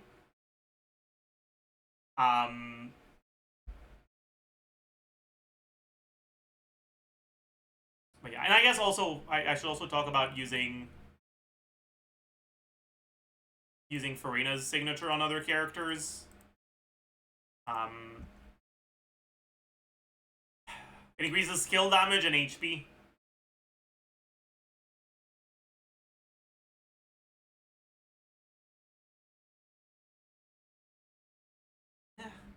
Not a very good passive on anyone else. Really, it's kind of... And...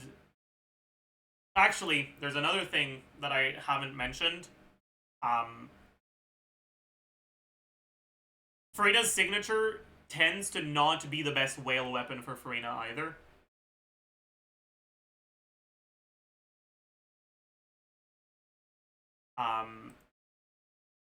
Because Farina wants a lot of HP, so Ki has a useful substat, and she'll get a bunch of stacks, a bunch of HP for the Ki passive, and she's very, very often used in teams that have reactions. In any team that has reactions, Ki tends to be better for your team DPS because of the EM buff to your reaction carry. So Farina's signature is pretty much only a weapon for Neuvillette teams. Anyways, getting back to Casual Supervision. It's also a pretty good weapon for Neuvillette. Or, sorry, for Risley. And like I already mentioned earlier, between getting Risley's C1 and getting his signature, I'd lean a little bit more towards the signature. Just when it comes to damage. But maybe a bit more towards his constellation when it comes to comfort in general. So it's a lot more of a consideration. If you already have C0 Risley, you can ask yourself, okay, would I rather get constellations for these characters, or get refinements on these weapons and potentially end up with a Splendor of Tranquil Waters as just a high crit damage stat stick in general for sword users, or a potential weapon for Farina and Neuvillette teams.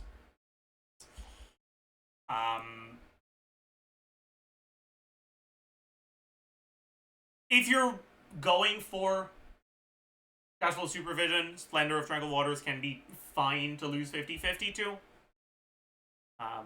Because Farina's a solid character, and she's...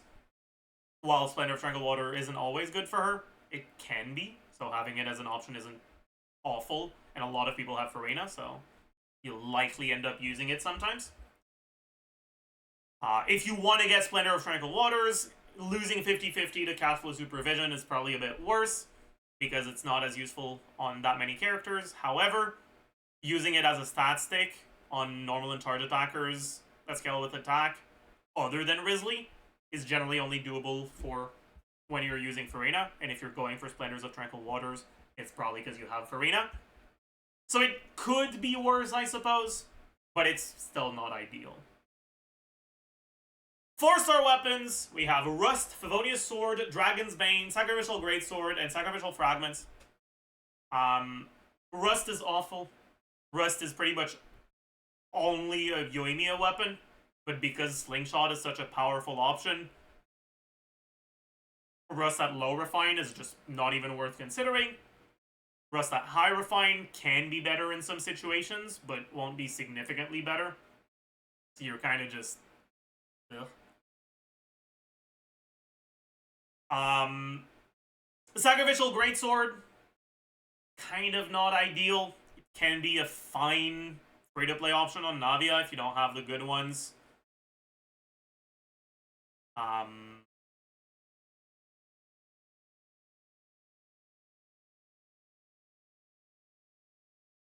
But there's not really many support characters that are Claymores and that want stack.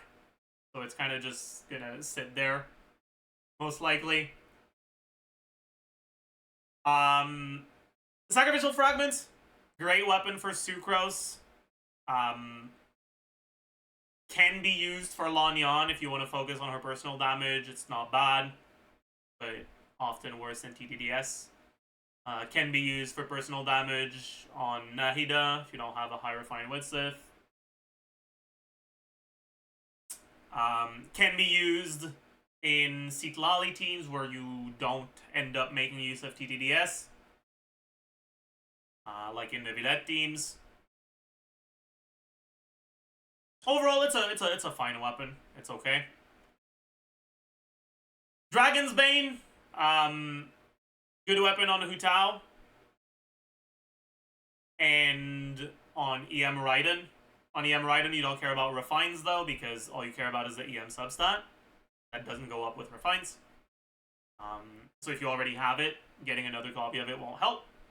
The only character on which getting multiple copies of Dragon's Bane tends to help is Hu Tao. And the main reason for that is because the catch is too good. And so, polearm characters that are reaction focused will only want Dragon's Bane if they can't use the catch well. And that's pretty much only Hu Tao. Technically, it got a little bit better with the reaction buffs because you now have a bit more of your damage coming from overloads in overvape teams, like Raiden National. But you'd still generally rather use catch. And in teams where you're only focused on the overload damage, on characters like Xiangling, you tend to prefer using Kitane Cross Spear because the energy refund on Kitane is too valuable to pass.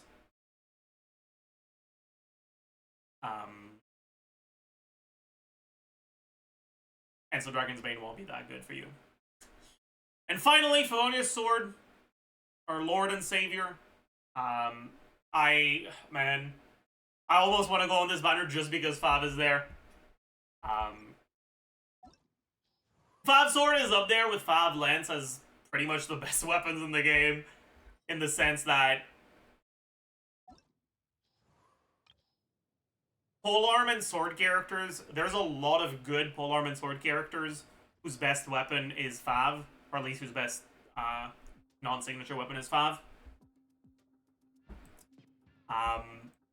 Often Singto, often Kea, often Jean, always Zhongli, sometimes Xiangling, often Kazuha, sometimes Raiden, often Toma, always Yunjin, often Rosaria, often Shenhe, always Candace, often Lila, always Yao Yao, always Mika, often Kirara, often Lynette, often Farina, often Chevreuse, sometimes Emilie, although maybe a bit less now with the new polearm from the event. Often Kachina, always Shilonen.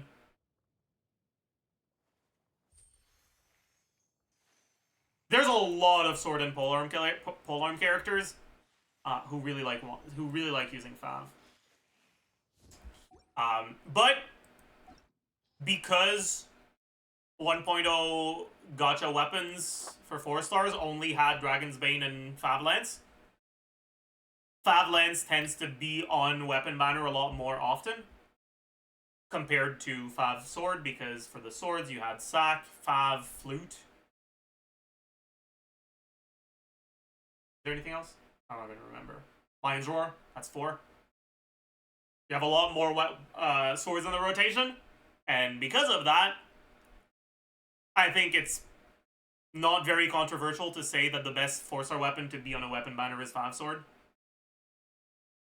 Because it happens less often than Fav Polearm, and it's just as powerful. Fav Sword's presence here by itself is enough to make the 4-star lineup at least average.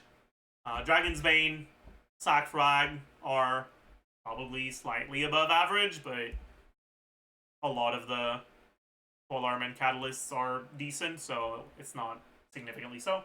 Sack Grade Sword and Rust are below average, but a lot of the claymores suck, so that one doesn't matter. For bows, rust being below average is a bigger deal because there's quite a few useful bows. So, relatively insignificant are Dragon's Bane, Sackfrag, and Sack Greatsword because they tend to be similar to, or there's a lot of other weapons that are as good or bad as they are in the slots. Rust is bad, and Fab Sword is amazing. So I'd say this is a little bit, a decent amount above average, actually, for a 4-star lineup. But the 5-star weapons are, I'd say, below average. So all in all, a pretty average banner, not much to say about it. And then a below average banner, which is very unfortunate for people who wanted Farina for the characters. But yeah, that is going to be it for today. I hope you all enjoyed your stay. Sorry, no, wrong outro. That's gonna be it for the video. I hope you enjoyed. I hope you learned a thing or two. Make sure you do all the YouTube stuff, like, comment, subscribe, woohoo, and I'll see you guys in the next one. Bye, YouTube. All right, we're done with that. Do we do the event now or do we do it tomorrow? I'll let you guys choose. I'll do a poll. I'm kind of tired, so it's going to be a little dead if I do it now.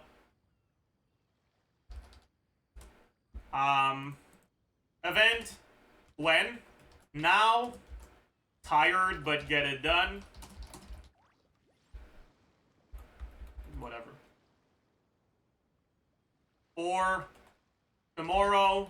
To quiet the spirit and calm my vital We rage, I'm less tired. Shinshin infused water with ice is the most effective. I will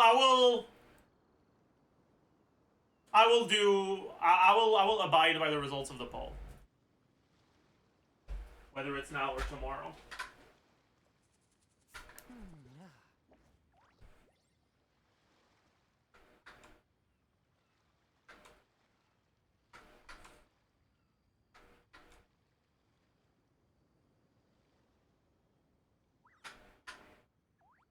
Heart be pure, evil be erased, mind be purged, world be... I always forget that last part.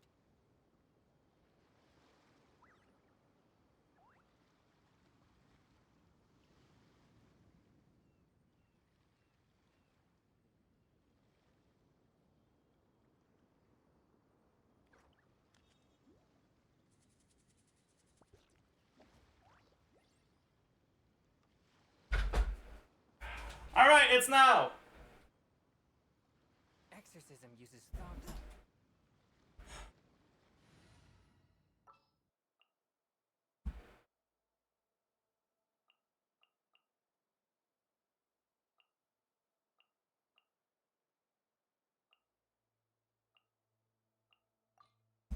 All right. Overworking, let's go. True.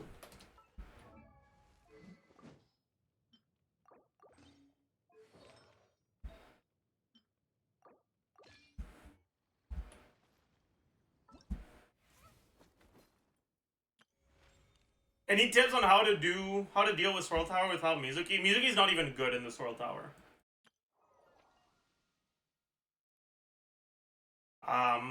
Swirl teams are not great in the Swirl Tower. If you have Maoika, you should use her. Honestly, just use your best team and it's probably going to do better than Swirl.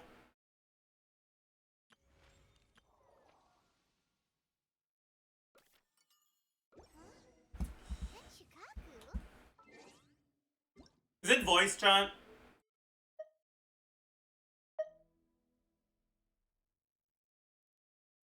Paimon coming in! Paimon coming in!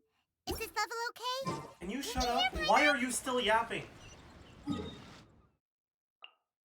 This is not the God right should one. broaden their horizon.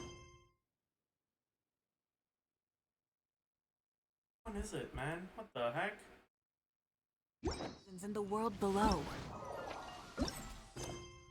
Okay.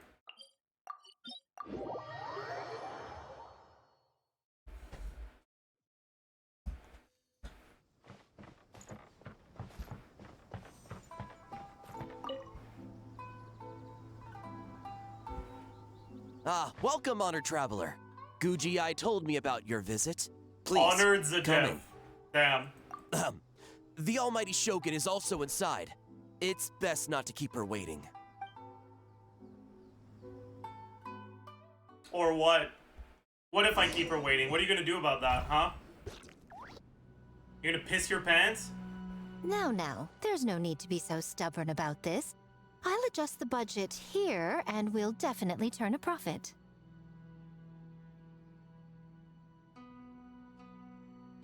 No. We must confirm the official representative before discussing details. There is an order to this that must be followed. Goodness. From the way she's talking, this must be the Shogun, right? Ah, little one. It's about time. Come, I have a contract for you to sign. Whoa, we're not just gonna sign a random contract out of the blue! Hardly. Oh, well, labor is a part of it, but you will be compensated. So it is as bad as Paimon thought.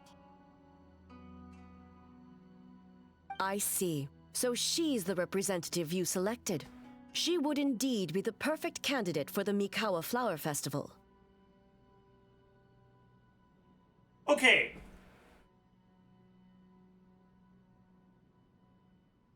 Am I misremembering Inazuma? Or have we, like, literally never shown Raiden the sort of skills that would make us... that would display organizational skill? Like, she's just yapping out of her ass right now, right?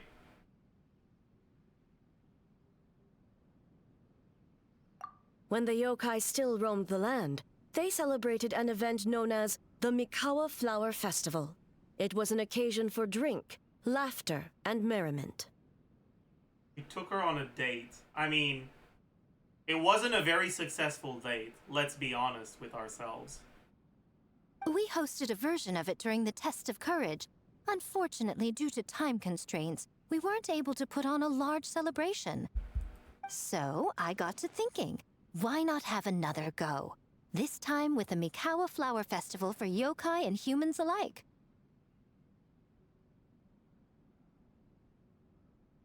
One that combines human ingenuity with yokai arts to offer the most innovative and thrilling entertainment of our time. Open to all humans and yokai throughout the land. Entertainment, huh? Wait, kind of like Akitsu Yuge and Akitsu Hanea Sobi? Those games were really fun. For an important event like this, an official representative is required to preside over the festivities. In the past, the role was usually given to the Guji, or an individual from the Yashiro Commission. But this time... Neither myself nor the Kamisato family can assume the position, given we represent one side or the other, the yokai or the humans. Human you may be, but you possess a deep connection with the yokai, and you do not hail from this land. That makes you a more neutral option. Does it? Moreover, you took part in the previous festival during the test of courage. In my estimation, there is no better candidate for the role. Plus, your name has the potential Sure, to I attract guess. an even greater showing. So are you going True. to sign this thing, or what? The amazing, world-renowned name of the common noun traveler. Huh. You've got a point. Then let's Amazing. Wait! Paimon almost fell into our trap. Oh, come now. This is for an important occasion, is it not? Even I've chosen to throw profit to the wind. Surely a selfless hero like yourself wouldn't turn your back on a good cause. According to the proposal, the proceeds will be distributed as follows. 40% to Yae Publishing House, and 10% to the festival representative. Hey, no fair! Now, 10% might not sound like much, but Yae Publishing House is going to great lengths for this occasion, both in time and personnel. All you need to do is show your face. Yeah, I am embezzling funds. I mean, let's be honest. 40% for her part in it is probably very reasonable. We're literally just a fucking figurehead that's probably barely gonna do anything. 10% is more than what we deserve. 10% of a whole fucking festival's budget going to my pay alone? That's like omega capitalist, man. What the fuck? Getting smart, aren't you, little one? In that case, I'll throw in another 10% from the other half of the proceeds. No, the other half is going to the shogunate. That is not up for negotiation. But I am rather curious about the supposed great lengths you mentioned. Unless I am mistaken, most of the personnel and supplies are to be provided by the shogunate. In that sense, 40% seems rather high for your establishment. Does that A? When did she... Proceeds should be distributed according to contribution.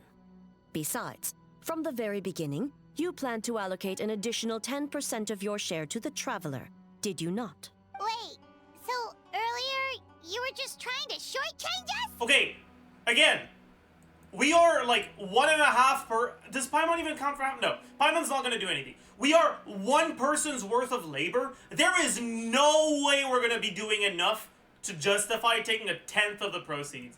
No fucking shot. Literally no way in hell. Let alone 20. Like, how fucking greedy can we be? They're trying to, like, it's clear they're trying to make A look like she's, like, trying to fuck with us, but, like, they did not choose the right numbers. These numbers are way too generous for to make her look bad.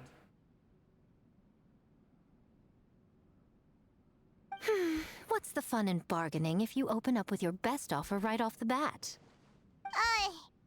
Paimon doesn't see the fun at all. But 20% is acceptable. Games have always been a central part of the festival, and both Akitsu Haneyosobi and Akitsu Yuge were extremely popular. So, the plan is to host an event where the attendees have 48 hours to create a game of their own. We'll have new and exciting entertainment in no time.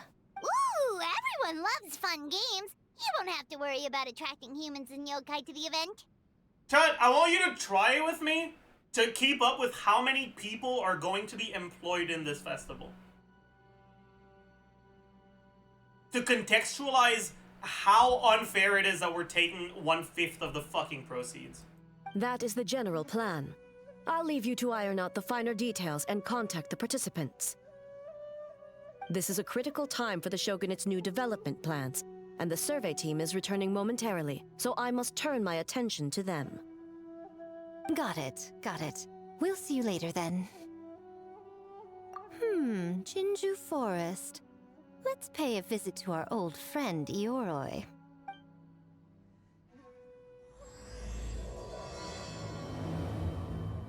I'll keep a tally in here. So for now, it's just 2, right?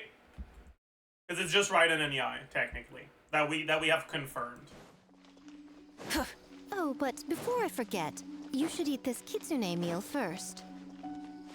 Whoa, it smells so good. She did not cook that food, so that's definitely 3. And also kind of like fried tofu for some reason.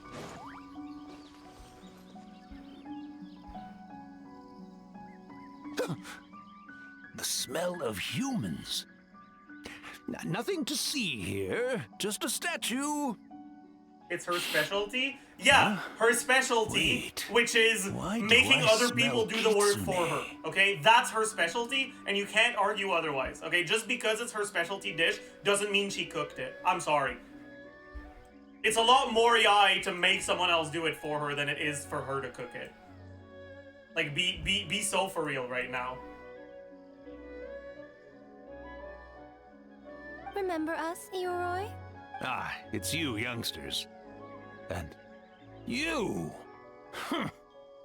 The nasty kitsune who turned Chinju Forest into the playground for her test of courage. Why does he address us first, as if he hadn't noticed her, and then get angry when she's the one who asked him if he recognized us? That's not how conversation works. At least have Paimon ask that.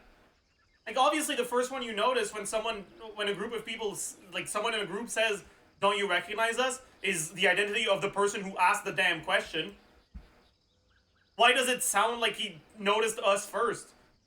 But not by himself, like after she... Whatever, it's fine. Oh, Chinju Forest is supposed to be Yoroi's territory, right? Oh, no wonder he's so mad. Exactly. How could you hold a test of courage without inviting me? Oh, so that's what he's angry. Anyway, what brings you... I actually think it was my mistake not to invite more yokai to the ceremony. So for this Mikawa Flower Festival, I knew I had to extend a personal invitation to the Bake Danuki. Huh? The Mikawa Flower Festival? Yes! The Mikawa... Huh? Kichiboshi? Shosei? Gyobu Koban? Where did you come from? Never trust an apology from a kitsune. Or an invitation. Yum, yum. Fun. That's enough, you two. Don't fall for the kitsune's... What a shame. I was hoping to take... I suppose it makes sense. Poor Yoroi, stuck in this statue all alone while the rest of you got to have fun. How sad that would be. Poor Yoroi. Excuse you. I am Ioroi, the Kakushigami of the Bake Danuki. I just, yes. I should also mention I was hoping the Bake Danuki could help the humans take their games to the next level. Talented as So you she's are in the planning art on of putting them to work, transformation. that's +3. In Inazuma, only the Bake Danuki can hope to match the Kitsune in that area.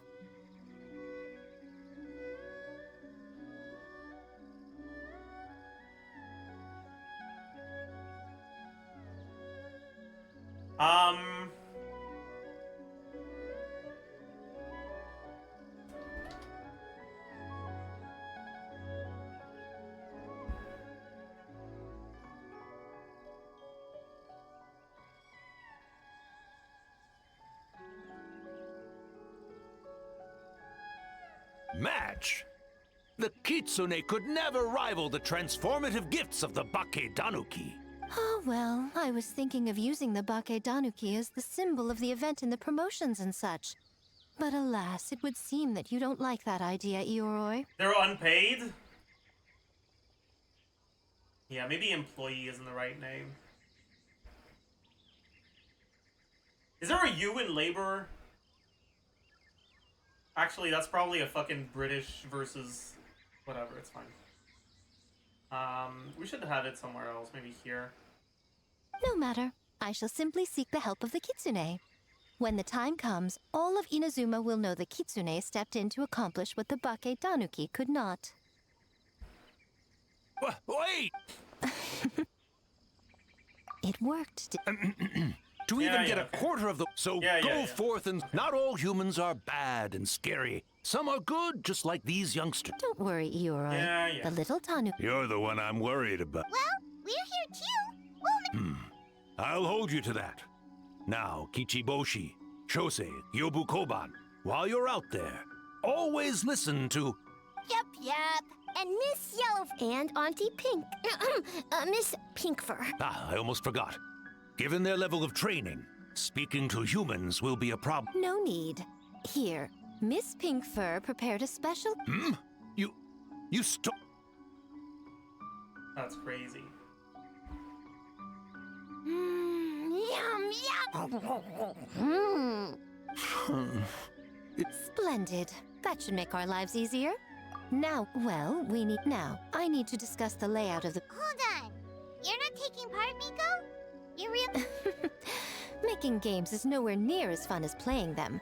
Besides, working through the night... Working through the night... Anyway, this time I'm going to wait for the fun to come to me. See you later, little...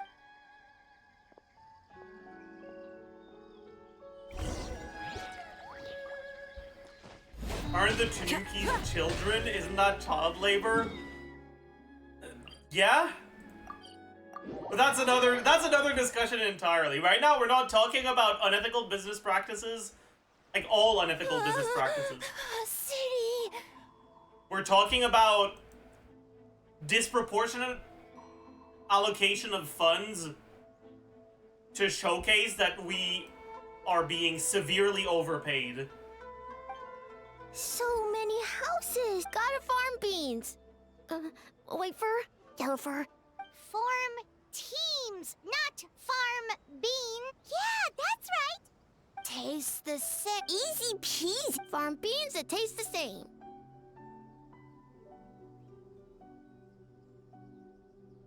No, wait, that's not,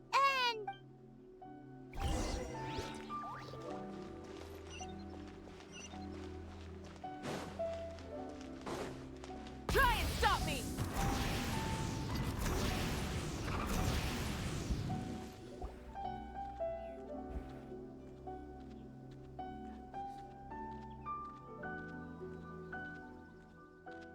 You're saying he's not one of Ushi's friends? Wow, pump the brakes. I thought he was your friend. Is that +2? Are these gonna... They're probably gonna be... Yeah, they will. Longhorn Oni. That's definitely a and +2. Shorthorn Oni.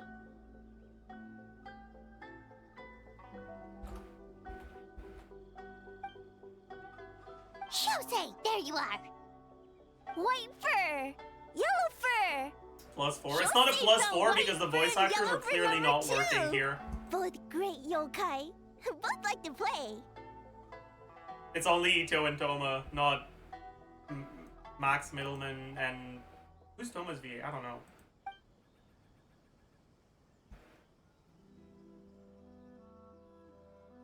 Ushi?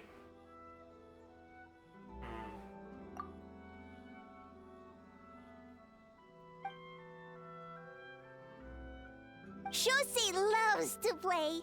Longhorn and Shorthorn Oni also love to play. We taste the same.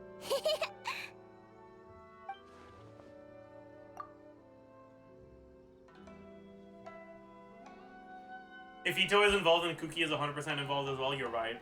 That's a very good point. We go up to 9.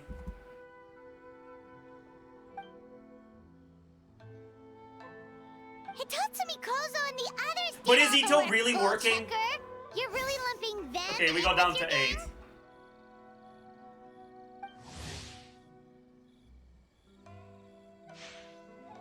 While doing him a favor, besides to look up to me, I'm like a cool older brother. Hitatsumi Kozo and his friends.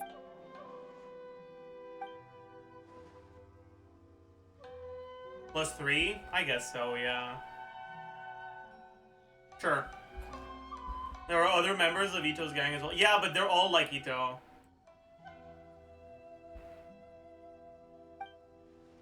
The only person working in the Arataki gang is Kuki. Like, be so for real right now. Not so fast. Hornless Oni.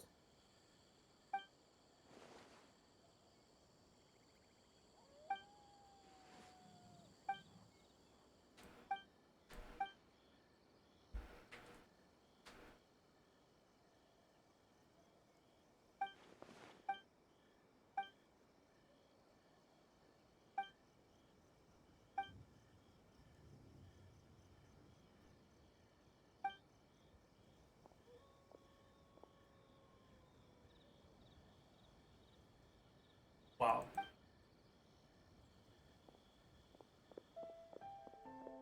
Hornless Oni?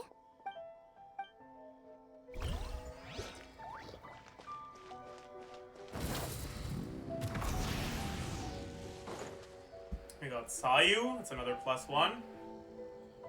White fur! Yellow fur! Over here! Kichiboshi found big sleep. Hey! I'm a Muchina, not a Tanuki. Oh, Muchina yokai that can turn it. No, wait. I'm not a Muchina or a Tanuki. I'm Sayu. Tanuki? Muchina? Sayu? I don't transform at all. I've been a human this whole... Oh, +1. this again. It's just Sayu.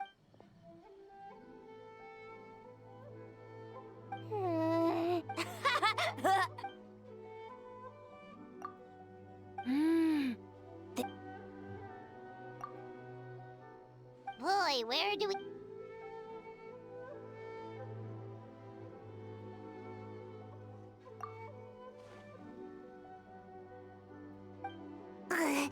right when I was trying to run. About that. Yeah. Taller than a house? It's not ninjutsu. It's... See? We grow top. Huh? Sorry. I guess. There's no reading the story. I mean, Alright. this part doesn't matter, right?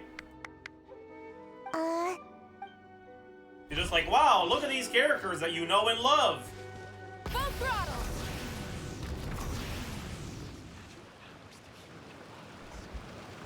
Huh? Kyobu Koba spying on great yokai. Great yokai. So, what do you think? +3. Are you interested in our proposal?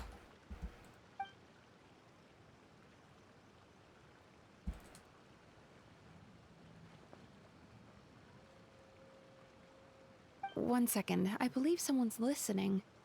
Hello over there? Great yokai found us. It's just that. There's no need to be nervous, you Hello, two. Yume Glorb Glorb. It's not like I think you're corporate. As for you, it's been a while since I've...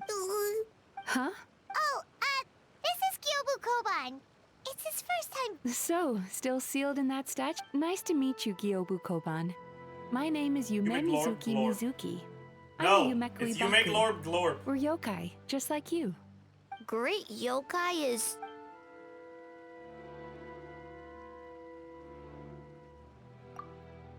Oh, I see.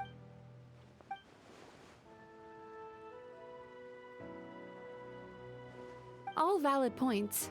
We do need or add some popular activities, such as careful Games? Games. Of course. Games are all anyway. The topic of game. I heckin' love games.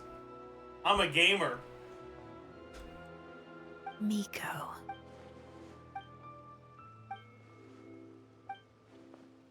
Rivalries aside. Besides, if I remember correctly, if our venture is to focus on games, then his future business.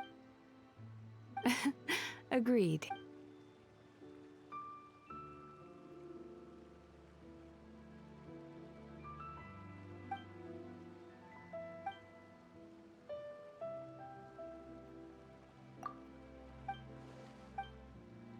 Okay, I'm... Okay, that should be enough teams. Time to report back to the ashram.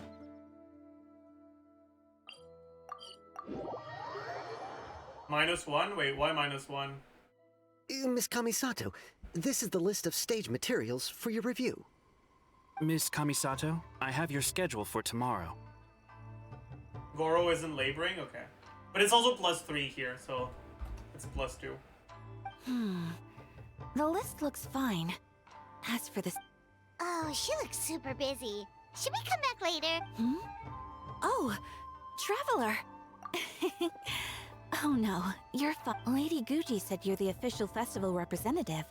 And for large events like the Test of Courage, brother, I hope... Oh, speaking of the recruitment, we found a... Oh, already? Oh, I suppose when the time comes... Miss Kamisato! Another letter from the Kanjo Commission. Coming! Sorry, Is that a duty +1? calls. My brother's the one overseeing the teams. I believe he's in That, the courtyard. I with chose Lady another Guji. +1. You can Yeah, go in when you're ready. so that's +2. Thanks, Ayaka. See you later. See you later. I hope I don't accidentally count Ayaka's the really random working NPCs hard. multiple Guess we should times. follow suit. If you notice an NPC that I've already counted, you can tell me that I've already counted him. It's about time. I could hear you talking outside. Oh, don't worry about it. We were talking to Ayaka anyway. Now that young lady is hardly. It was...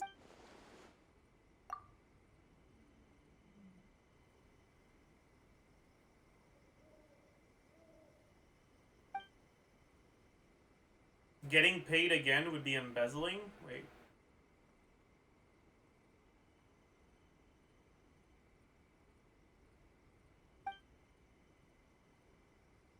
Huh, Mizuki signed up too? Along with the Soul of the Deep. Now this is getting interesting. I knew it was a good idea to put you in charge of recruitment, Signing off on Traveler. festivals is part of their official duty, no? I mean... Sure? But if it is, then their pay should partly come from proceeds of festivals.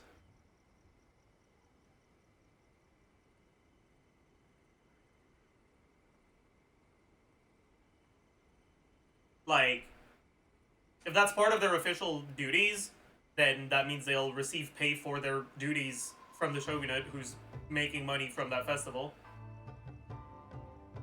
But the shogunate is receiving less money because we're being severely overpaid. So, yeah.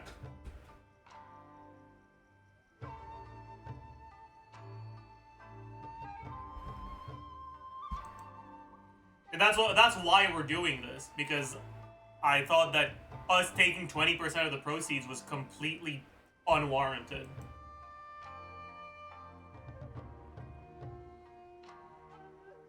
They're planning to use your festival to promote. Oh, is that so? So, Ayat, Yes, that's all well and good. Why so...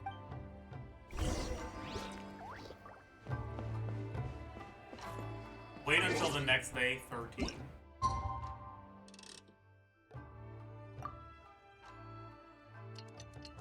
We recruited half the laborers to work for free. Yeah, that's the problem. That's what I'm saying.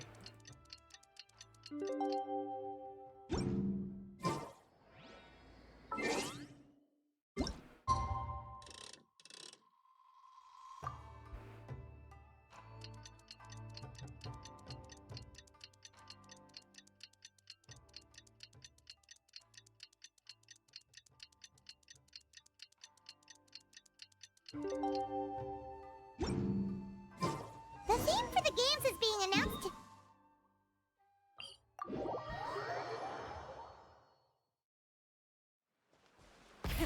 Rev the engines!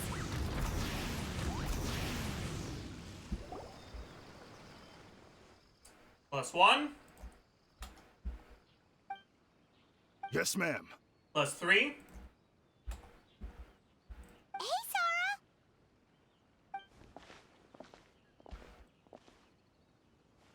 You guys are here early. Oh, wait, but what about the statue of the, almighty, Narukami? Ah, okay. Oh, right. Looks like we're running out of time. Let's go then. See you later. What does it count for? Ma'am, we have a message from Commission Headquarters. They That's need you to another return as +1. soon as possible. So they were using Yai attempting to underpay us as a way to be like, look at how cheap and manipulative and cunning Yai is. She's trying to only pay us 10% of the proceeds of the festival instead of 20%. And I was sitting there like, what do you mean one single person is making a whole ass 20% of the proceeds from the festival? She's not underpaying us. We're being severely overpaid. This is not achieving the intended result. This makes her look incredibly generous. And so I decided to count how many people are going to be participating in this festival, just to emphasize how overpaid even 10% would be.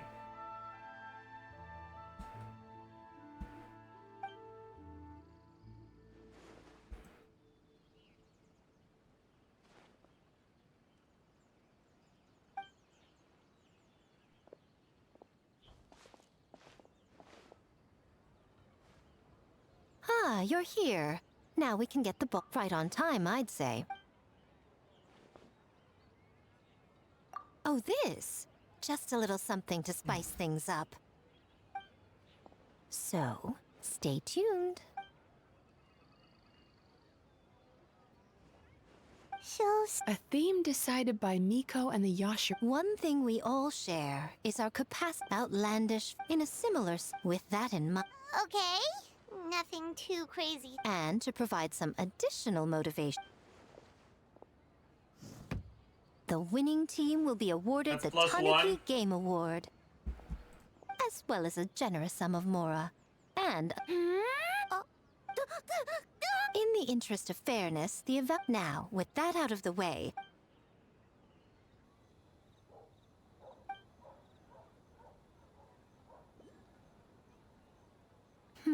Looks like things are going well.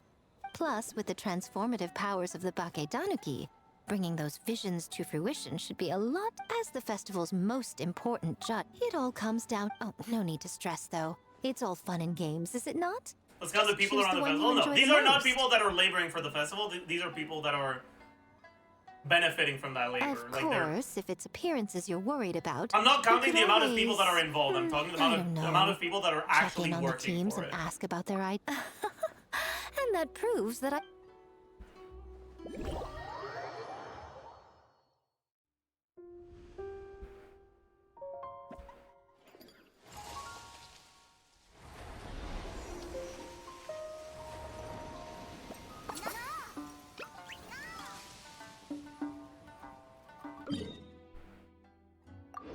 So, you need to pick the best game, huh? Well, why don't we take a look around to get a feel for things? Then we can go talk to Miko. This is a +1. Okay, let's count the amount of +1s we have here. So this is 1.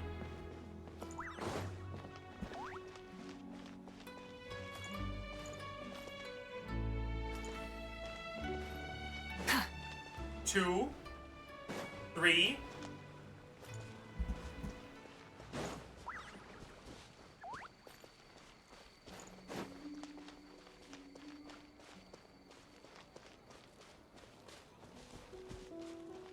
4, 5, 6,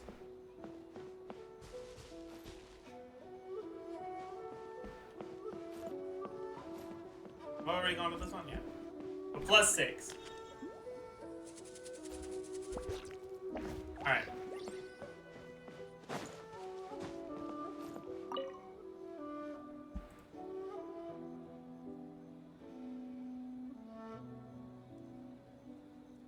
Wow, look at this! You've made so much progress already! He helped with the gameplay too.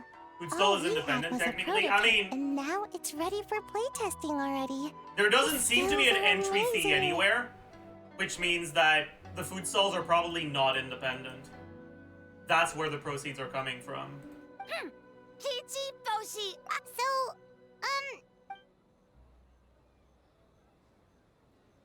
Orange fur? So, you could say that your game unifies human ingenuity. What first? You sure sound official all. This new style of game hey. Yeah, it's Yeah, based on that's a dream I disagree had from with me. my clothes on. Disagreed. So, it's just, I got so well, but it's,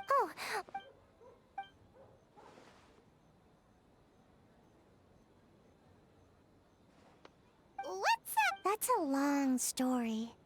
Wanna just awesome! All you have to do is put your hand. Alright, let's do it!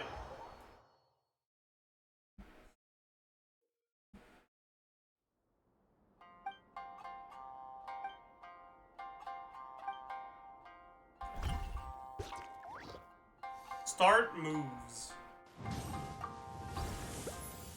Start round. Go here and round early.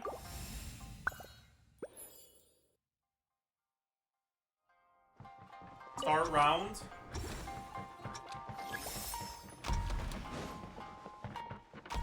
And round early. $2 so +2 labor. True!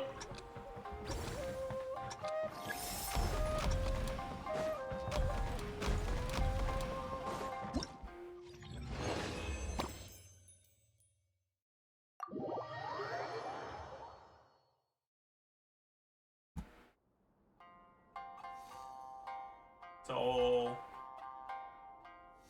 I need to wait on the red for a while and then go to the yellow. Wait.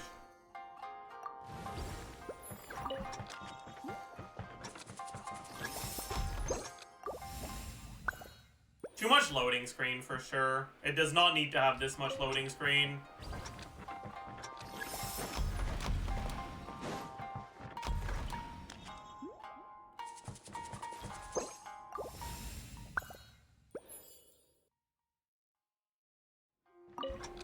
Or a 3-second timer at the start like that.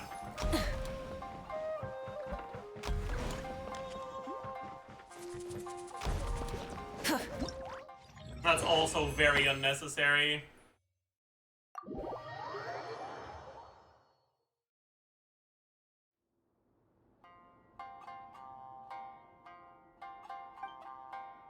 Don't really get it.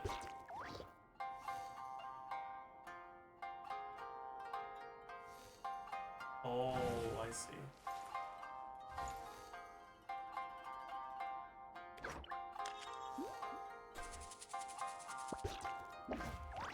Do I see? So I have to go here on the first one. And the second one, I go pick that up. And then I go here. No. I see.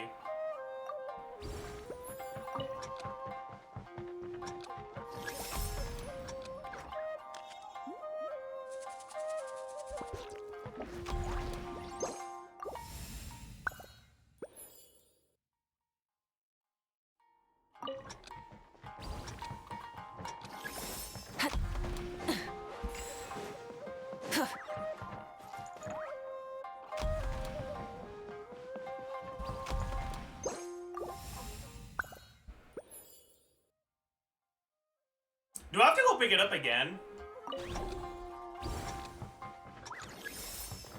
I might. Oh no, I don't.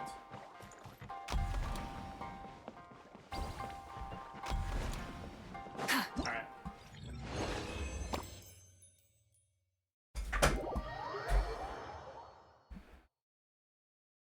Alright, what about now? We need to get there. We need to have the red active at the end. We are going to need the yellow for this. Okay, so first we go here. Then in the second one, we have to go here and then back and here. The first one needs to go here and then here. And then the last one, we have to reactivate the red at the end. So the first one needs to go... Okay.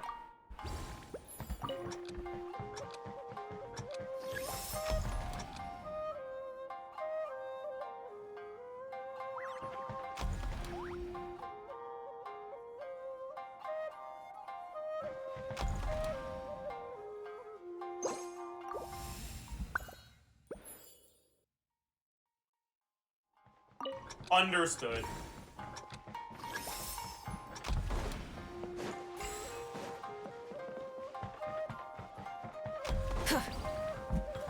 And that's enough, right? Yeah.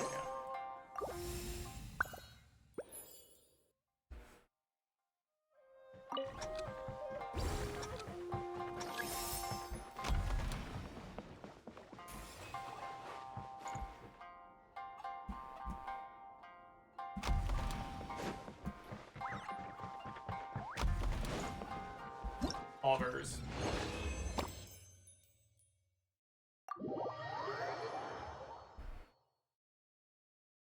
Alright, what's next? So, the first one activates this, the second one goes and picks that up, which means the first one has to go here next. We only have 3. Okay.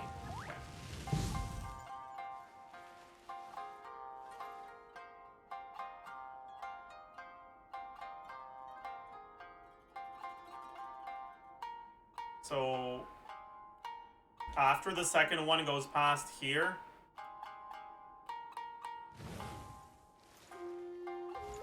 we probably wait here so that the third one can go pick this up.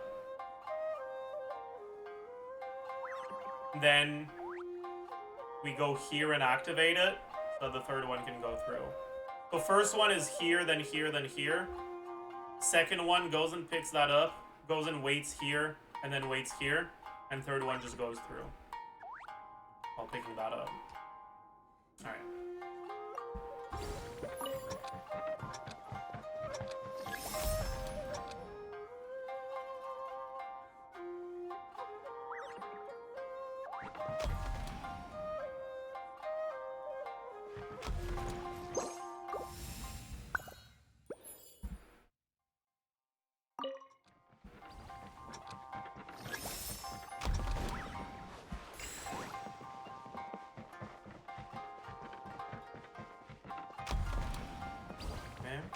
Third one goes and picks that up. It's probably picked it up by now. Now we go here. Alright?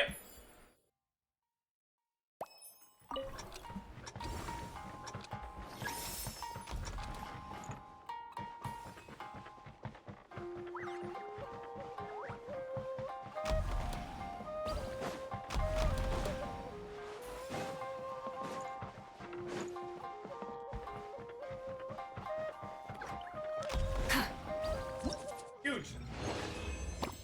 Next puzzle. Wait. What do you mean that was the last one? Oh. Sorry, I guess.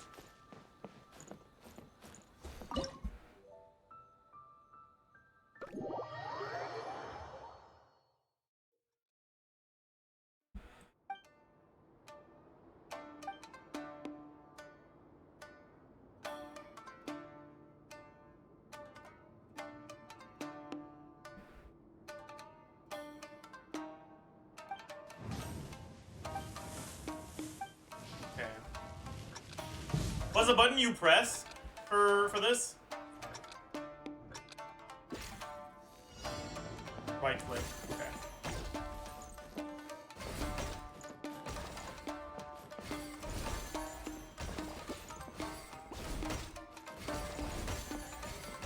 Oh, I didn't dash.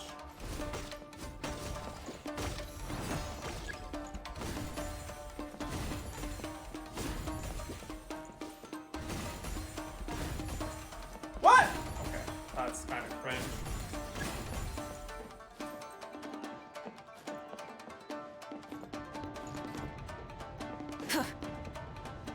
Oh, you can jump too.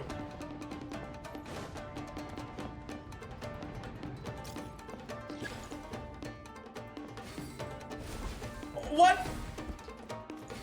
That's kind of cringe.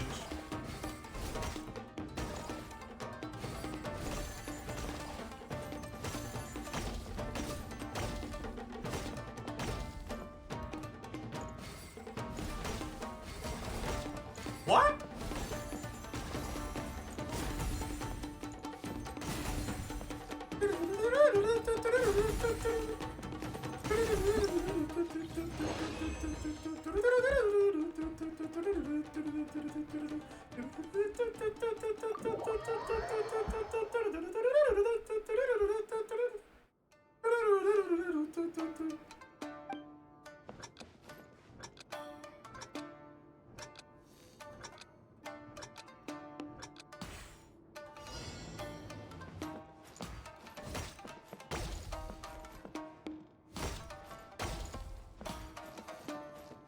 What?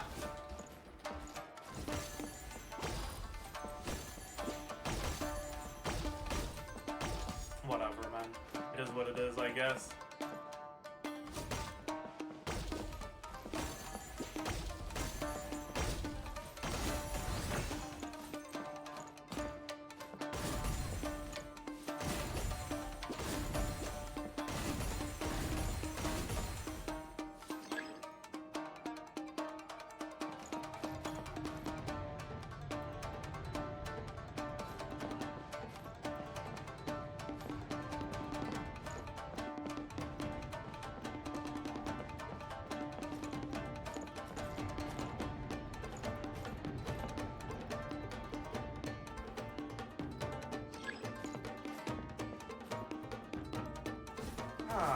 this. Okay. It's so hard to tell which one's going where, man. Jesus Christ, it's awful. Oops. Oh.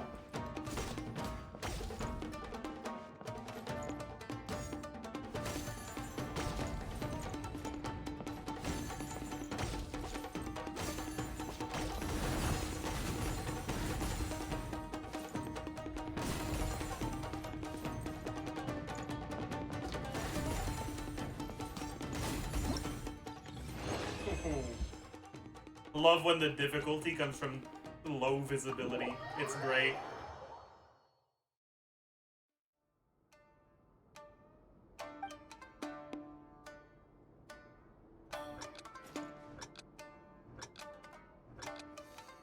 I didn't really read what the new type of bullet does.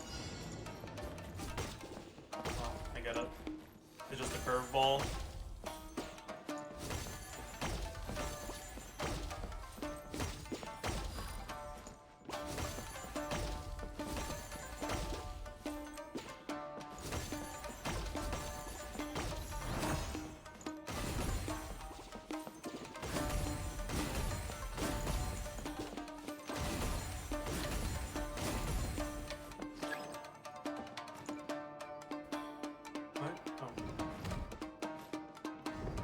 Huh?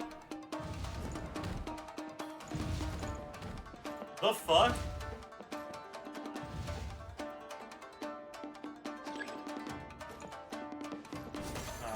How was that a perfect return? Ain't no way.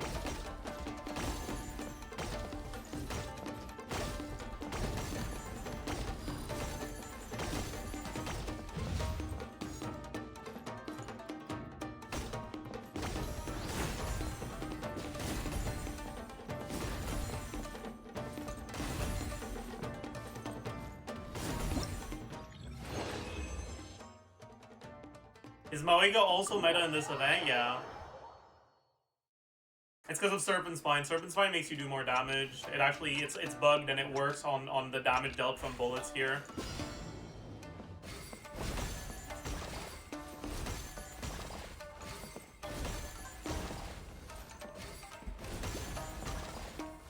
Okay, that's bullshit.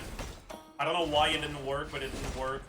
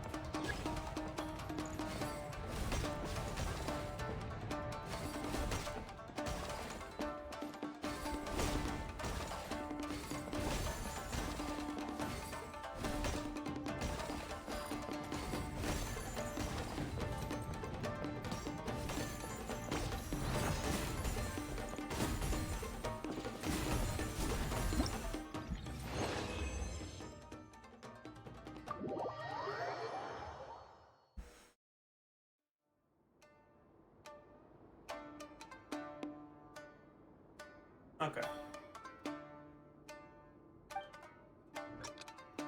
Exploration and trials. Okay. Adventuring is right up my alley. Okay, dude.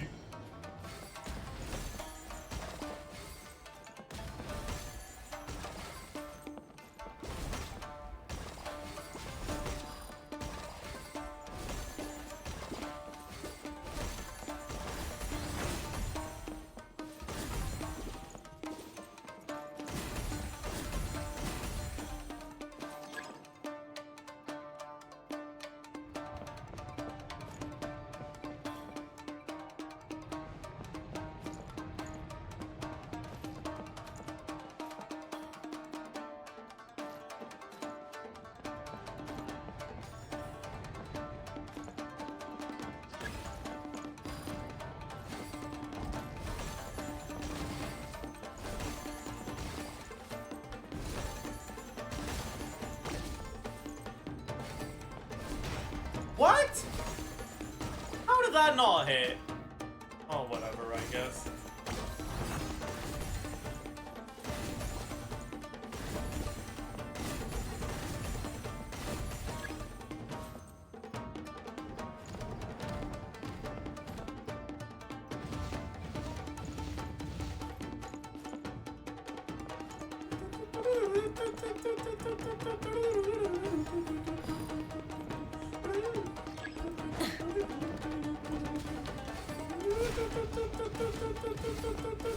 Okay, how?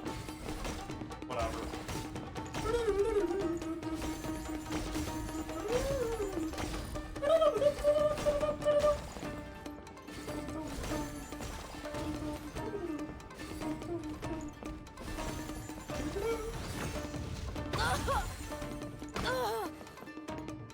No one saw that.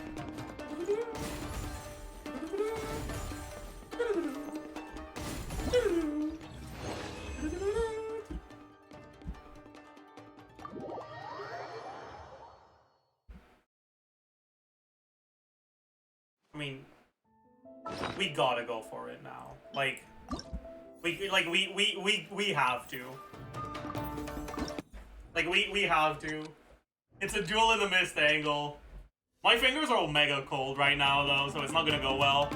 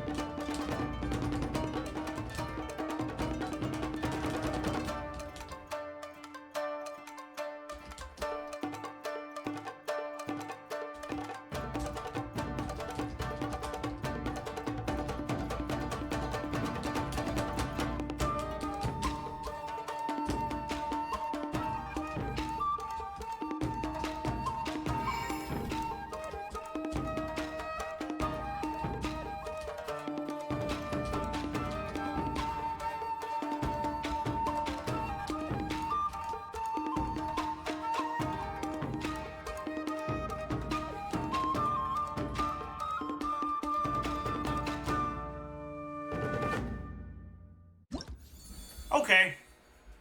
Not my worst one, not my best one. Okay. No more, no less.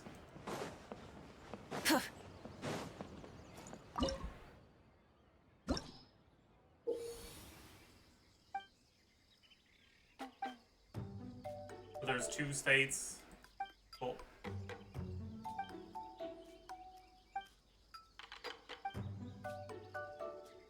Don't touch the thingies. Cool.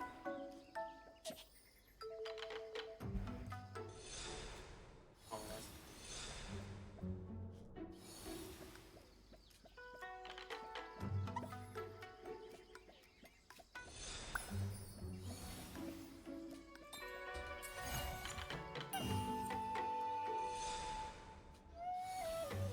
What the? Oh, I see.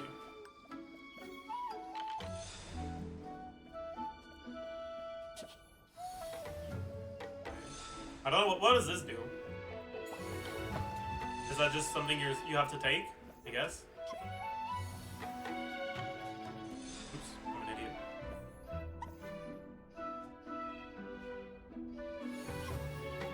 Am I, like, forgetting something? What is that platform supposed to do? Oh! I see. It's just... I see.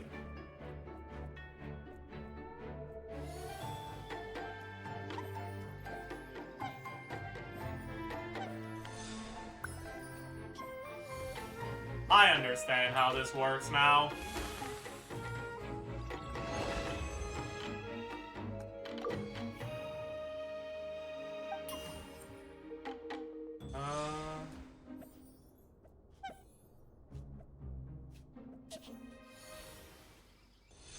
Oh, that could have been bad.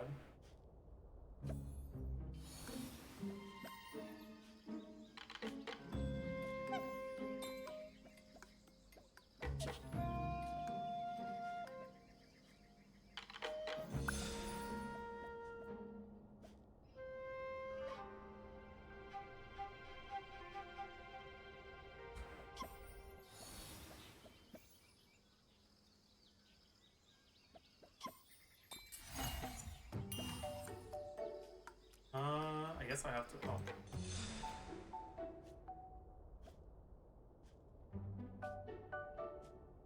What?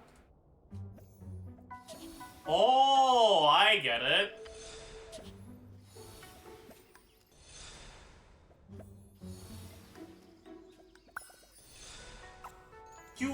I did not realize that platform disappears. My bad. No one saw that.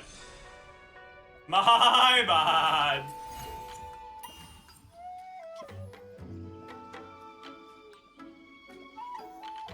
What?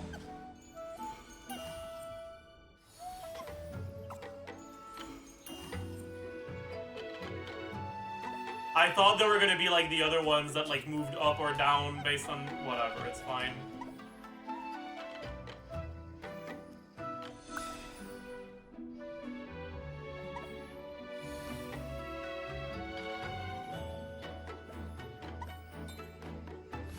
My bad.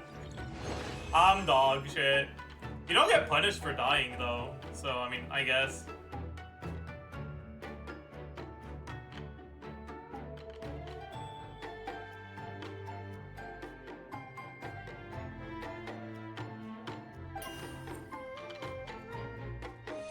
So wait, I want to touch him when? Like this? Oh, I get it. Is that I can use him as a... Oh. Can use him to jump over shit. I see. That makes sense. Step on his ass. I guess I want to bring him as close to here as possible.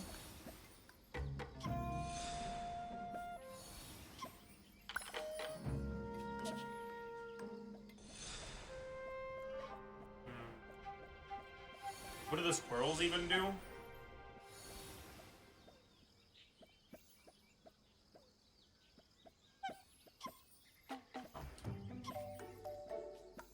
What does this do?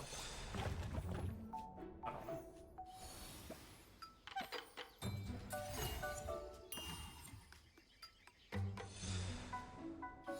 This is just moving platforms that go up. See?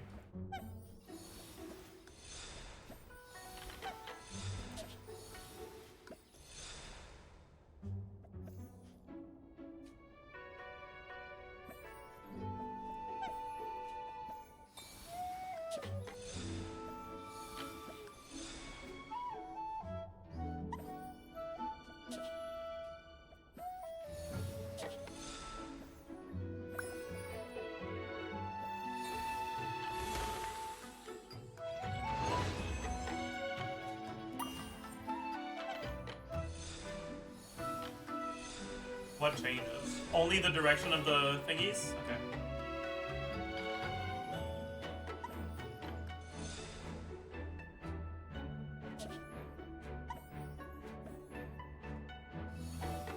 How am I supposed to make it? Oh, that one's low enough, I see.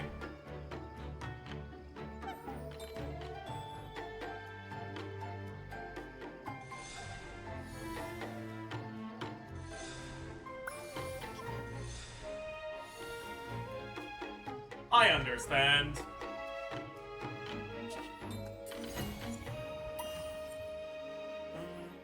What does this thing do even?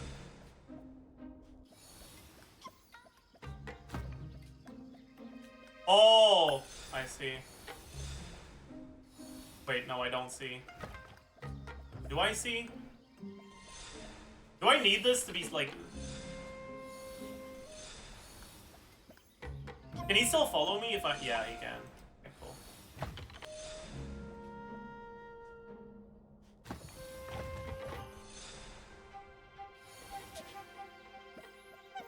Understandable. Have a nice day. Oh, there's another one?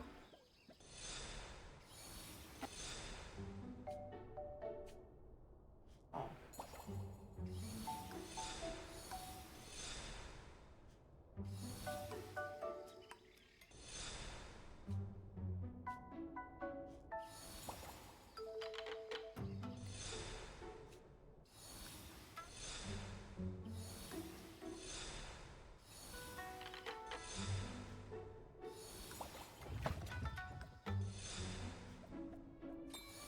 Oh, that's kind of cool.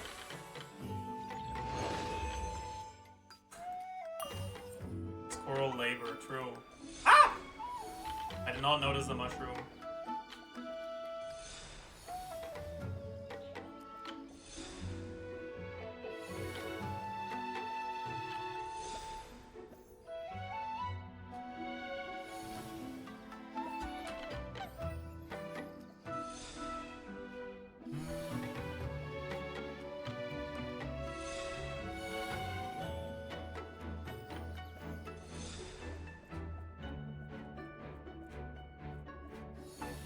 Oh. Orange.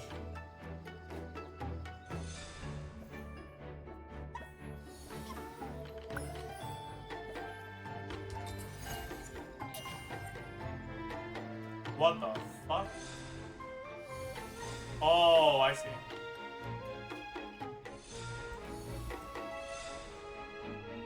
What exactly am I supposed to do with these birds, though? Oh. Fuck.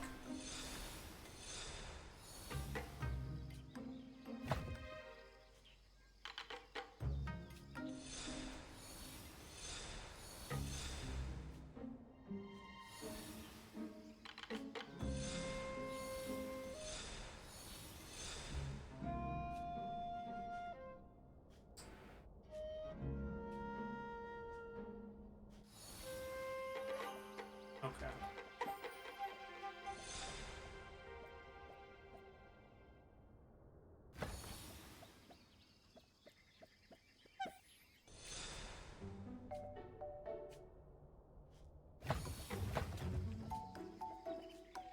Okay, business. Okay, stop saying -10.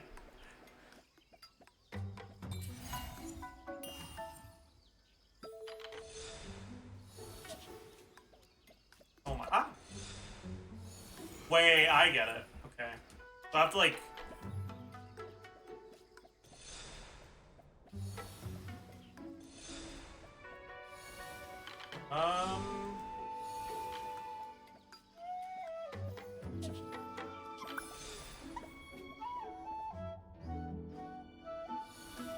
I see.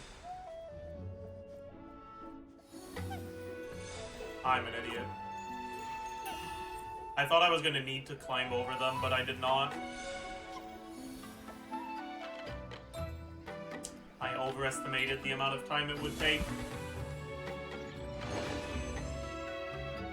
Underestimate? I don't know. Wow, we're done. Is there anything else?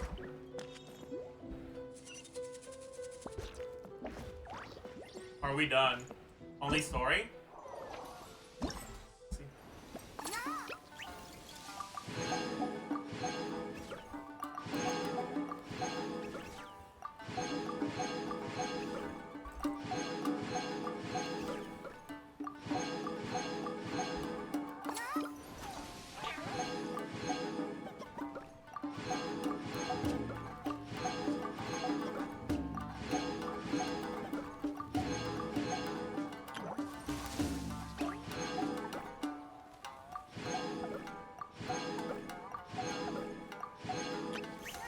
Huge!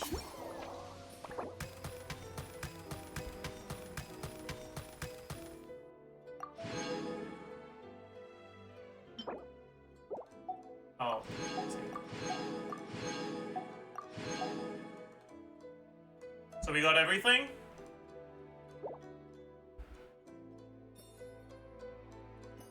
All that's left is the questing? I don't think I'll do that today. We did all we really cared about doing, honestly. We'll continue the labor account tomorrow. Oh my god, 6 battle pass levels. That's crazy.